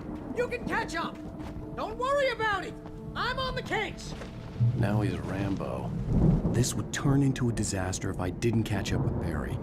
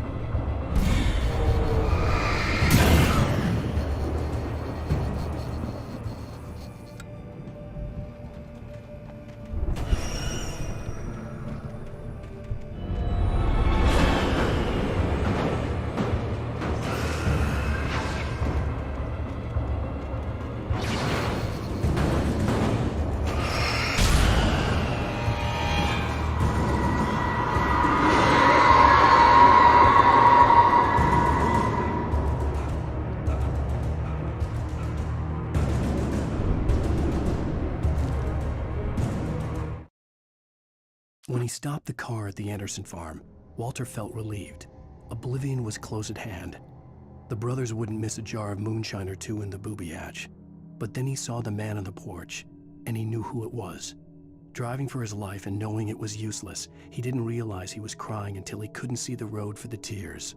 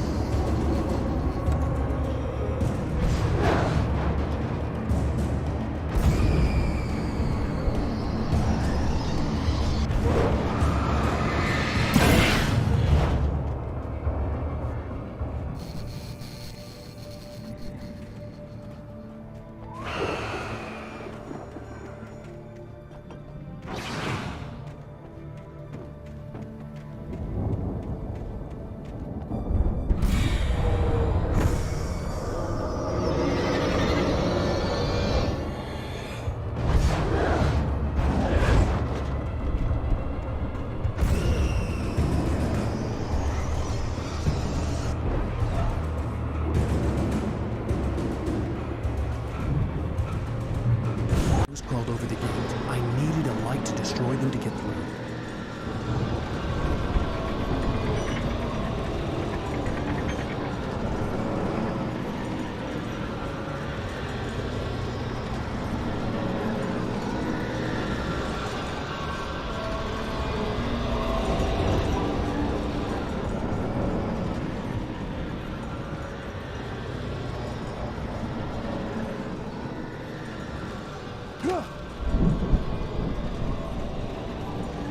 I hoped there'd still be a working generator somewhere around here to power up the old lights by the gate.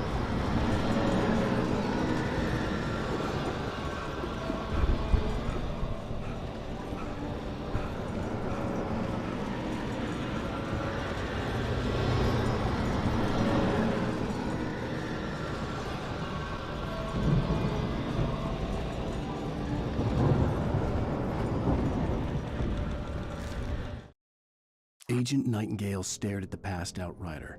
The man was sleeping off one hell of a night. Nightingale felt a stab of envy at Wake's oblivion, but he had a job to do. He put the gun to Wake's head and almost became a murderer. His hand shook and his throat felt tight and dry. Biting his teeth, he tried again to pull the trigger. He lost the nerve. Wake stirred. Nightingale would have to settle for an arrest.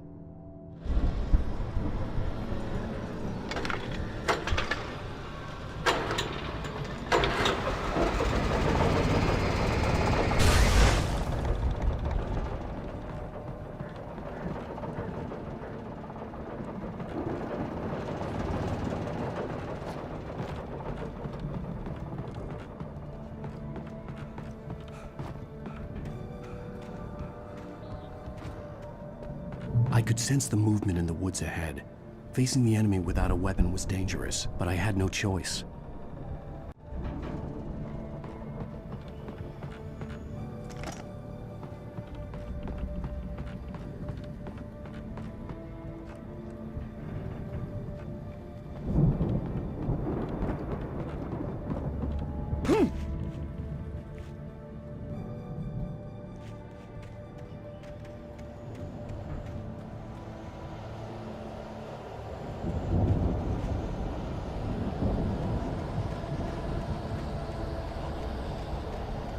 Only the free fatty acids are good for your heart.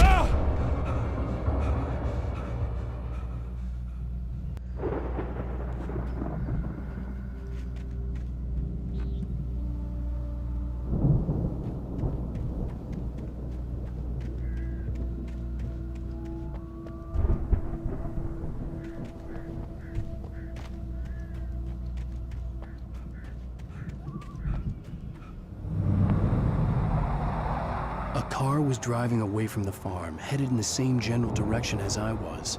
For all I knew, it was Barry, caught in the consequences of leaping before looking.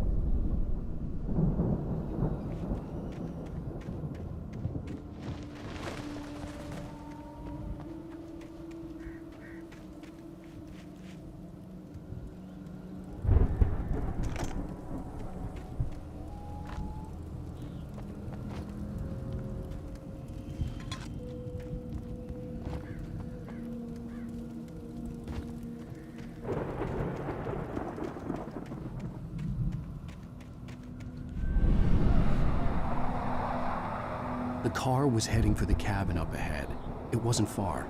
If it was Barry, I would see the damage soon.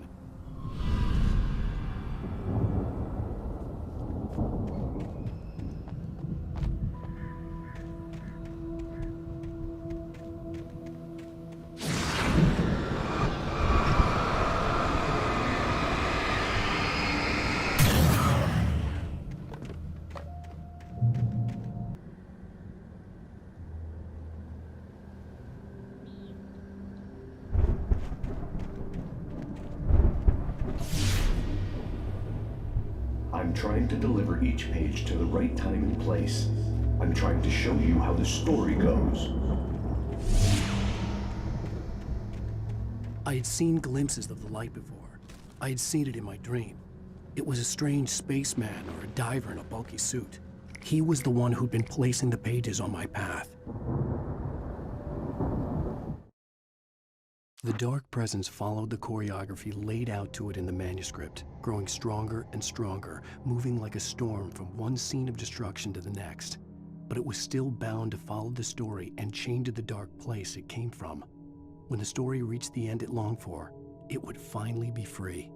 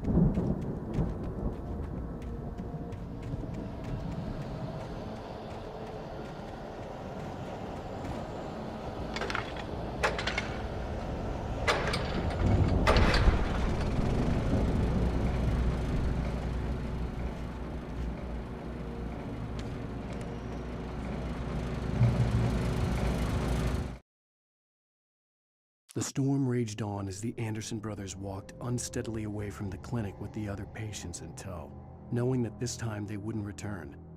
The darkness around them seethed with horrors, but Tor and Odin were unafraid. Their eyes glinted with guile. They knew every secret path, and there was blood on their hands. They had fought these shades before. Someone had left a gun behind. Now I had a fighting chance of reaching the farm.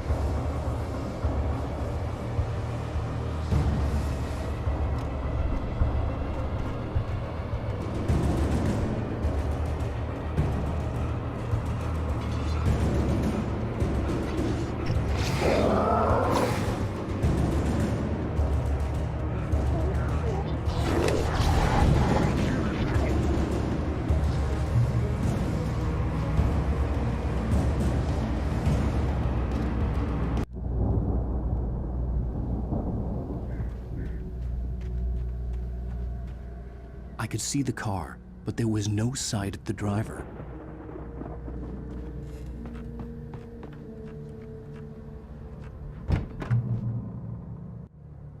Hello? Anybody here? Barry! No! Danny, you're not! Please! What are you? No! Don't! I'm sorry!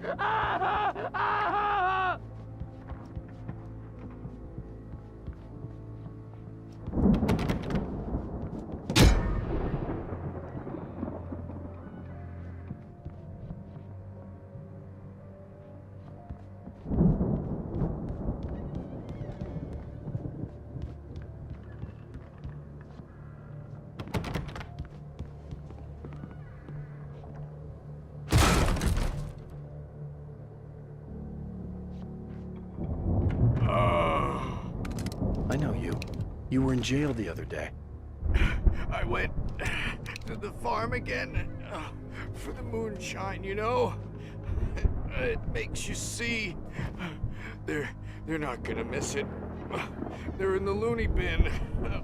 But my buddy, Danny, I lost him. Something's gone wrong with him. It's not him.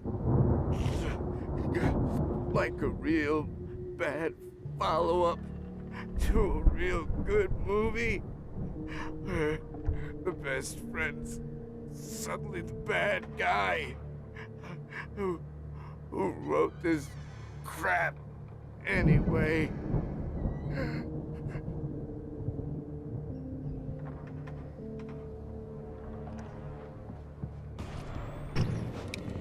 I've run through every possible course in my head. If I continue like the Dark Presence wants me to, the story I'm writing won't save Alice. It's a horror story, and it's going to kill her, and me, and everybody in this town. No one will survive. Darkness will consume everything. This is what it's wanted all along. It will be free, unstoppable. It used Alice to get to me, dangled her in front of me to keep me going. It was never going to release her. I'm going to change this. I'll escape. I've written myself into the story. I'm now the protagonist. This feels like a terrible risk, but it's the only way to save Alice. I'll be bound by the events of the story just as much as anyone else who's been woven into it. The story must stay true for this to work. There have to be victims along the way, near escapes, cliffhangers. In a horror story, it can't be certain that the hero will succeed or even survive. He almost has to die. I'll write my own escape into the story next. I need help. Zane's going to be the one who'll help me. I'll make it happen.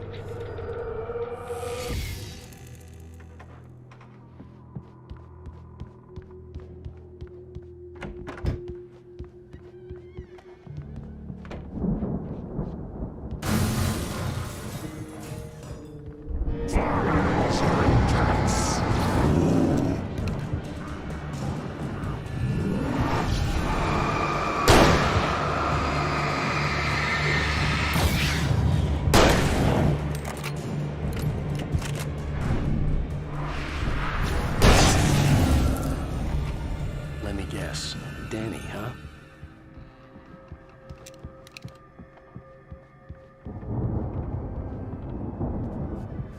The farm was still a good distance away. I'd need a car to get there fast.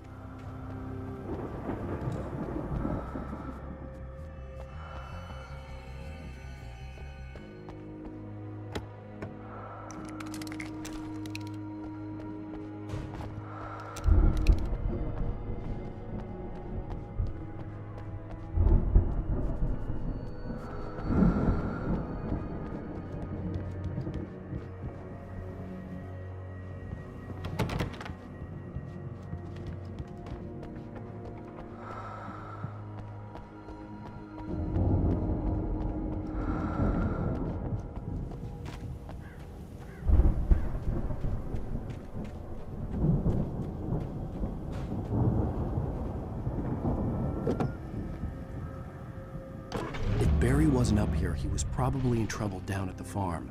For a moment, I felt bad for doubting him. After all, I made it this far myself. But Barry was Barry.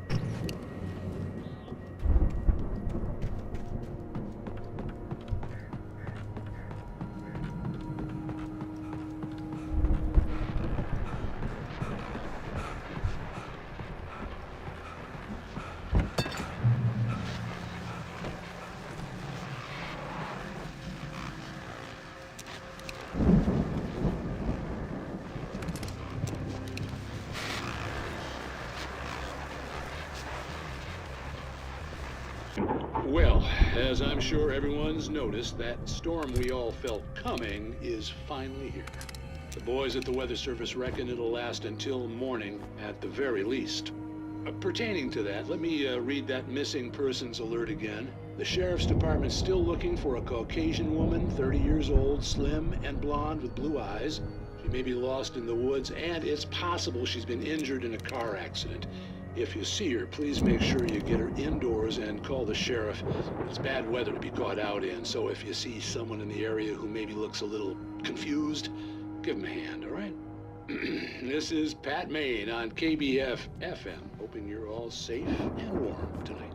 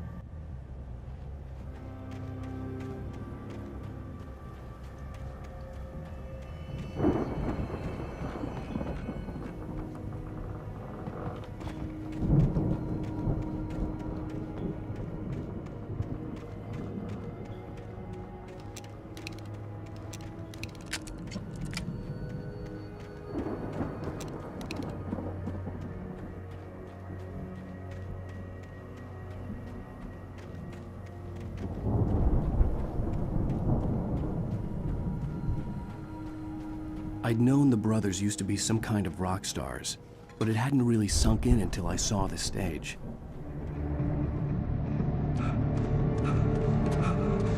Ow! Run! Incoming! There's too many of them!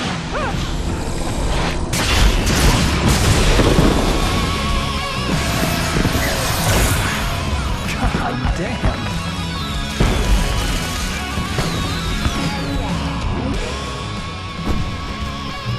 So glad you decided to go it alone, Mr. Bronson. Shut up and shoot! Ow! We have to fight them off! Glad you decided to go it alone, Mr. Bronson. Shut up and shoot! Ow! We have to fight them off! I can set off more of the fireworks from here and help you out! Hey, Al! Did you notice there's a lot of ammo and stuff around? This place is stopped!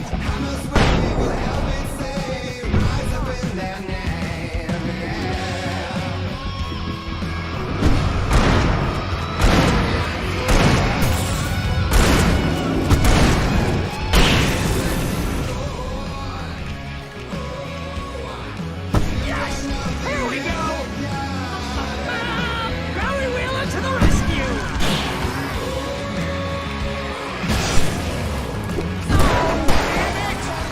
Goddamn turn-of-the-century wiring! Hang on out! I'll get that together, I promise!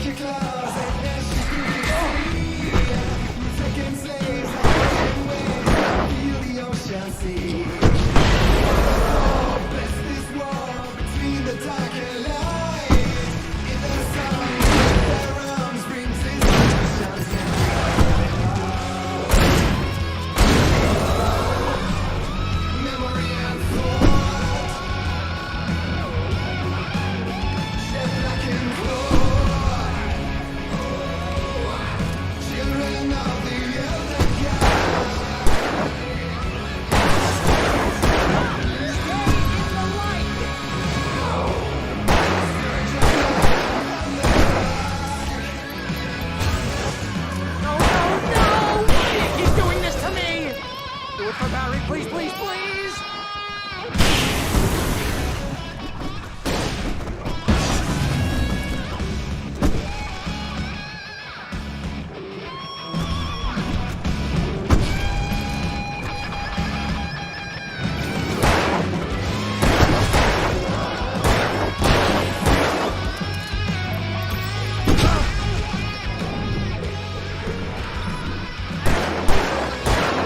Oh, with my client, this is pretty much how I always wanted it.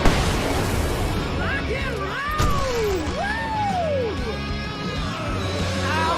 This may be the most awesome moment ever.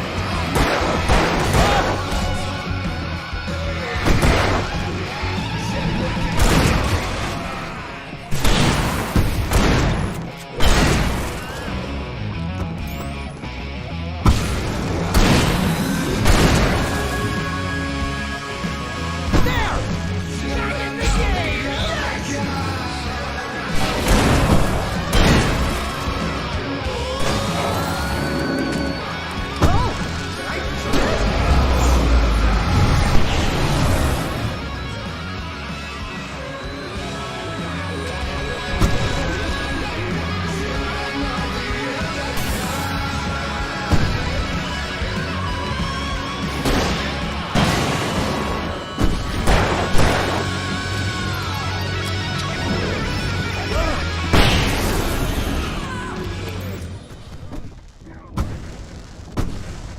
Yes!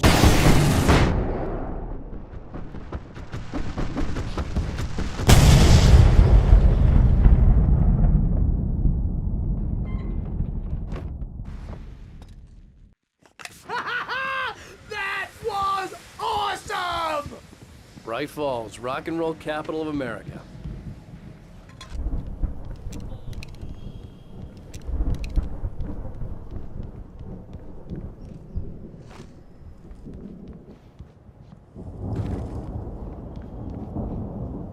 Hey, Al! This way to the farm!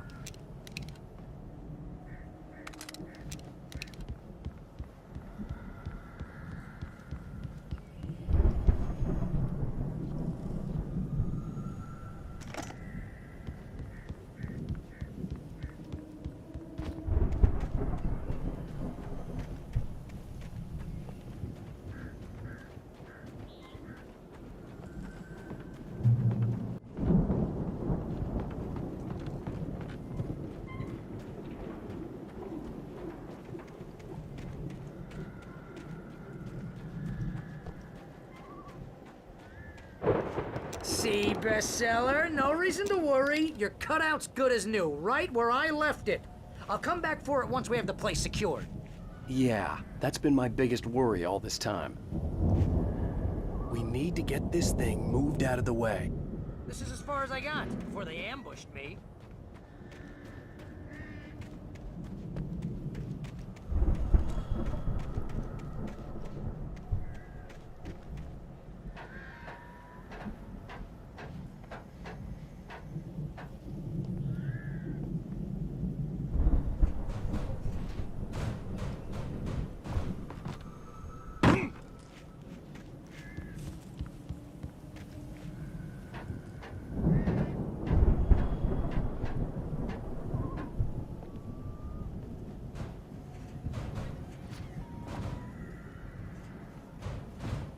I think Alan Wake here has something to say. What's that, Al?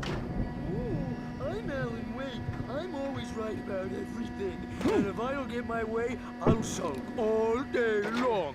I'm always intense and moody. It makes me very attractive and mysterious.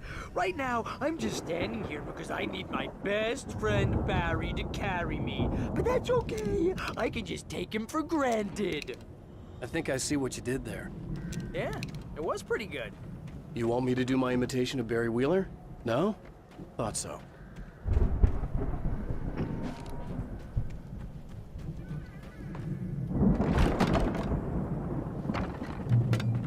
Wow! You look at that thing, Al! They really went all out with this Viking crap, didn't they? Look at all this stuff. They must have done okay for themselves, so how come I never heard of these guys before? And this from the guy who learned about Ozzy Osbourne through reality TV?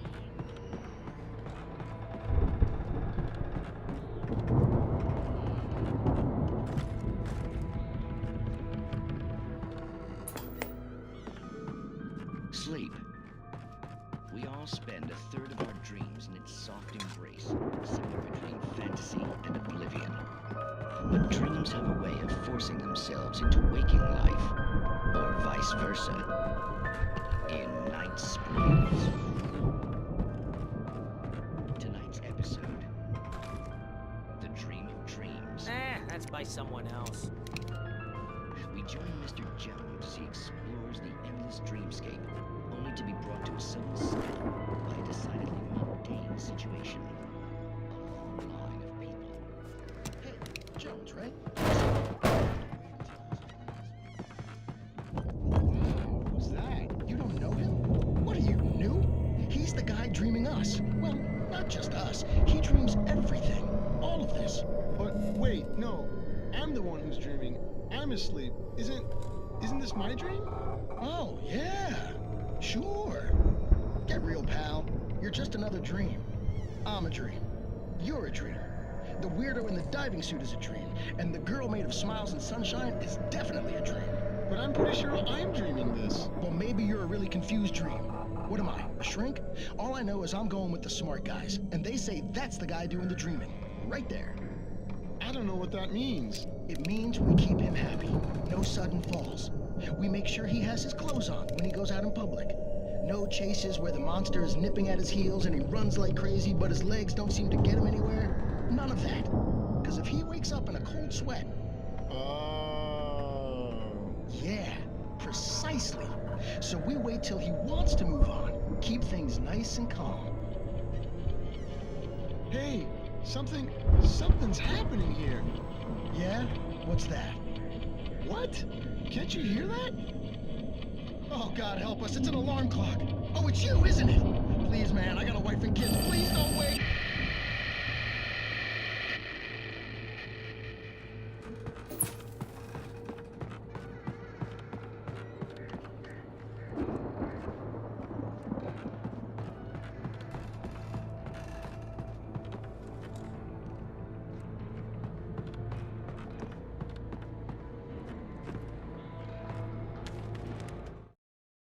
It's 1976. Madness reigns at the Anderson farm. Contrary to all logic, the headiest ingredient of their moonshine is unfiltered water from Cauldron Lake. The Andersons feel like gods. Odin can't stop laughing. He contemplates cutting his eye out. Tor runs across the field, naked, shrieking, hammer in his hand, trying to catch lightning. Their songs have power. Something ancient is stirring in the depths, coming back.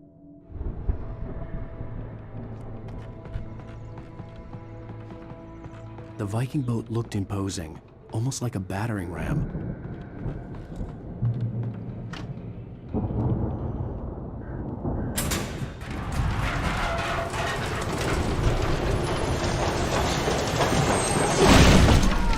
Good going, Al!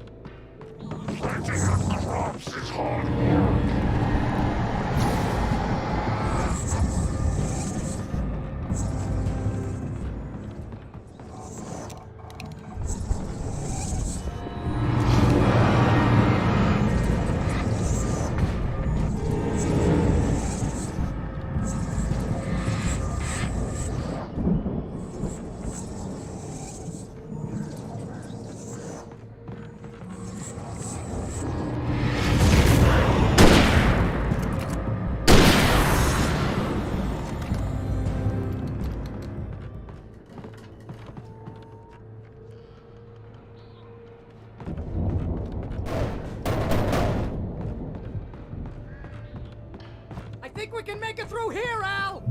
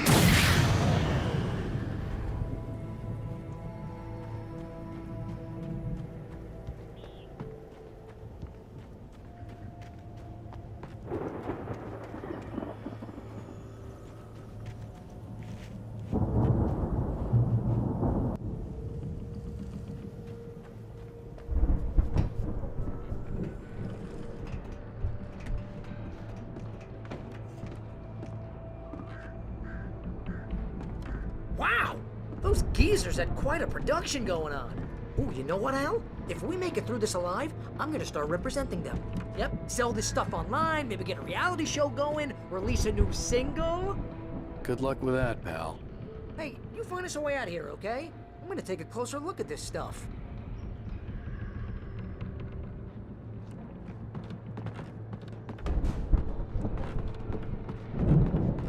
The door was barred from the other side.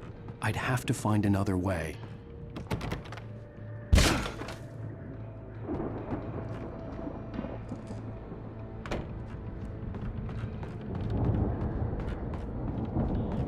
Be careful, Al!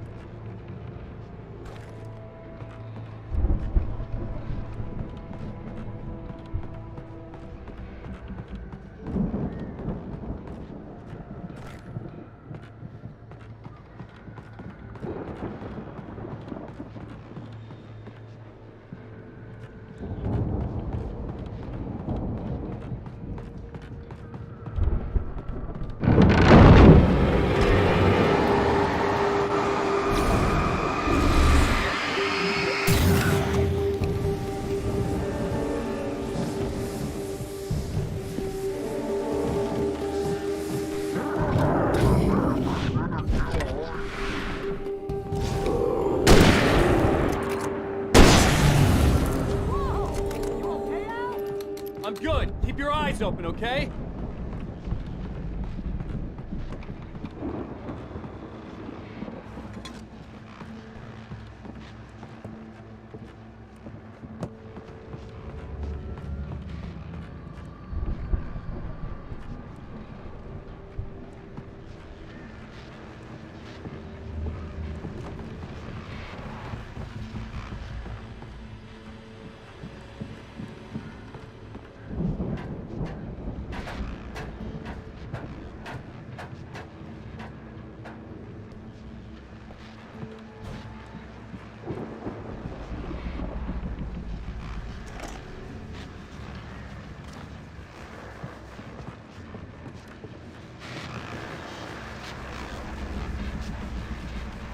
As you regular listeners know, I tend to work through the night, but I'm not the only one.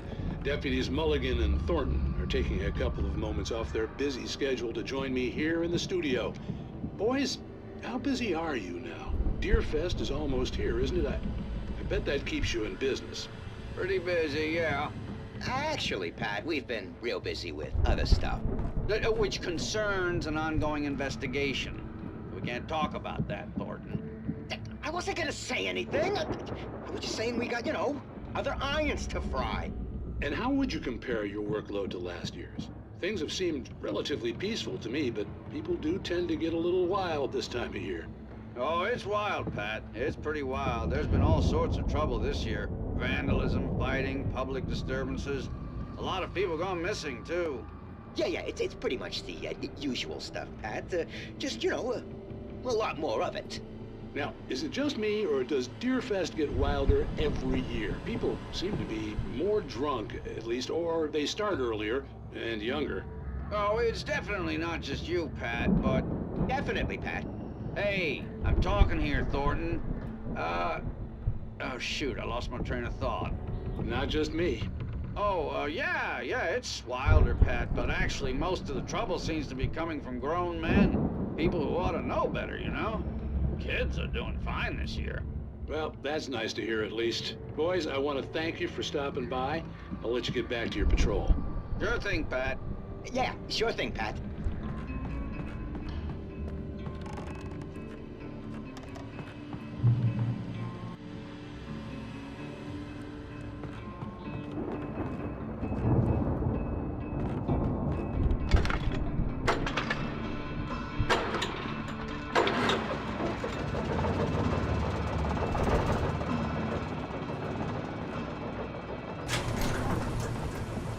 See the building that had to be the Andersons' home on the other side of the field. It wasn't far now. I wasn't worried about trusting the ramblings of two burned-out geriatric wrecks. They had the goods.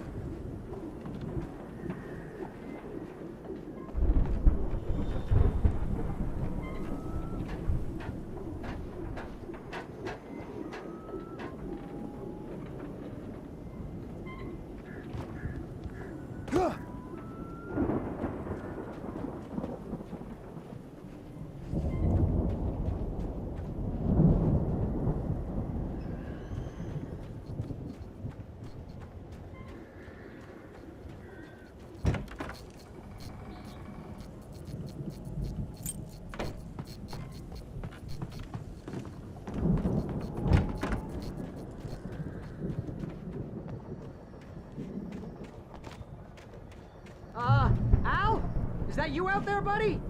Yeah, it's me. Hang on.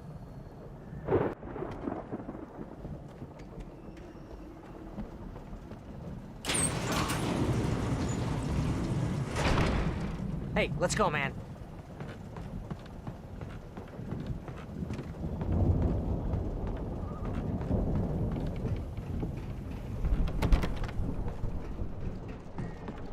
We're gonna have to work together to open this gate, Al. It's pretty heavy.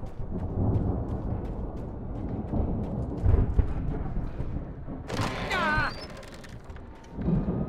Hey, I think that's the farm on the other side of the field. We're almost there. This farm is a crazy place for crazy people. We should feel right at home then.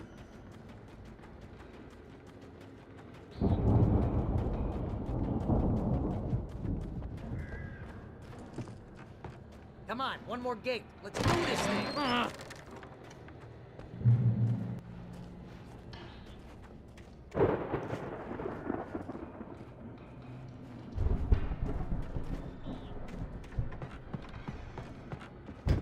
The lights are out.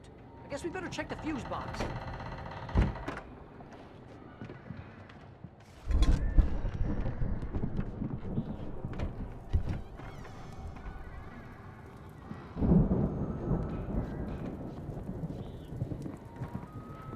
The power downstairs was out, but I was sure I could fix that at the fuse box.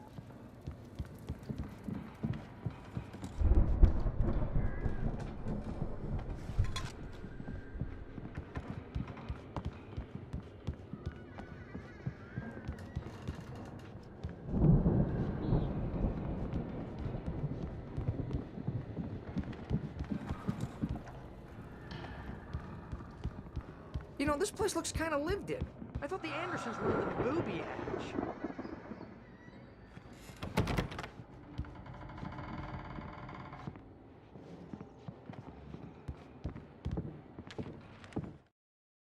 Again, Alice's screams rang in the stillness of the night. I saw myself run toward the cabin, flashlight in my hand. I followed my past self. I was an out-of-body observer, a time traveler in a crazy drunken dream. This was the beginning. The night Alice had disappeared. The mystery of what had happened during the missing week was about to reveal itself.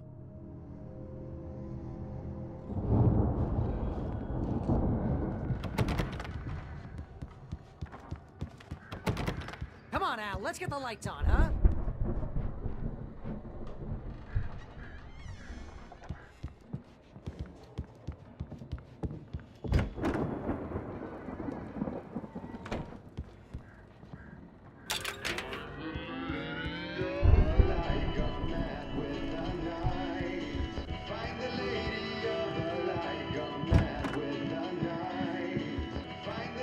Can you hear that, Al?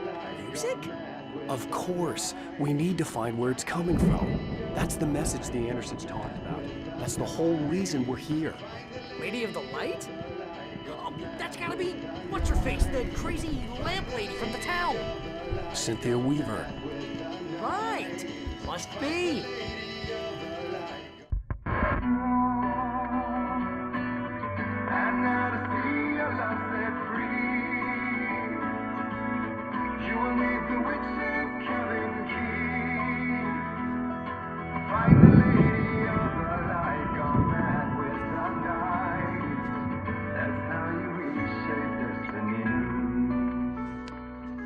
Okay. We need to find Cynthia Weaver. We'll stay here for the night and head back to town as soon as it gets light. Hey, Al. Lots of hours before dawn. Might as well get some rest. And by rest, I mean drunk. Come on, Barry, this is... Yeah, what the hell?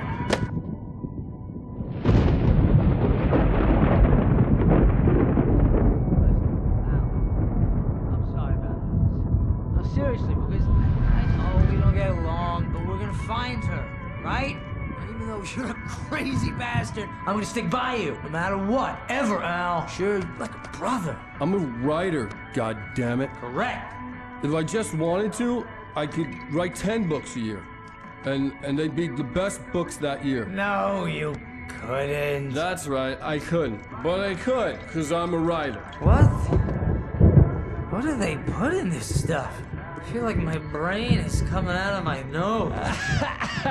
I'm gonna get the recipe off those coots and be a booze millionaire. I just miss her, Barry. I just want her here with me. I know, Al. I know. It's gonna be okay. We're gonna make it okay.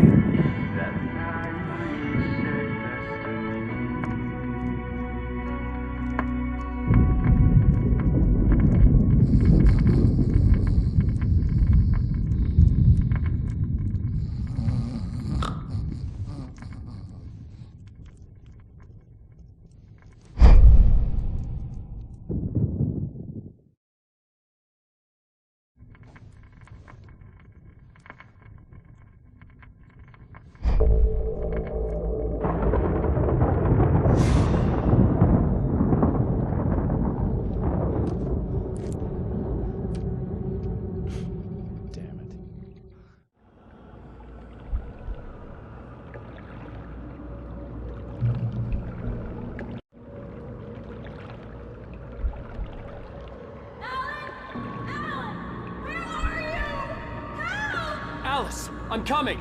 It's all right. I'm coming. It was a crazy, drunken dream, and yet it was more than that. It was the truth, a suppressed memory unearthed by the Andersons' moonshine. I was there, an out-of-body observer. This was the night Alice and I had arrived at Bright Falls, the night Alice had disappeared. I had a chance to find out what had happened. I remembered being surprised to see the cabin dark. Alice would have never turned the lights off.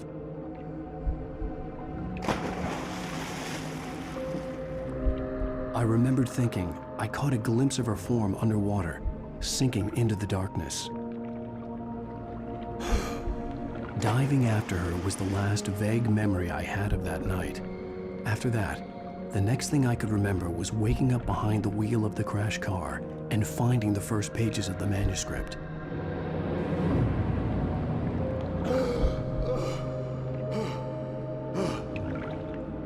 I couldn't find her in all that blackness. I must have thought she drowned.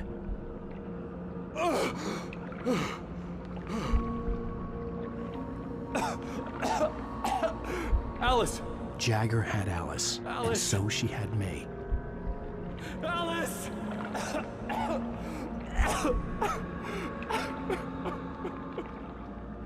I'd been easy prey. Look at the cabin. Is there someone in the window? Alice? Maybe she didn't drown after all. Maybe she's inside. Alice! Yes.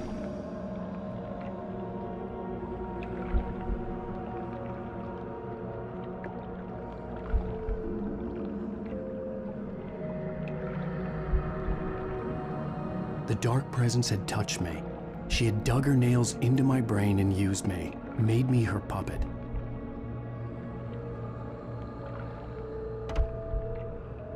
She must be here somewhere. Maybe upstairs in the study. Alice! Yes, that's where she is. You can apologize. Alice! You laugh at the whole thing together and put it Alice? behind you. She's not here. You were foolish to think so. No, she's dead. She drowned. No, no, no! It's your fault your wife is dead. You are guilty. All she wanted was to help you right. You killed her. Oh, hush. There's still hope. Cauldron Lake is a special place.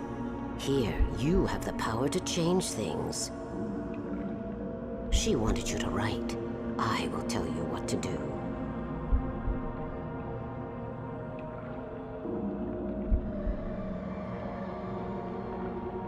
You can write her back.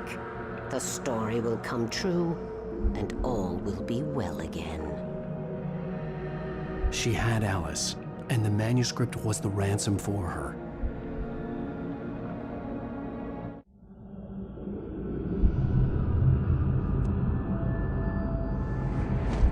Yes. All right. I'll fix it. I'll bring her back.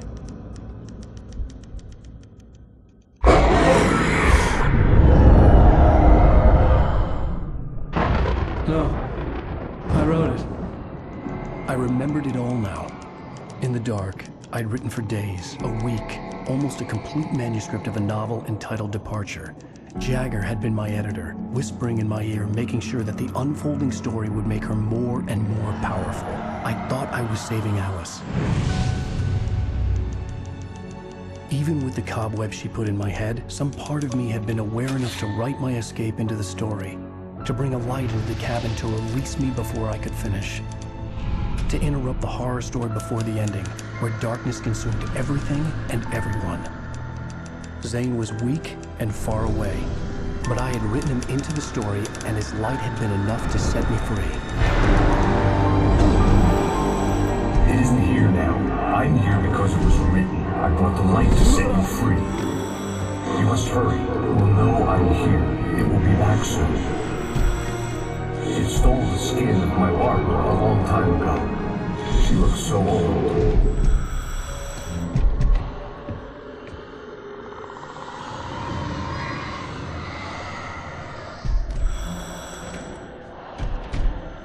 I had woken up, confused and groggy, my mind consumed by darkness and fear. All I could do was to escape.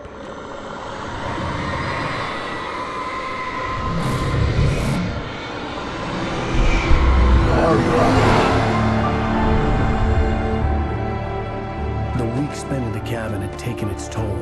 I was barely conscious and fading fast.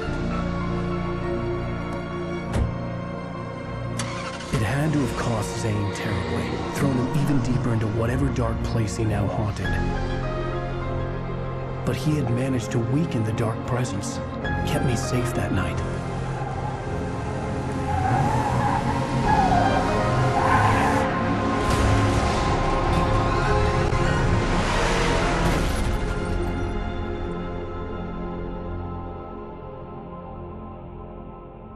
I wrote it.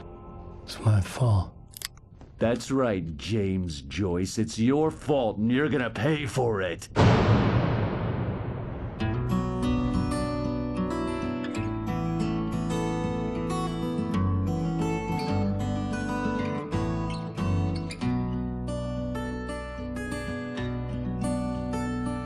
There's an old town road with mystery of Tom the poet and his muse, and a magic lake which gave a light to the words the poet used. Now the muse she was his happiness, and he rhymed about her grace, and told the stories of treasures deep beneath the blackened waves. Till in the stillness of wonder, and still in its misty crown, the muse she went down to the lake, and in the waves she drowned. And now to see your love set free, you will need the witch's cabin key. Find the lady of the light, gone mad with the night. That's how you reshape destiny. Previously on Alan Wake.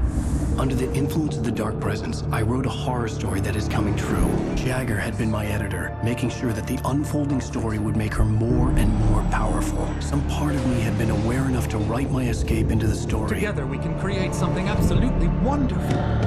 The lake, it does something to the works of art created here. It makes them come true. My mom gave me this old light switch. The clicker. Alice is being kept in a dark prison. I need to find Cynthia Weaver to fix this. It's your fault, and you're gonna pay for it. Well, we're expecting a record crowd from the neighboring counties. Naturally, we hope to break the record set by last year's Moose Fest in our neighboring town, Watery. Ladies and gentlemen, some people have asked me, what's the big deal about Deer Fest? And I think that this sums it up. It's about friendship and community. We've got a great party coming up, but let's try to hold it in until tomorrow and get through the night in one piece, all right? I have it. Someone will come for it when the time is right. Thomas said so. He wrote it. The key is insurance. It's my job to keep it safe. Safe in the light. What was in the light?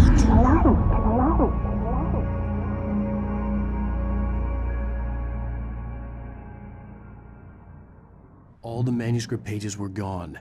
The FBI agent had taken them. I think my tongue just took a crap in my mouth. Ugh. Oh, wait, we're in jail now? Oh, Al. Al, this is not good. That about sums it up.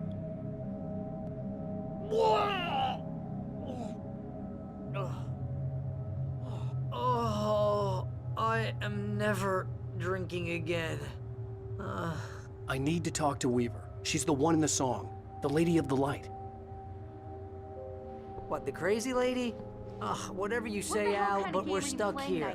They're not gonna... even interviewed Wake. I had some reading to do first, Sheriff, and let me tell you, it was an interesting read. Well, I've got you now, Raymond Chandler. It's all here. All the evidence, including conspiracy to murder a federal agent. There's no way you're walking out of here. You hear me in there, Bret Easton Ellis? Huh? Agent Nightingale, I want to talk to your superior. Well, we all want things, Sheriff. I wanted my... Look, that's not possible right now. Agent Nightingale, I insist.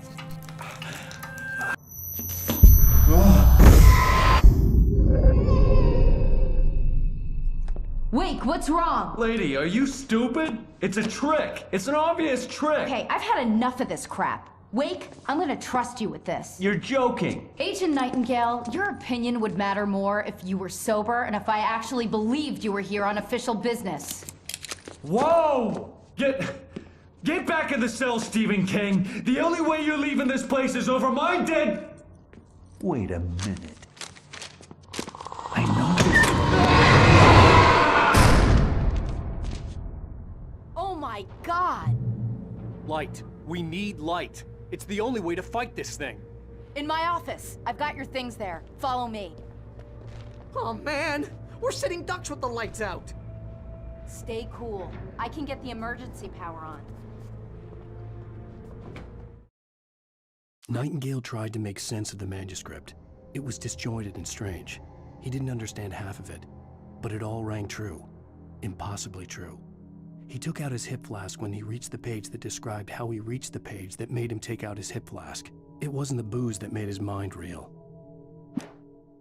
Nightingale felt the situation veering out of his control, but the gun at least felt steady in his hands. He was ready to fire, resolved that he would let this happen over his dead body. And yet he hesitated. He had seen this moment before, read it in the page.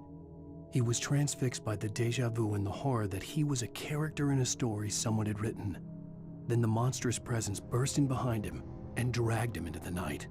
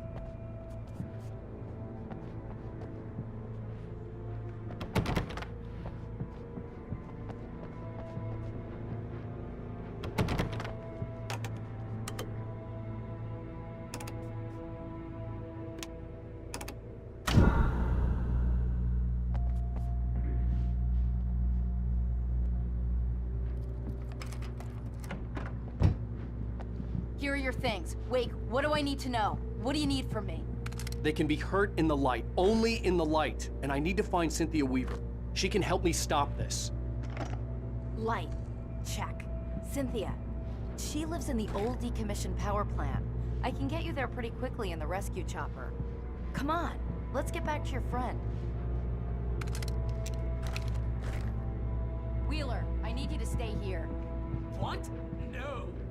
We're going to fetch our ride, but I have friends who need to be warned about this, and I can't be in two places at once. I need your help. Well, okay. Here's a list of people and phone numbers. I need you to call them and tell them you have a message from me. Night Springs, okay? They'll know what to do. Night Springs? Like the TV show? Gotcha. Oh, hey, that radio guy is on the list, Maine. Who's Frank Breaker? He related to you? My dad. Hey, is this like a secret society? Can you do this? You'll be safe here. The backup power's on. These guys need to be alerted, just in case we don't come back. You'll come back for me though, right? As soon as we get the chopper ready. Thanks, Wheeler. I owe you one.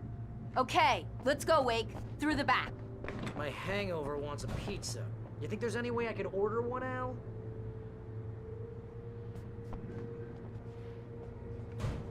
Hello, Mr. Breaker? This is Barry Wheeler.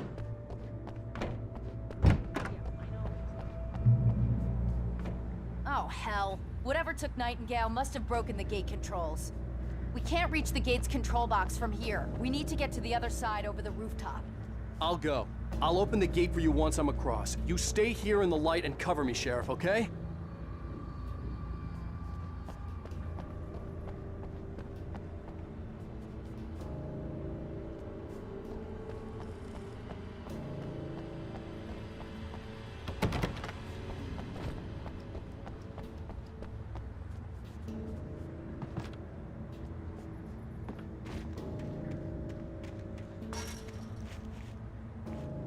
I needed to reach the rooftop to get to the other side of the broken gate.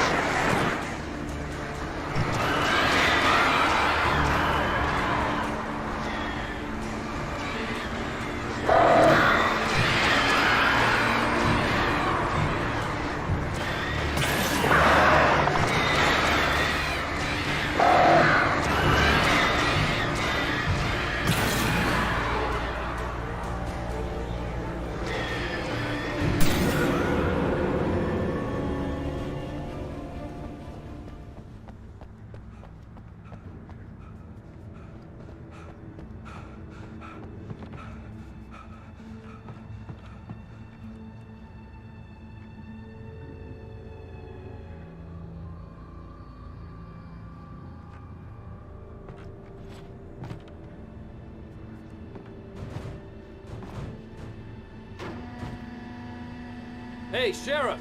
Your password. Night Springs? What's that all about? It's a stupid joke we have. That Bright Falls is the original inspiration for the TV show. This town can get weird at times. Never this weird, though. Hey, wait! The gate, remember? You have to open it for me! I couldn't leave without the sheriff. She was my ticket to Weaver.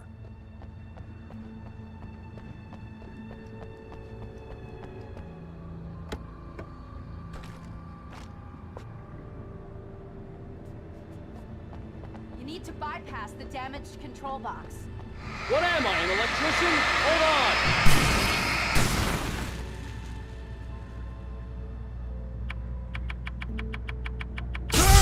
Ow, damn! That's smart. Good Good job, Wade. Okay, stick close. Our first stop is the town hall. The keys to the chopper are there.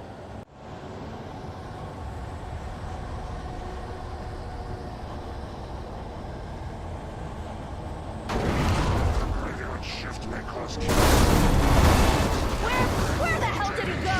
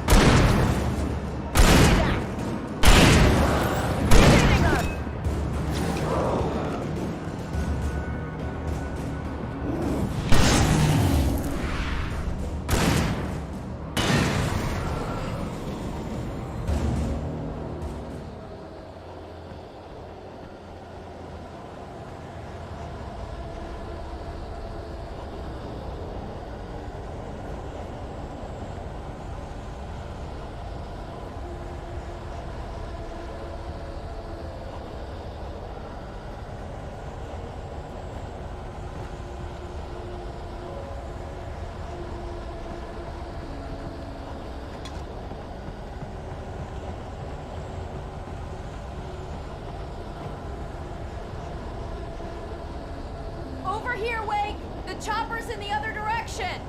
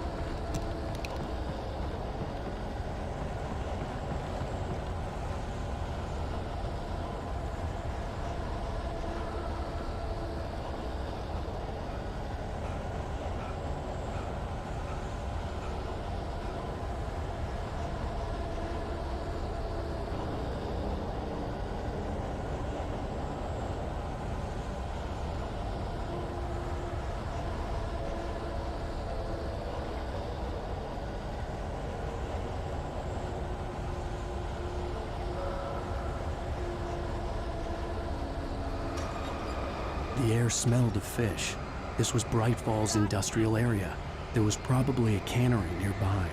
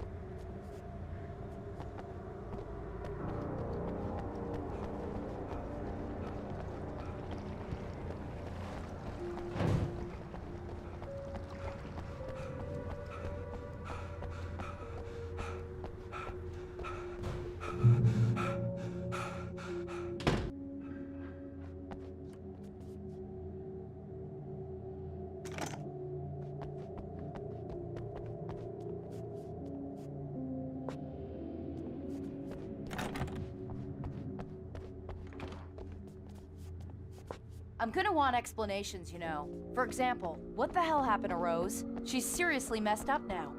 The same thing I think happened to me after I arrived.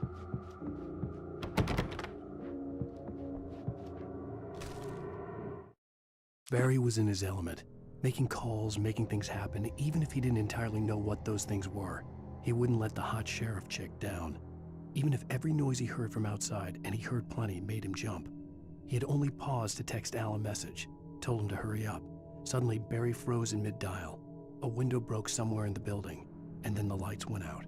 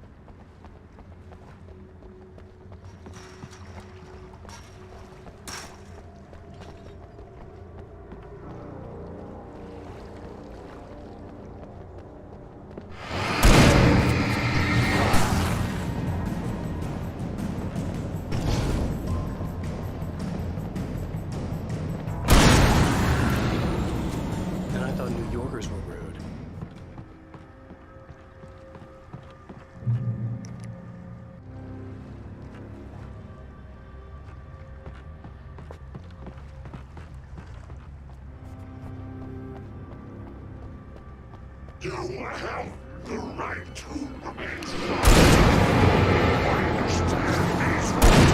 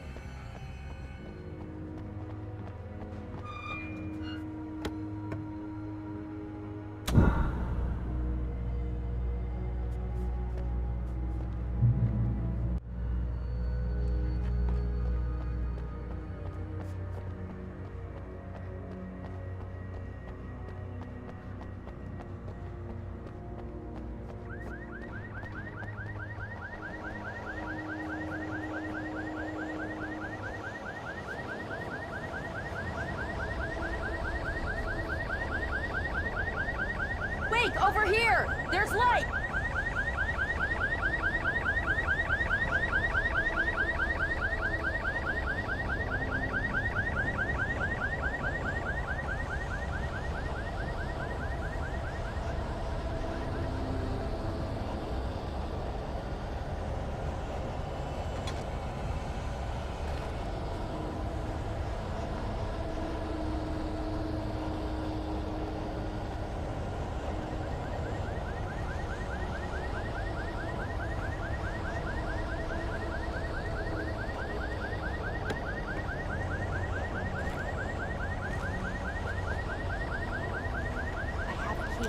Watch my back, Wade.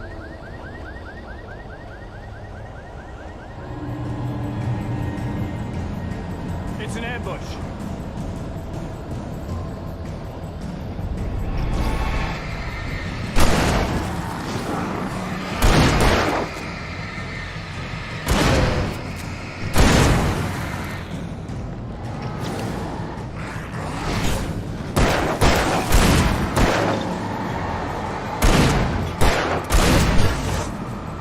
Shooting!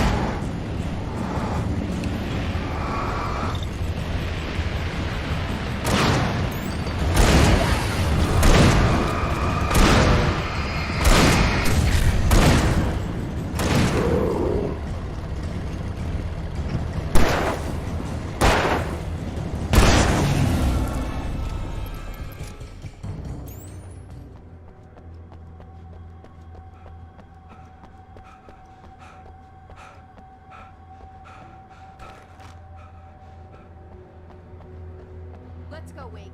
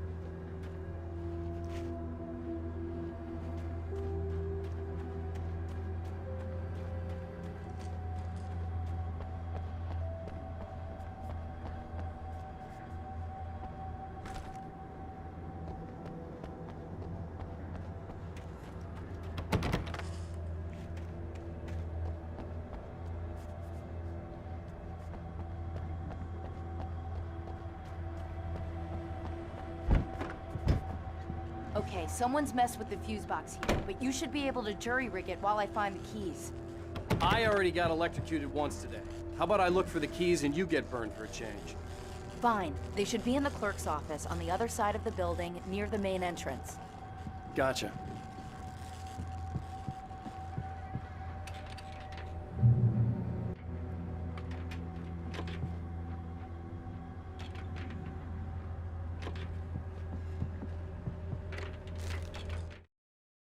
The darkness that wore Barbara Jagger's face was furious. The story in the manuscript had been making it stronger all the time, but now the light had set the writer free and hurt it, weakened it. It was only a matter of days before the dark presence would be strong again, but meanwhile, it would be difficult to recapture the writer.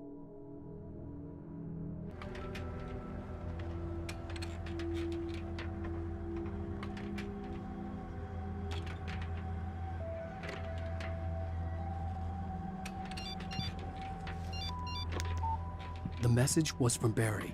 He was getting worried at the station. He wanted us to hurry.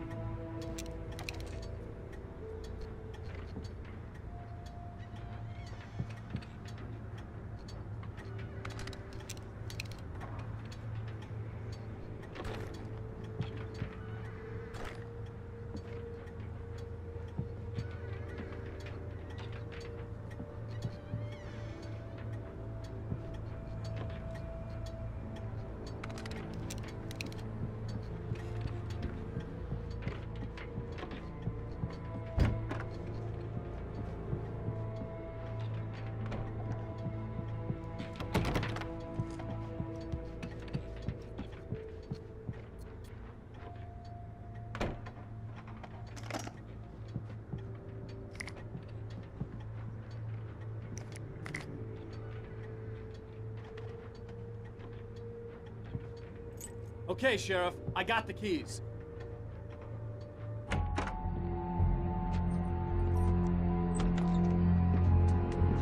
Barry? Why isn't he inside? Oh God! Oh God!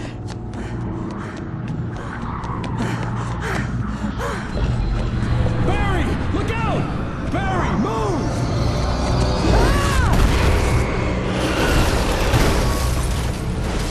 Barry! He made it inside, Wake. He's okay.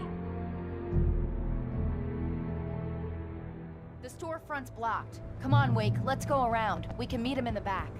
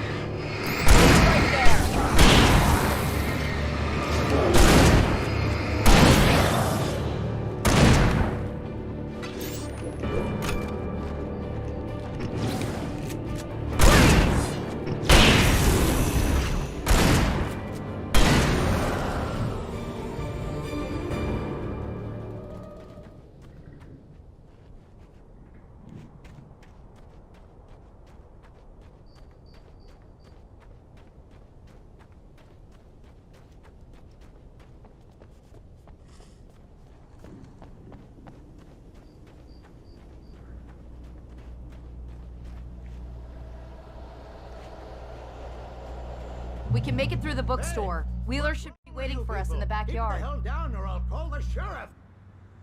Oh, hi, Doc. I've got it. Don't worry about it. Sarah, about time somebody showed up. All this shooting in the air is idiotic. One of these days they'll kill somebody. And over Deerfest. I know. Go back to bed. He's got a point, Wake. Look, this town can't take this.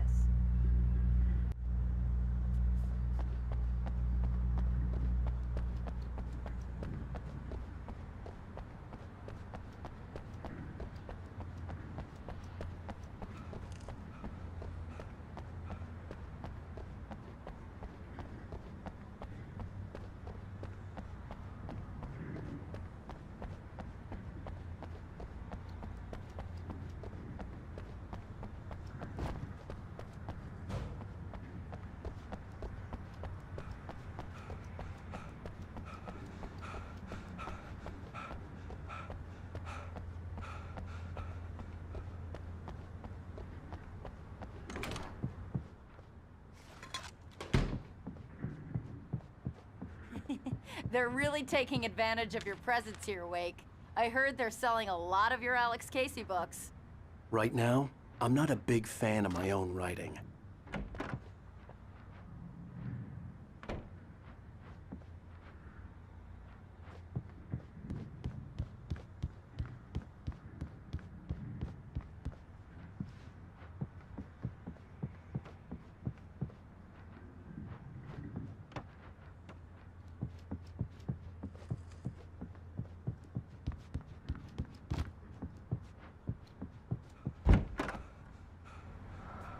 I don't see Barry.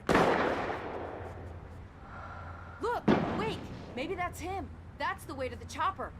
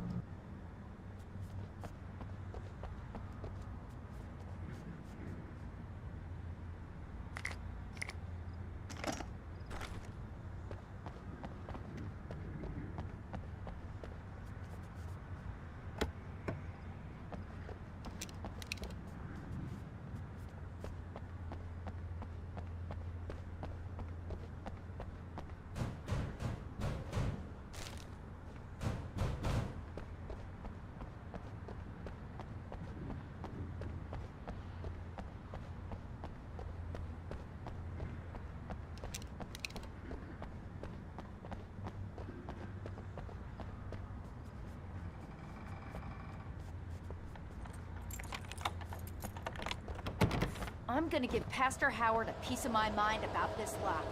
I told him to get it fixed. Here they come. Let's take a break.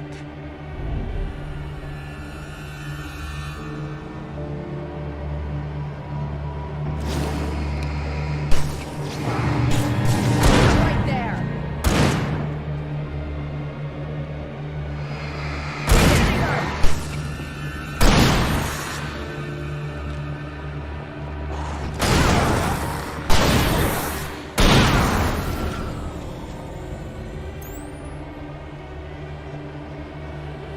Omega-3 fatty acids are good for your heart.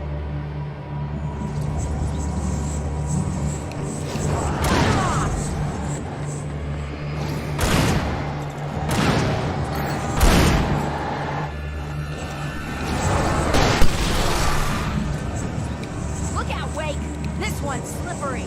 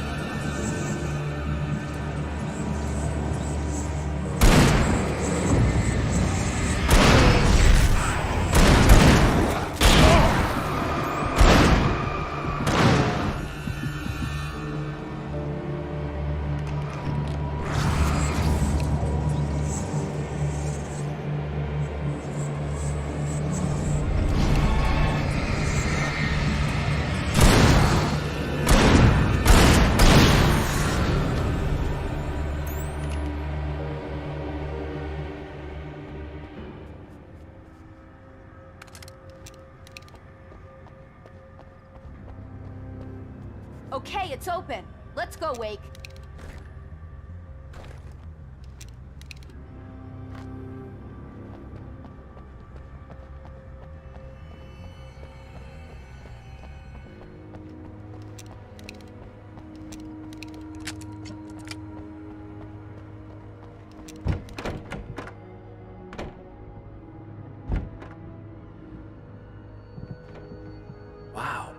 We keep them lit all night long on the night before Deerfest. Why? Well, it's tradition. For it to be free, the Dark Presence needed the writer to finish the story. Again and again, the story let it get frustratingly close to the writer without letting it capture him. It was bound by the events depicted in the manuscript, but it could pursue the writer indirectly, put others on the task, and stop those who would help him. It took over everything in its path, made them its puppets, and sent them after Alan Wake.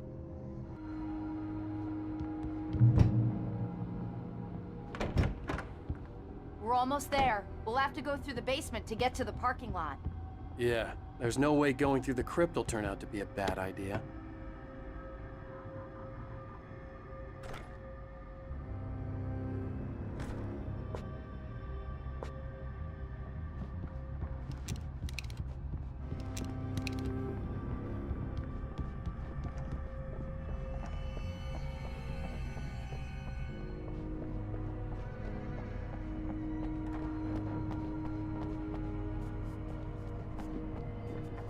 You have the right to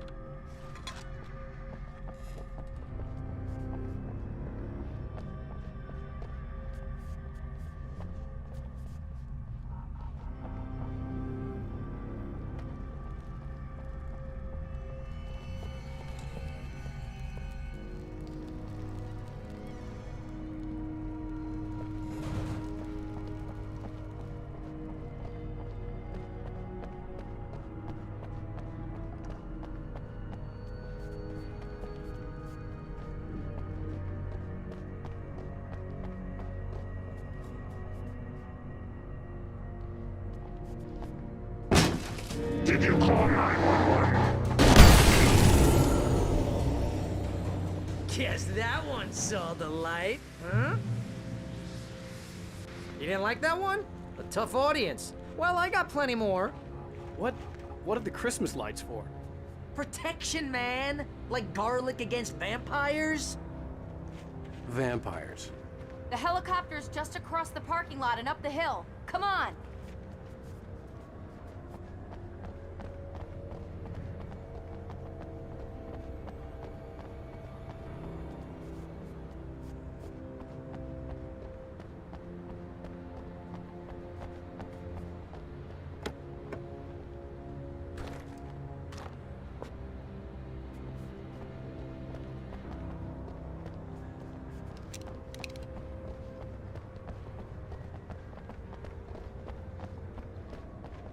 Bright Falls General Store is now my favorite place in the entire world.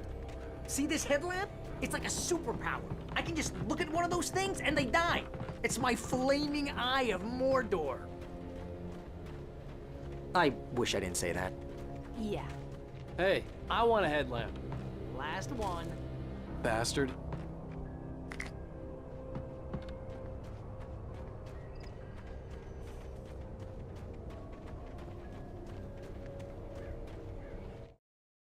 Alice had screamed until she had no voice left to scream. Around her, the darkness was alive. It was cold and wet and malevolent and without end. She was a prisoner, trapped in the dark place. The terror would have burned her mind out, but one thing made her hang on. She could sense Alan in the dark. She could hear him. She could see the words he was writing as flickering shadows. He sensed her too. He was trying to work his way to her.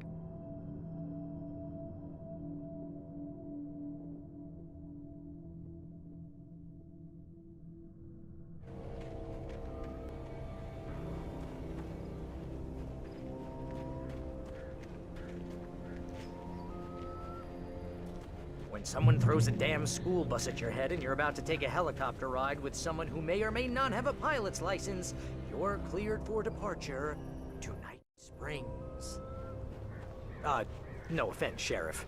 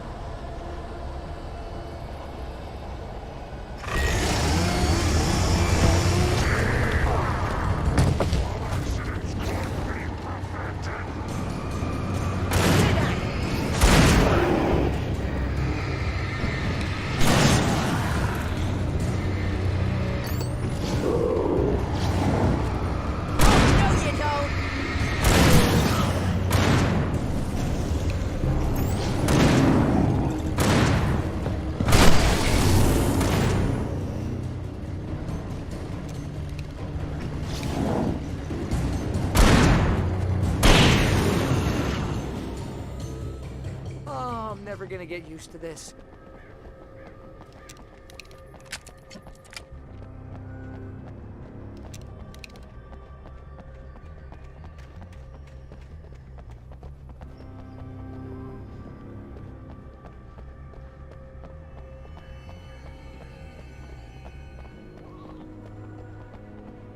The helicopter's just up ahead. I'll need a while to prep for takeoff. Don't take too long. I want to get out of here.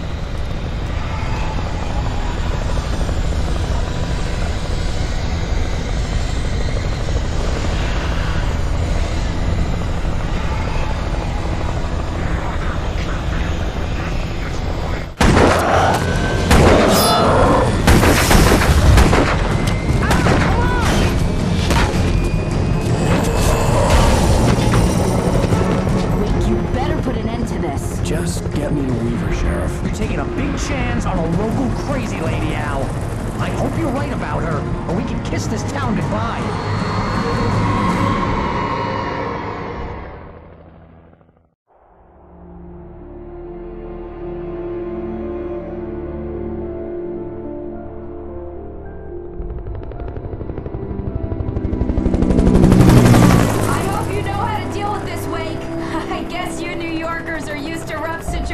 Like this. Right. The city's a war zone. King Kong, mutant alligators, and Alex Casey shoots the place up every weekend. Look, I never even carried a gun until a couple of days ago. Well, my dad used to be a cop there. Tells some pretty wild stories. Stuff like this? No, just normal bad stuff. Kinda like your books, Wake. I used to tease Dad that he was just like Alex Casey. You've read me. Oh, sure. You're a pretty good writer. A little heavy on the metaphors, maybe. Nobody's ever said that before. We're coming up on the power plant. See the lit building over there? And that's the dam further up the river. I can't land here. I'll take her down the road across the river. Just get me there, Sheriff.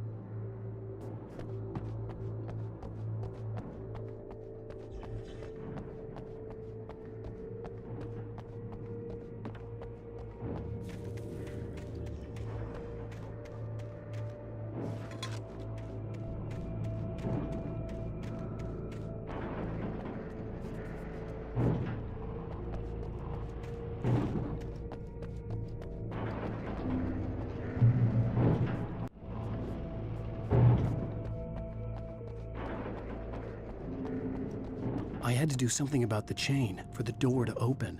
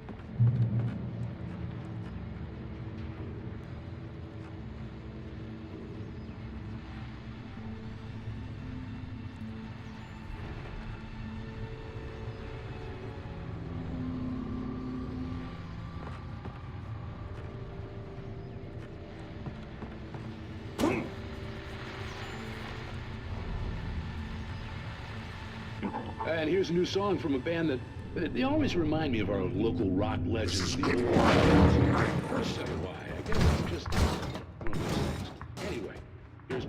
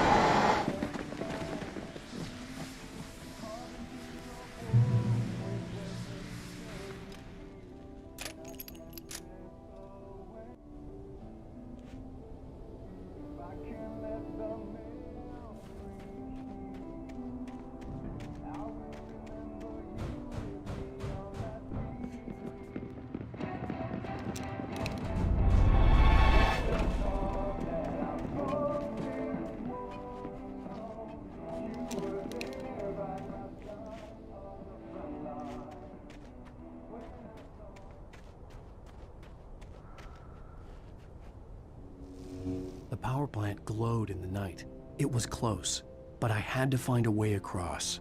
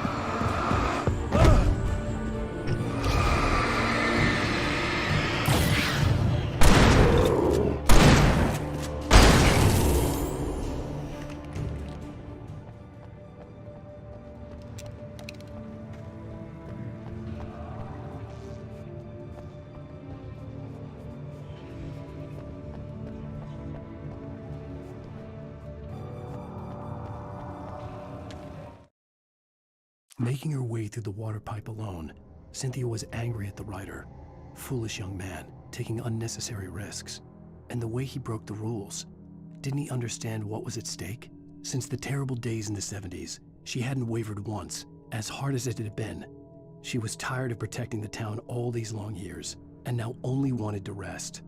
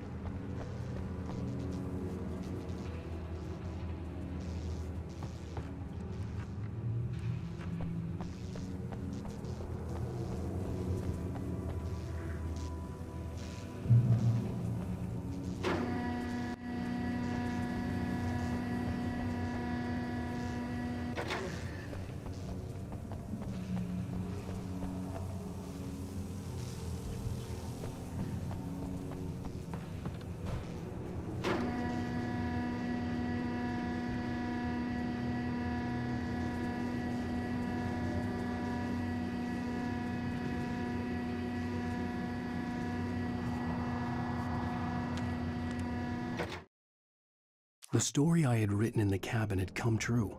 Touched by the dark presence, I had written a horror story, but the end was still missing.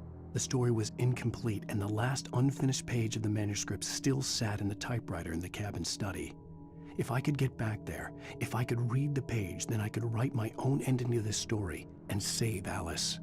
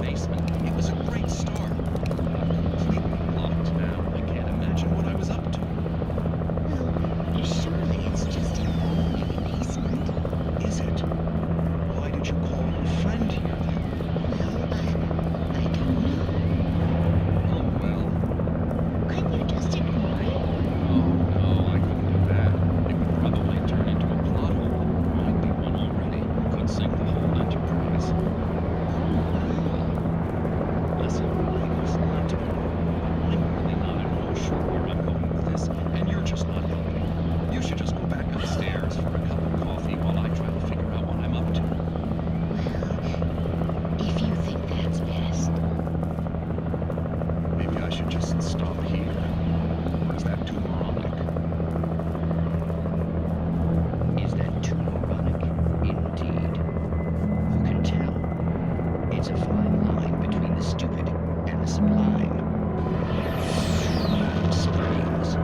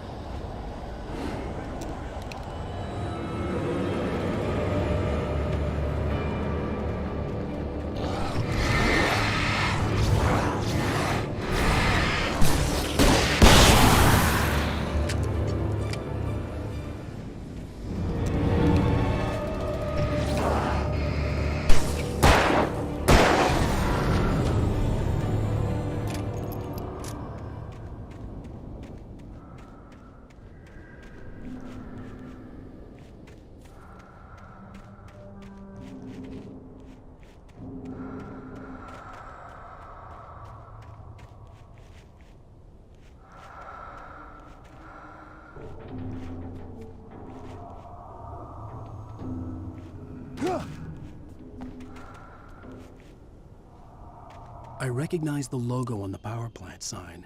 I'd seen a version of it painted all over the area, signifying hidden caches of supplies.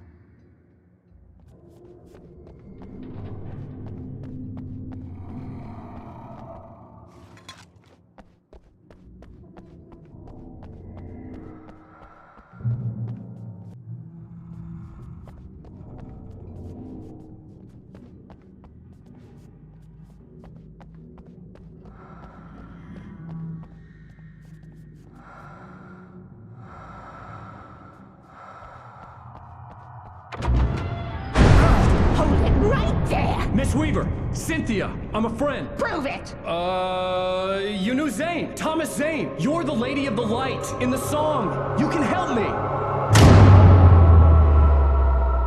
About time! Young man, I've been waiting a very long time for you.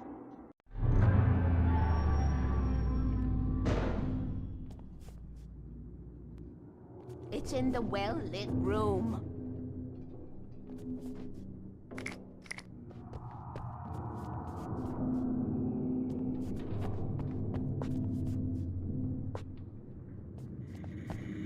Excuse me? What you'll need to drive the darkness back. The well-lit room is at the dam. I built the room to keep it safe. Will it help me find Alice? Will it get me back to the cabin? Fine, let's go. I can get my friends to come back with the helicopter. Oh, we won't go outside. Never at night. That's rule number 1. You've been breaking the rules, young man, and where has that gotten us, No, I have a secret route, a lit route, an old water pipe. Something was damaged at the transformer yard. It's draining all the reserve power. Without it, the pipe will go dark. The power to the yard must be cut. Let me guess. You want me to do it? Young man, you're the one who likes to break the rules. I can't be outside in the dark. The kill switch is outside.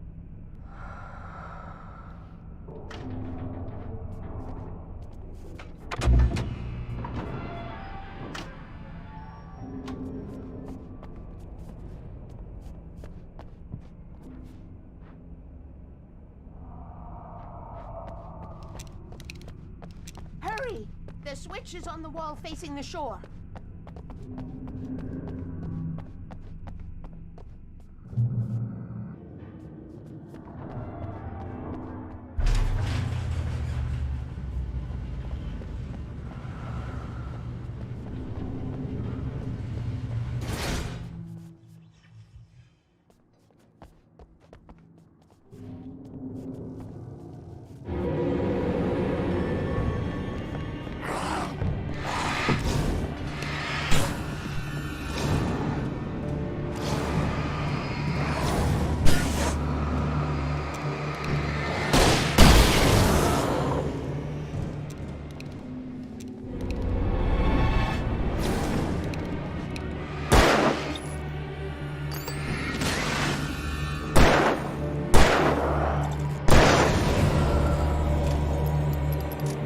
Had sent me to cut the power to the transformer yard. I was willing to do grunt work for her to get her to help me. I hoped Weaver was dependable. I'd stumbled into this crazy world a little over a week ago. She had been living this insanity for decades.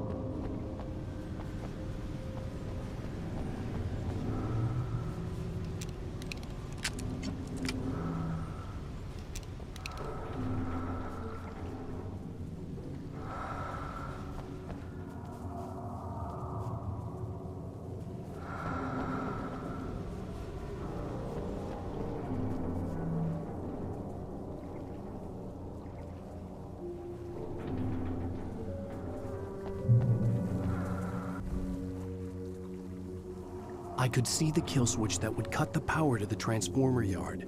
Now I had to find a way to reach it.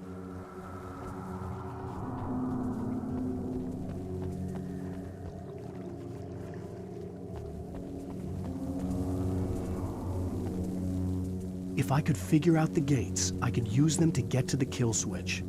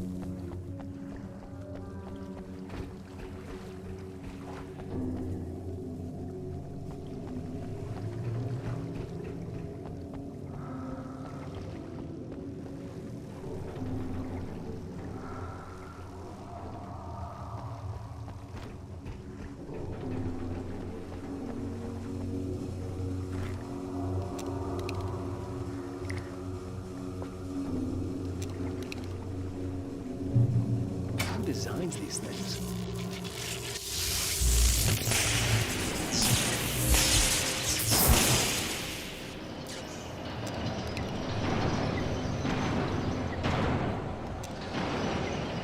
The transformer yard went dark and dead.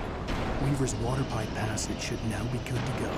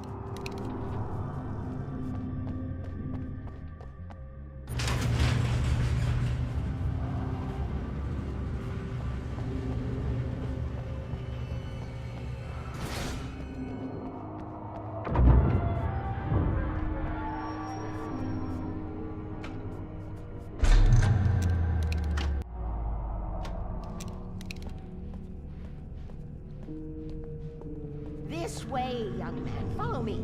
Come, come. The pipe's empty now. We're ready to go. This way. We need to go. I knew them both, Tom and Barbara. I had such a crush on him. Such a beautiful man. I was jealous. There was a part of me that was maybe a little glad when she had the accident. And then Tom started writing and woke the darkness up. He tried to bring it back, but you can't do that. There are no free rides like that. I'm starting to realize that. In that case, young man, perhaps you're a smarter man than Tom was. The witch looked like her, but it wasn't. Barbara was sweet. He didn't understand until it was too late. He tried to undo it, wrote himself, her, everything he'd ever written out of the world. Oh, he was so famous. And afterward, no one knew. Oh, Tom. He left only one thing behind in my care, in case it happened again. Insurance. He trusted me, or perhaps used me a little. Tom knew how I felt, knew I wouldn't refuse him. I built the well-lit room and put it there. It's been waiting for you. We are characters trapped in a story you have written, and none of us will survive to see the end of it if the darkness isn't stopped. She'll twist the story to her own dark ends. How do you know all this? Tom, that's the way he wrote it. He still talks to me in television, from beyond, from below. We have both been touched by the darkness, young man. He saved us both with light, but the darkness stays with you. Leaves a stain. This pipe will take us directly to the well-lit room. Okay, I need to call my friends, tell them where we're going. Hello? Al! Barry, we're headed to the dam in one of the pipes. Meet us there. Okay, I'll tell Sarah. It's Sarah now? Whoa! No! For the sweet love of... Barry! Barry! We gotta go see if they're okay. They're probably dead. You must reach the well-lit room. This is no time to be a selfish idiot. That's my best friend!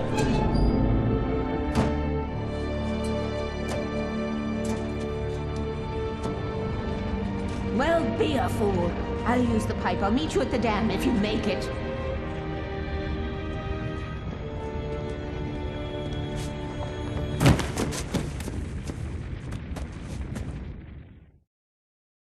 At least I didn't have to worry about her.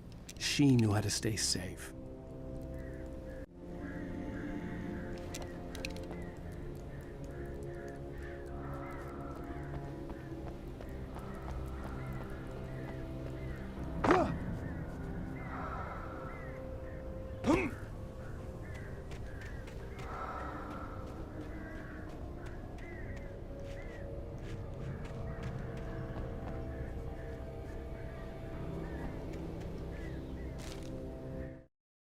Sarah was almost starting to relax. Maybe they could turn this into a win yet. Suddenly, there was a piercing sound, like a table saw gone wild, as 100 birds made out of shadows swarmed into the rotor. The chopper bucked wildly and the board lit up, telling her what she already knew. They were going down. Barry Wheeler screamed next to her.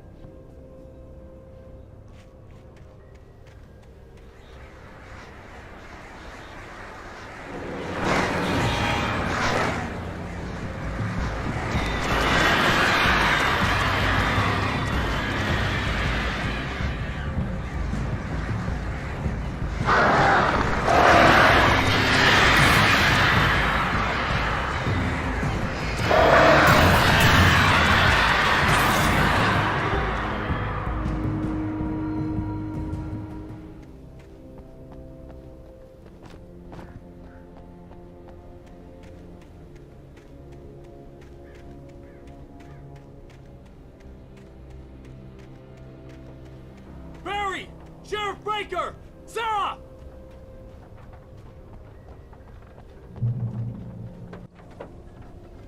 The crash site looked bad, but as far as I could tell, the wreck was empty.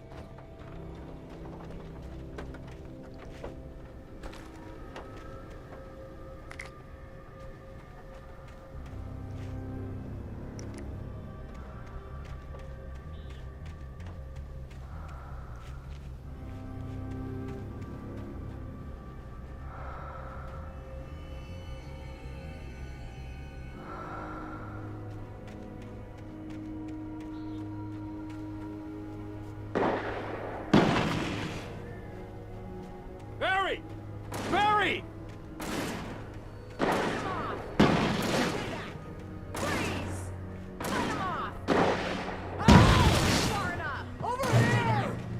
I'm coming! I see them! Not too far enough! Keep them off me! Right there!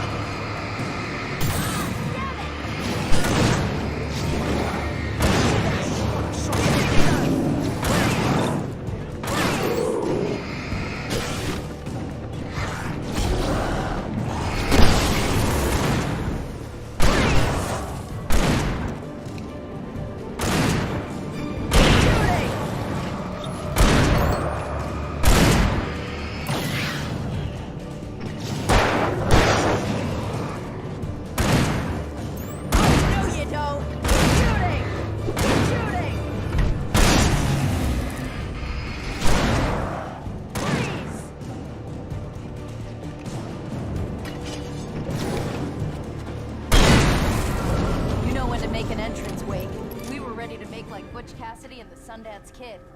I have a different ending in mind. Yeah, I'm fine. Thanks for asking. I knew you'd be all right. How's that? The flaming eye of Mordor? Laugh it up, funny man. Didn't we have somewhere to go? Weaver will meet us at the dam.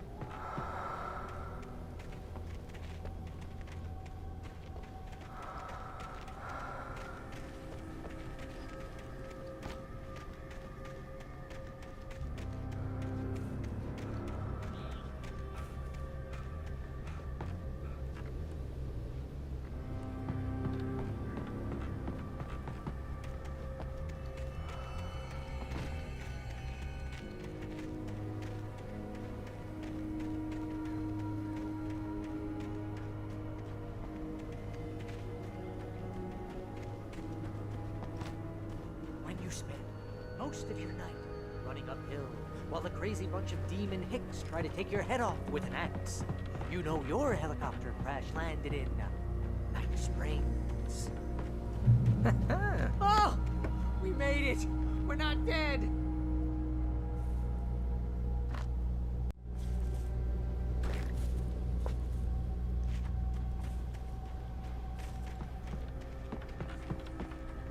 Oh, I should have kept that gym membership. You see those lights? That's the elevator we need to take.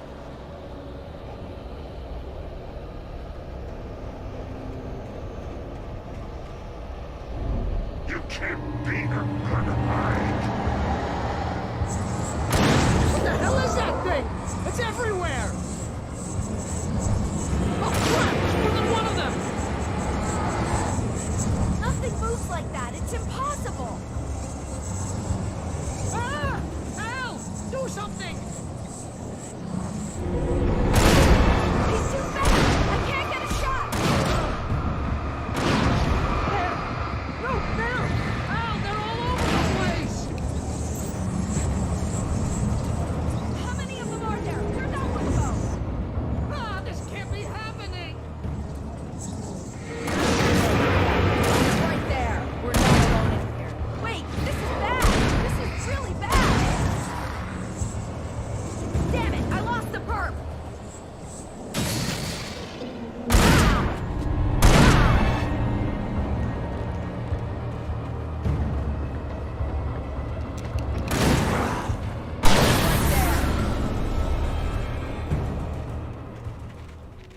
Was that it? Are we safe? That was... wow. I think we're okay. Hey, Al, I got a bad feeling. Let's keep our eyes open.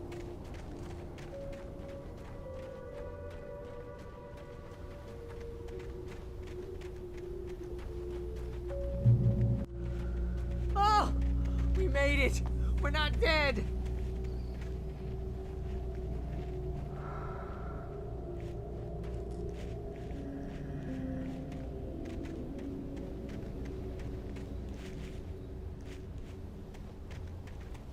Wake, call the elevator. I'm keeping watch. I think I hear something moving around.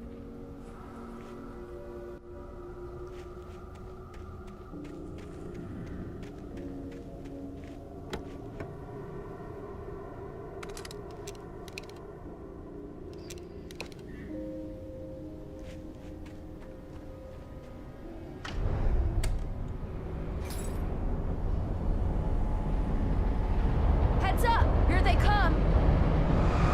Oh no! Oh no! They're coming! We have to hold them off!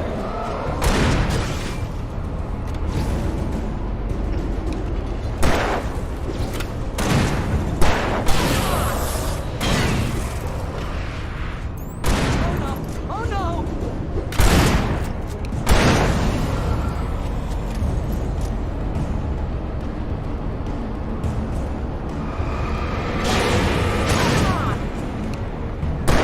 I swear this is the slowest elevator in the world!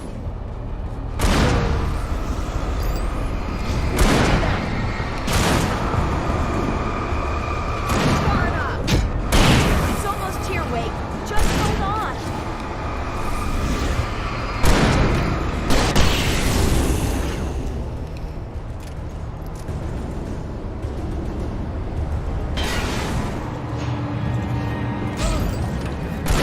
It's here! Al, let's go! Right there! Al, please! Al, hit the button!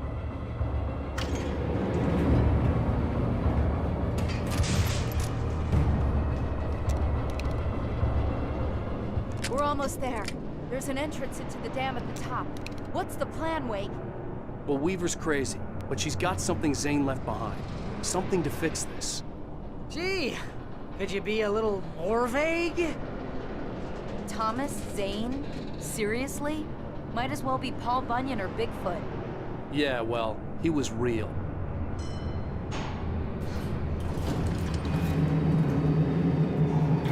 Let's be careful, okay? Oh, jeez, I hate this.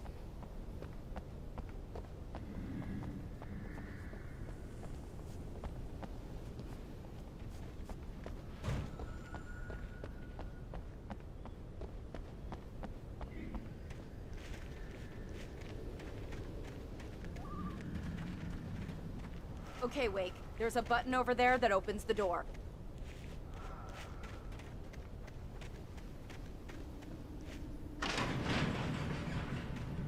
I think something's broken. Hold the button down so we can get in.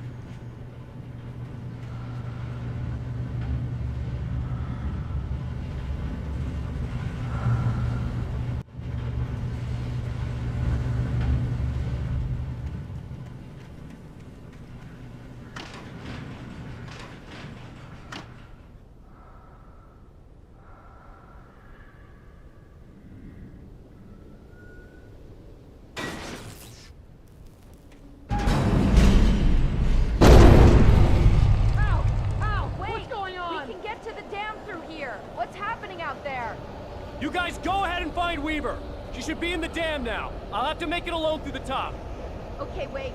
Good luck. Don't get yourself killed. Al, please be careful. I'll take good care of Barry, Wake. You just look after yourself.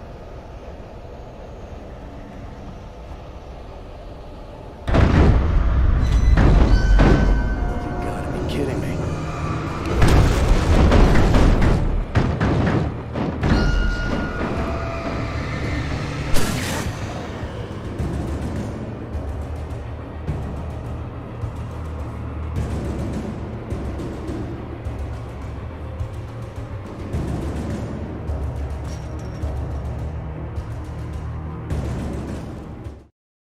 Thomas Zane knew he had to remove all that had made this horror possible, including himself. That was the only way to banish the dark presence he had unleashed and now looked at him through the eyes of his dead love. But he also knew that despite his best efforts, it might someday return. So even as he wrote himself and his work out of existence, he added a loophole as insurance, an exception to the rule. Anything of his stored in a shoebox would remain.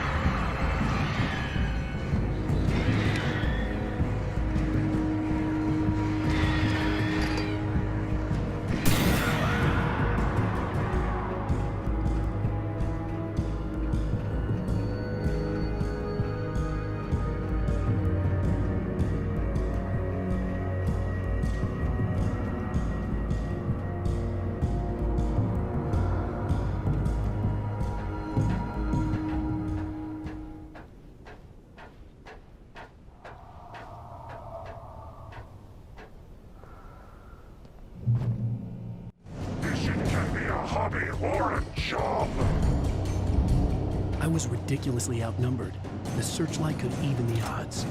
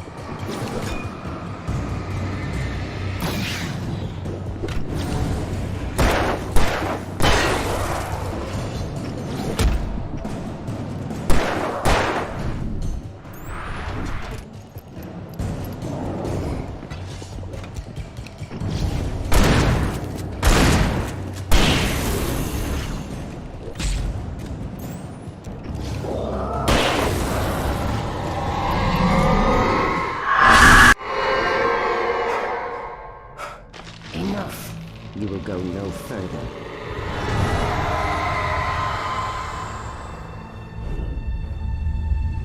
Stop now.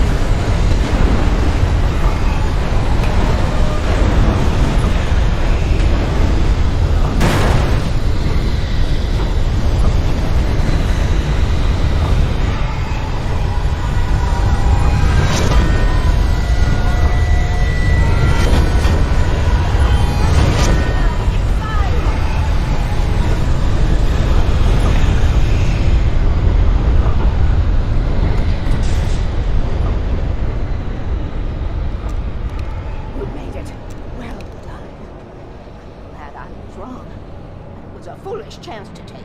Don't worry about the noise. We're safe here. I have looked after the well-lit room for many, many years now. There is no shadow in the well-lit room. The power is fail-safe, and all the bulbs are numbered and changed regularly based on their make and model. Right.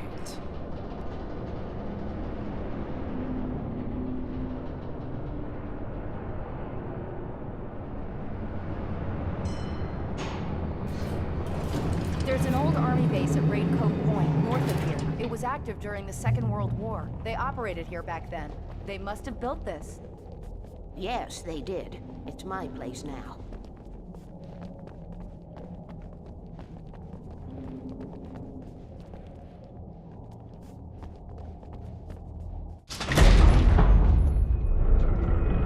Take it, and I won't need to worry about the room anymore, because 6 and 33 and 118 need changing soon, and I don't want to climb up the ladder to change them because it's very late, and I'm tired. And if you take it, I won't have to do that anymore. The page was autobiographical, a memory from my childhood. But I didn't write this. It was a page written by Thomas Zane. None of them were supposed to exist anymore. Alan, 7 years old, would fight sleep to the bitter end. When he did sleep, he soon woke up, screaming, the nightmares fresh in his mind. One evening, his mother, sitting by his bed, offered him an old light switch. She called it the clicker, and flicking the switch would turn on a magical light that would drive the beast away. To imbue the talisman with all possible power, she added that it had been given to her by Alan's father. Alan never knew him, and anything of his took on mythical proportions in his mind. With the clicker firmly in his hand, Alan finally slept like a baby. Now, almost 30 years later, Alan thought of this as he stood on the rim of Cauldron Lake, the clicker in his hand.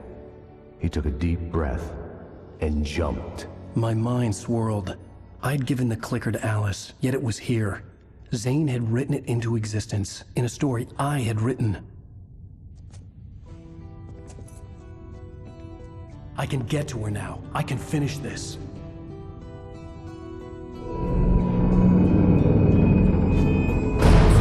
Remember standing on a broken field, white crippled wings beating the sky, the harbingers of war with their nature revealed, and our chances flowing by. If I can let the memory heal, I will remember you with me on that field. When I thought that I fought this war alone, you were there by my side on the front line. When I thought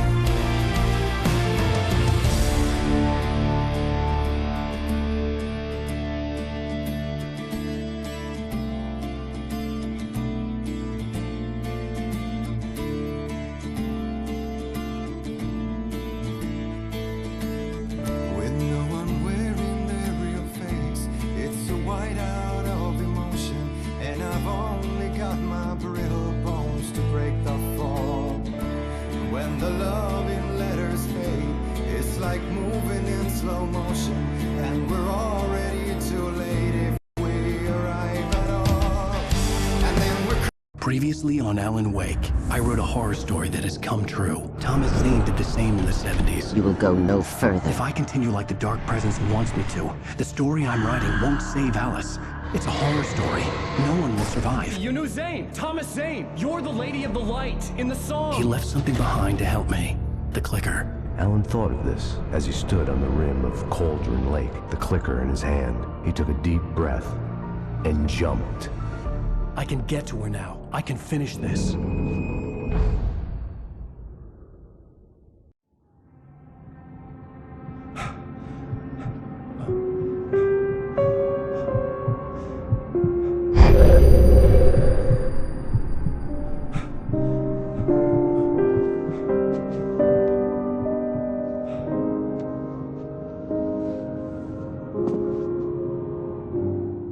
I had a hangover. My head was about to explode and the light hurt my eyes. I needed my sunglasses and painkillers to dull the pain. In one of my finer moments of self-deception, I swore to quit drinking.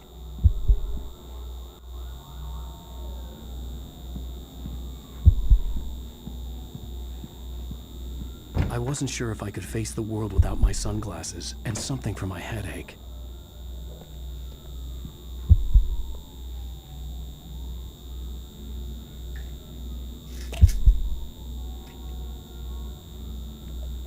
The pills worked fast. The prospect of being awake started to seem bearable again.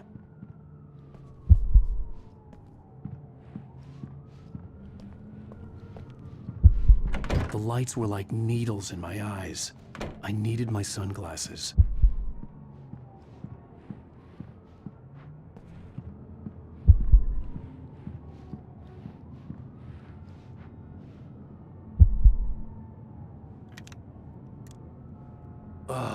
The sunglasses made the world look bearable. Now I could keep my eyes open without feeling like a vampire in the sun. There was a message waiting for me on the machine. You have one new message. Al! Are you still asleep? Wakey, wakey! You should have your show on your TiVo. If Alice wasn't too mad to record it.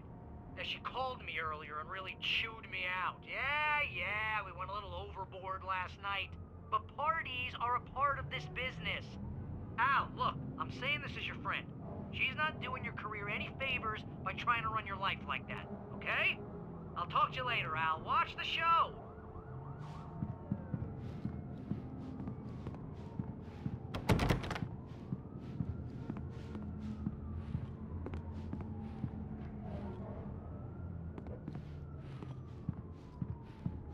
I'd been a guest on the talk show the previous night, talking about my latest book.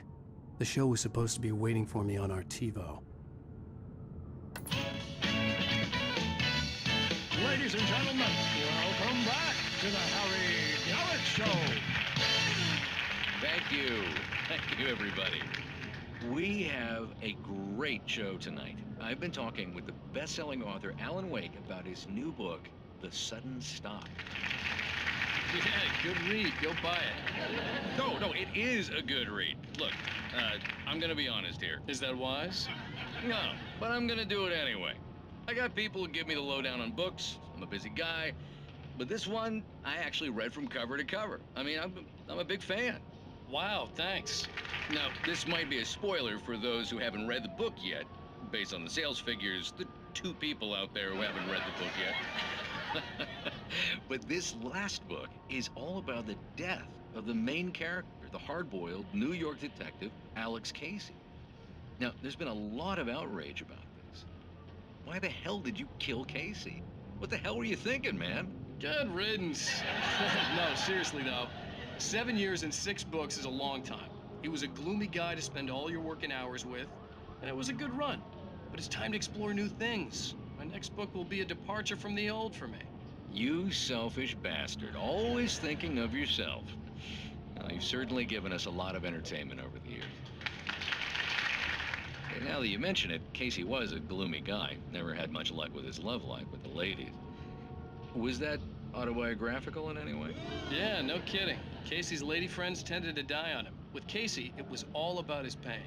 No, nothing autobiographical about that. I'm a happily married man. My wife is my muse.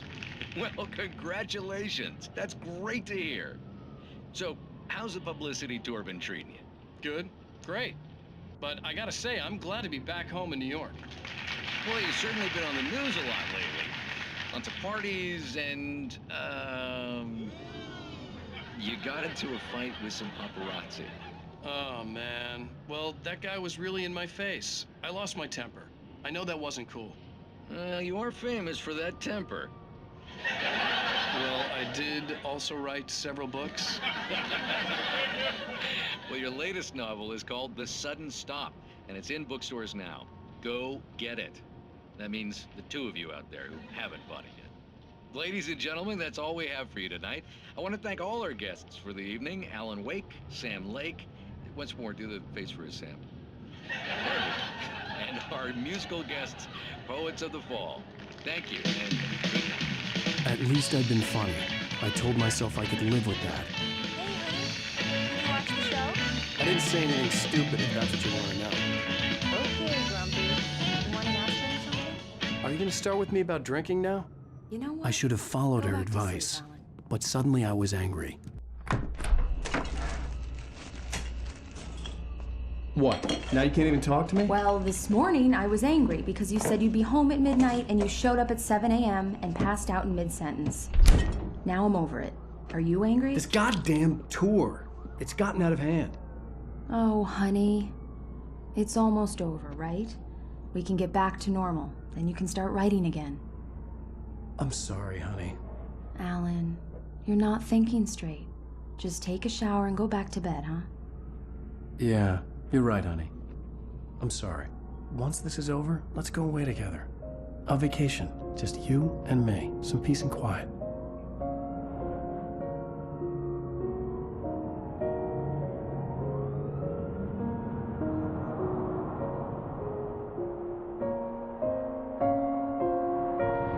Somehow, the clicker was the key to the cabin.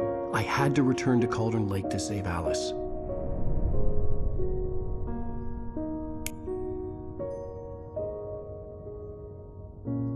I'm going back to the lake to finish this. I'm going to write an ending to the story in the manuscript on my own terms, to make it all right. Why can't you just write it here? The last page is still in the typewriter. I need to read it first. Everything needs to be just right. Zane tried to cut some corners, and it didn't end well. Okay, ready when you are. I'm sorry, Sarah, but I need to do this alone. Barry, take her gun. Miss Weaver, close the door when I leave.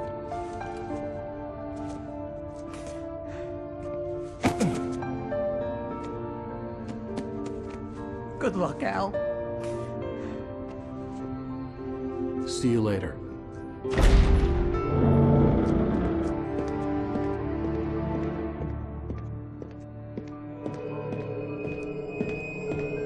When I got out, it was warm and sunny.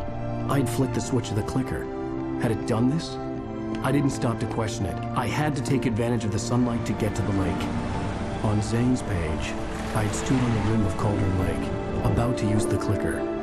That's where I was headed.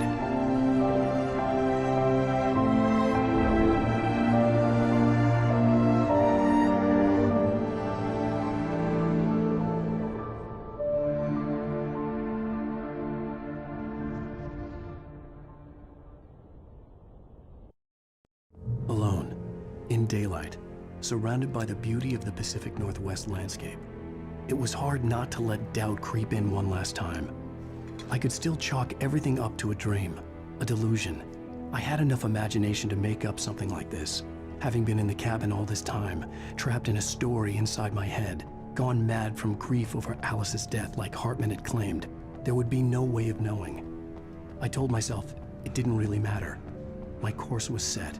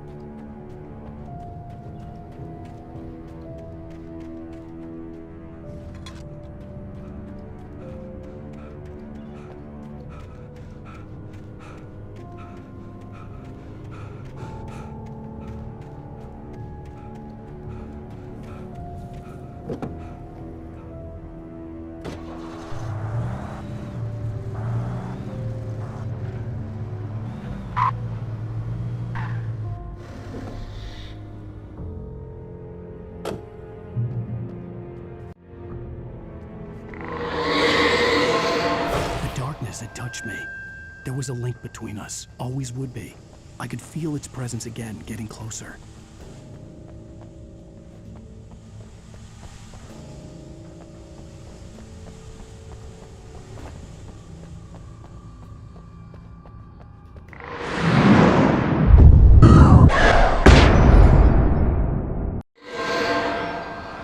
I will kill your wife.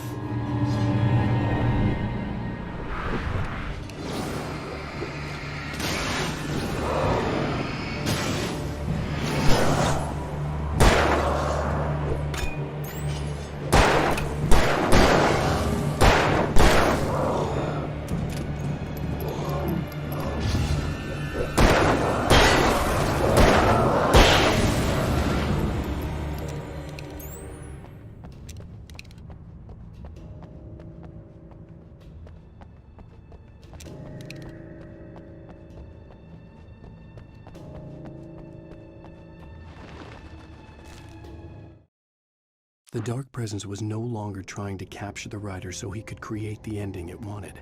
The writer knew too much. He was too strong. And he carried a weapon left behind by Thomas Zane, something that could hurt it.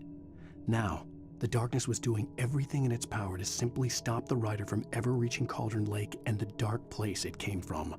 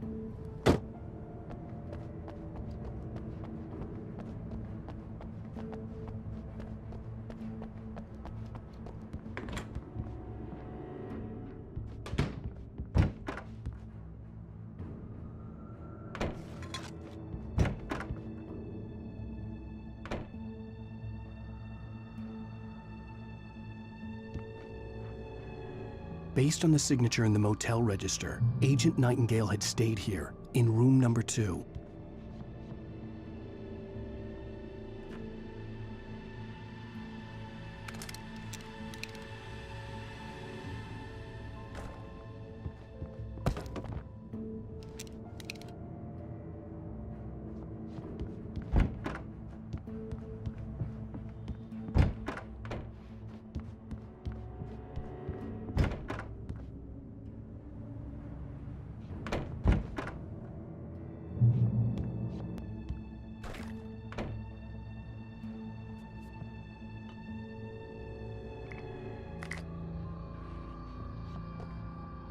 This had obviously been the room where Agent Nightingale had stayed when he hadn't been busy harassing me. Look after yourself and your co-workers! Could have fooled me, pal.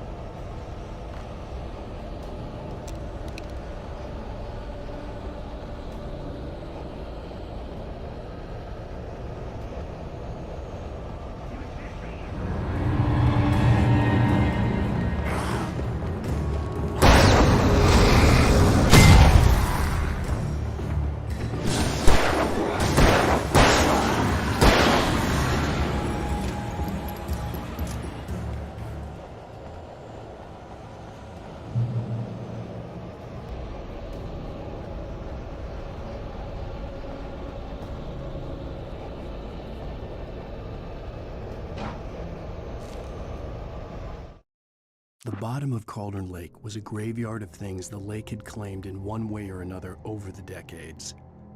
The Dark Presence brought them up in its wake, scattering the rotten waterlogged hull of an old boat here, the remains of a long-ago crashed airplane there, trees shattered under the impacts. The earth groaned. It didn't even notice.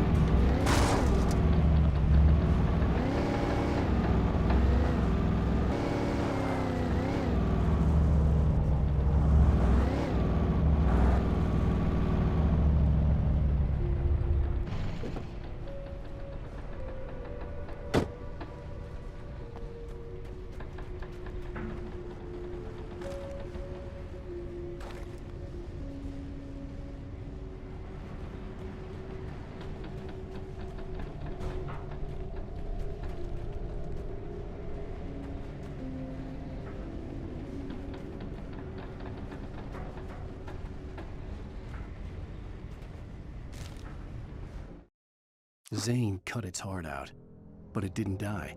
The thing that wore Barbara's face kept crooning sweet nothings sugar-laced with poison. He put on the suit, untied the monster from the chair. The thing in his arms thrashed weakly, but he held fast. He stepped outside, off the pier, and into the dark water, a sinking pinprick of light descending toward a bottom that never came.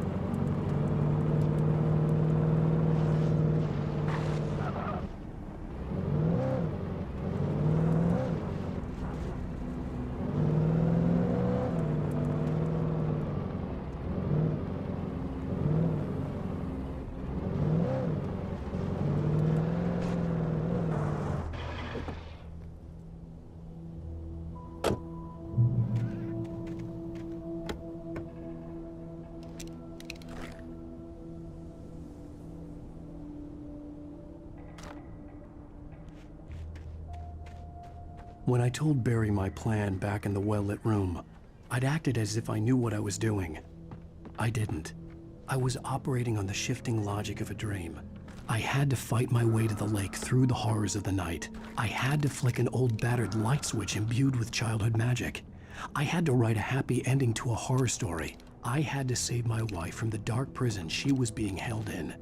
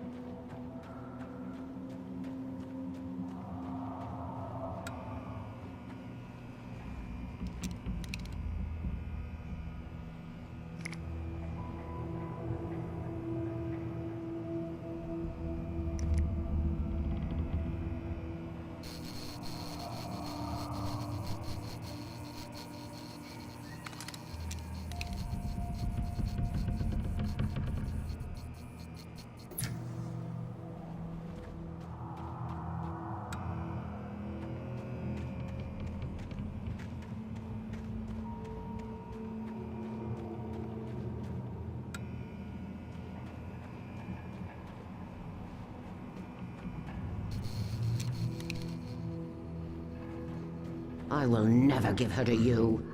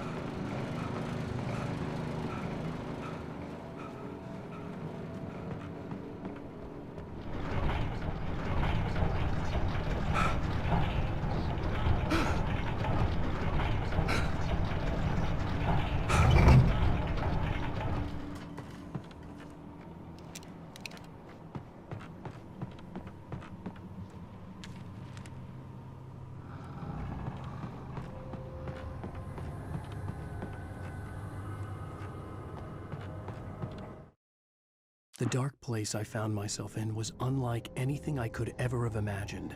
It wasn't solid, it flowed. It was conceptual and subjective. For someone else, an artist in another field, it would have been very different. I could sense the story of the manuscript all around me, the words and ideas floating in the air, poised to become real.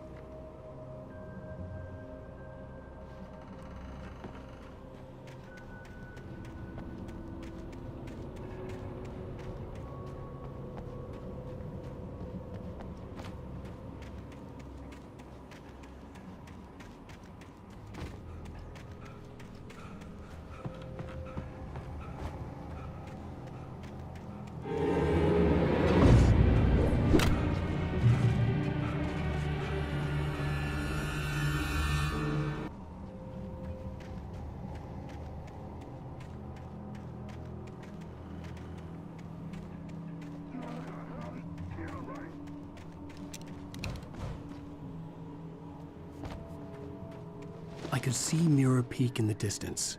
That's where Cauldron Lake was.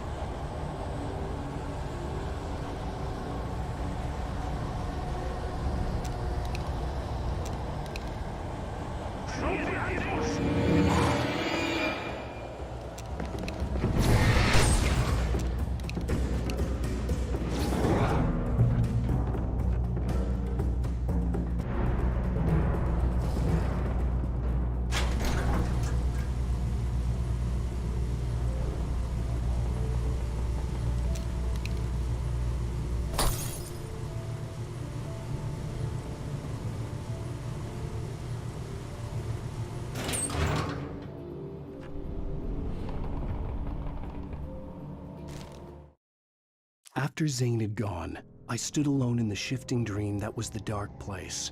I had to find a way to the cabin. I'd written myself a way through this place in the manuscript. I followed the idea of a path.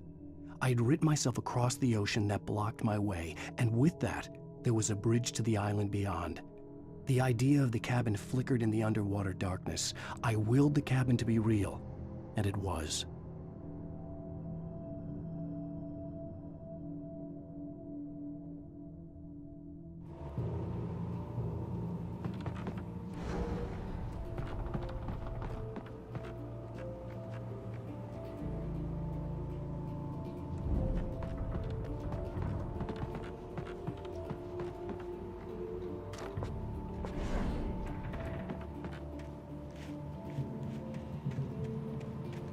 Turn back now.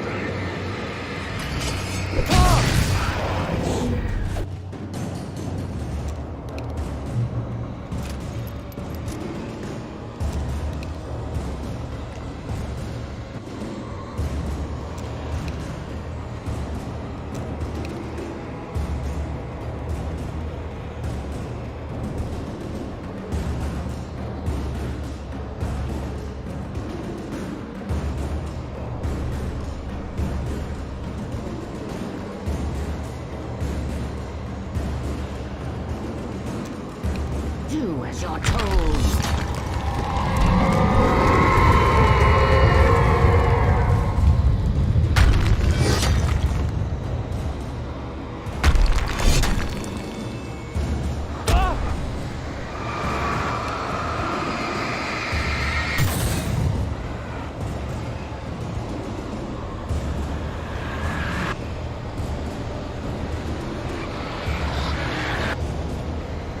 She never loved you.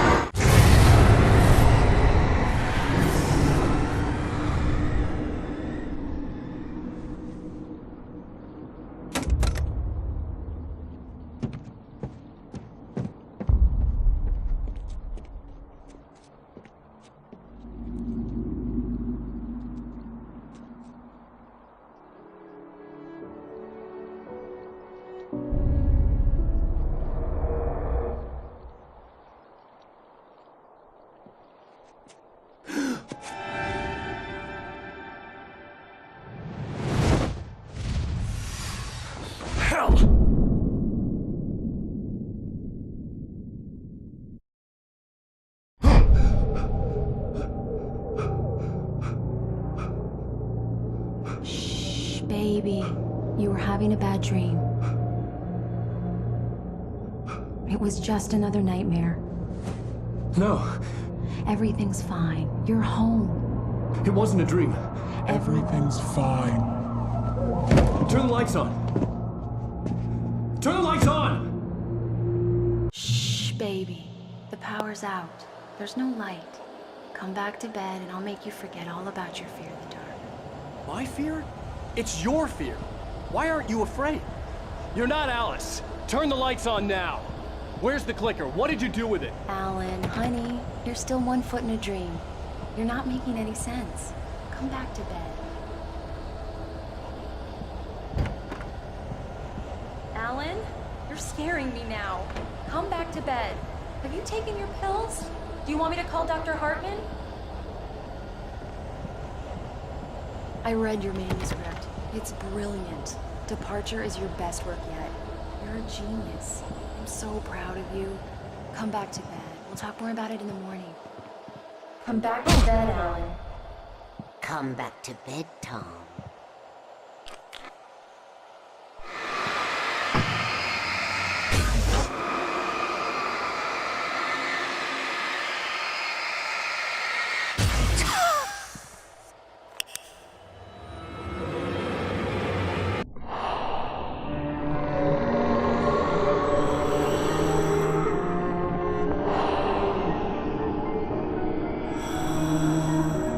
You must find your way to the cabin. It stands in your way. It won't let you pass. It has no heart. It's filled with darkness. You must fill its heart with light.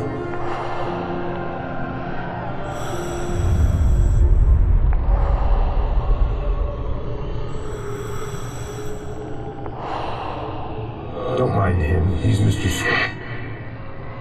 Your friends will meet him when you're gone.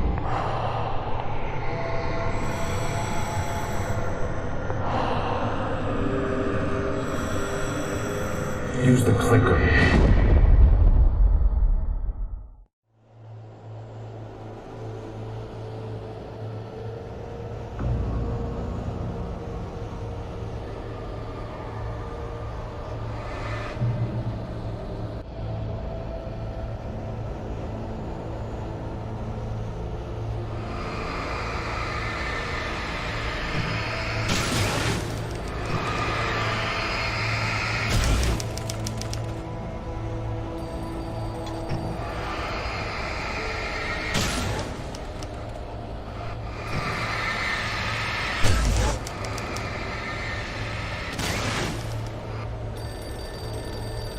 I followed the idea of a path.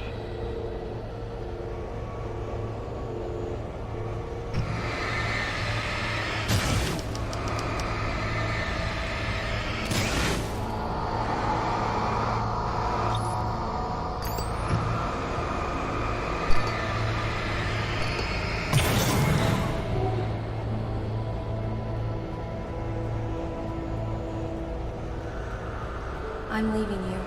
What? I'm leaving you, Alice. I met someone. I'm in love with someone else. Alice? No, what do you say? You can't. You don't love me. How could you when you even love yourself?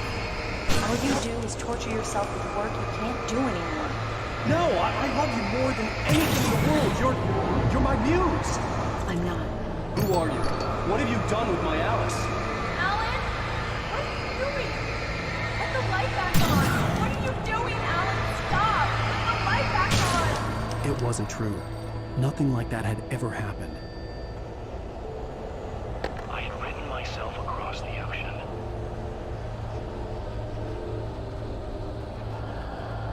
You're not my Barbara. Tom, let me go. I promise to be good. Please, untie me, you naughty boy. I will help you write your masterpiece. I will love you forever. No, you're not Barbara Jagger. I made a terrible mistake. I should have never written you back. You came back wrong. Your heart is filled with darkness. Put that knife away, Thomas. Put it down.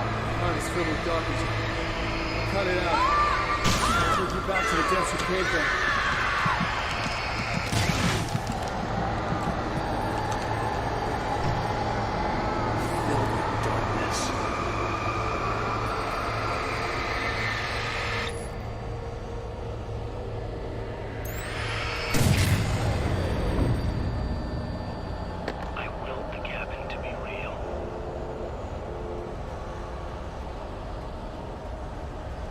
away from me, you hag!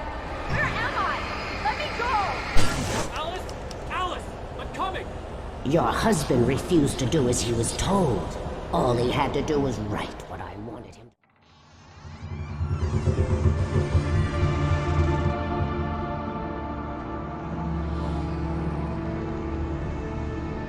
Now you will never get her back.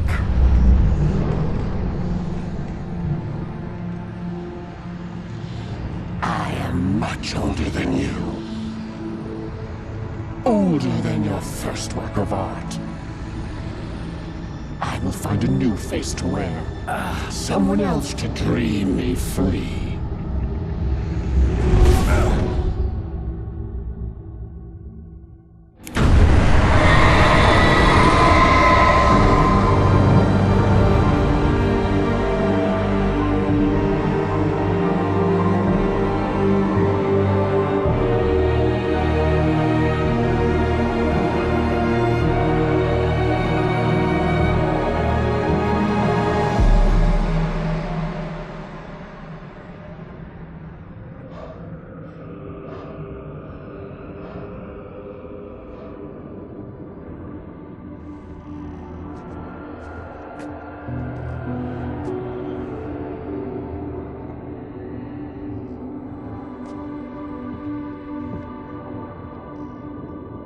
I could feel Alice's presence close by. I understood what I had to do now. I knew how to write the ending to Departure. There's light and there's darkness. Cause and effect. There's guilt and there's atonement.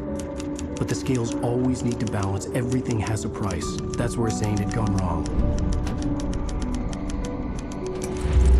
There's a long journey through the night back into the light. Alice? Alice?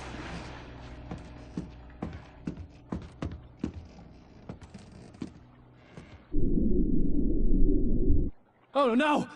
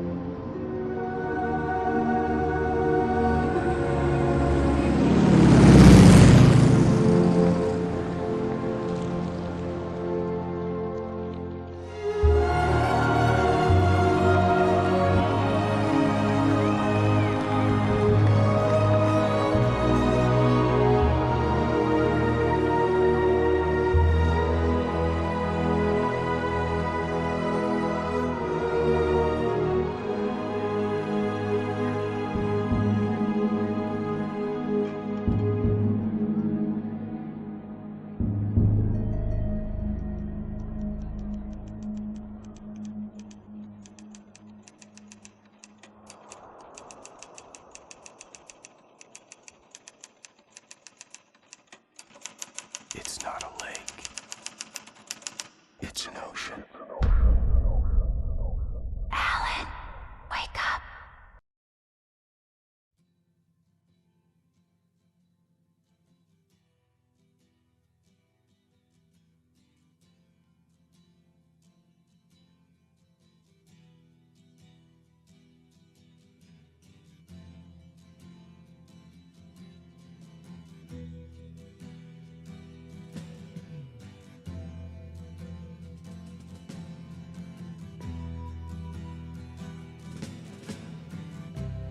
Ground control to Major Tom. Ground control to Major Tom. Take your protein pills and put your helmet on. 10. Ground control to Major Tom. 8, 7, 6. Commencing countdown, engines on. 3, 2, check ignition, and may God's love be with you.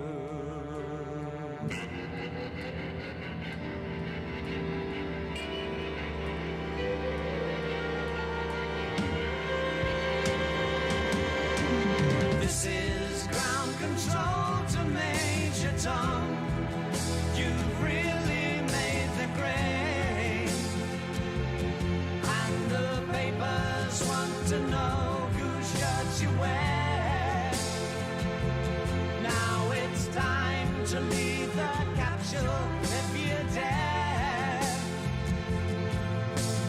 This is Major Tom to ground control. I'm stepping through the door, and I'm floating in a most peculiar way, and the stars look very different today. For here am I sitting in a tin can,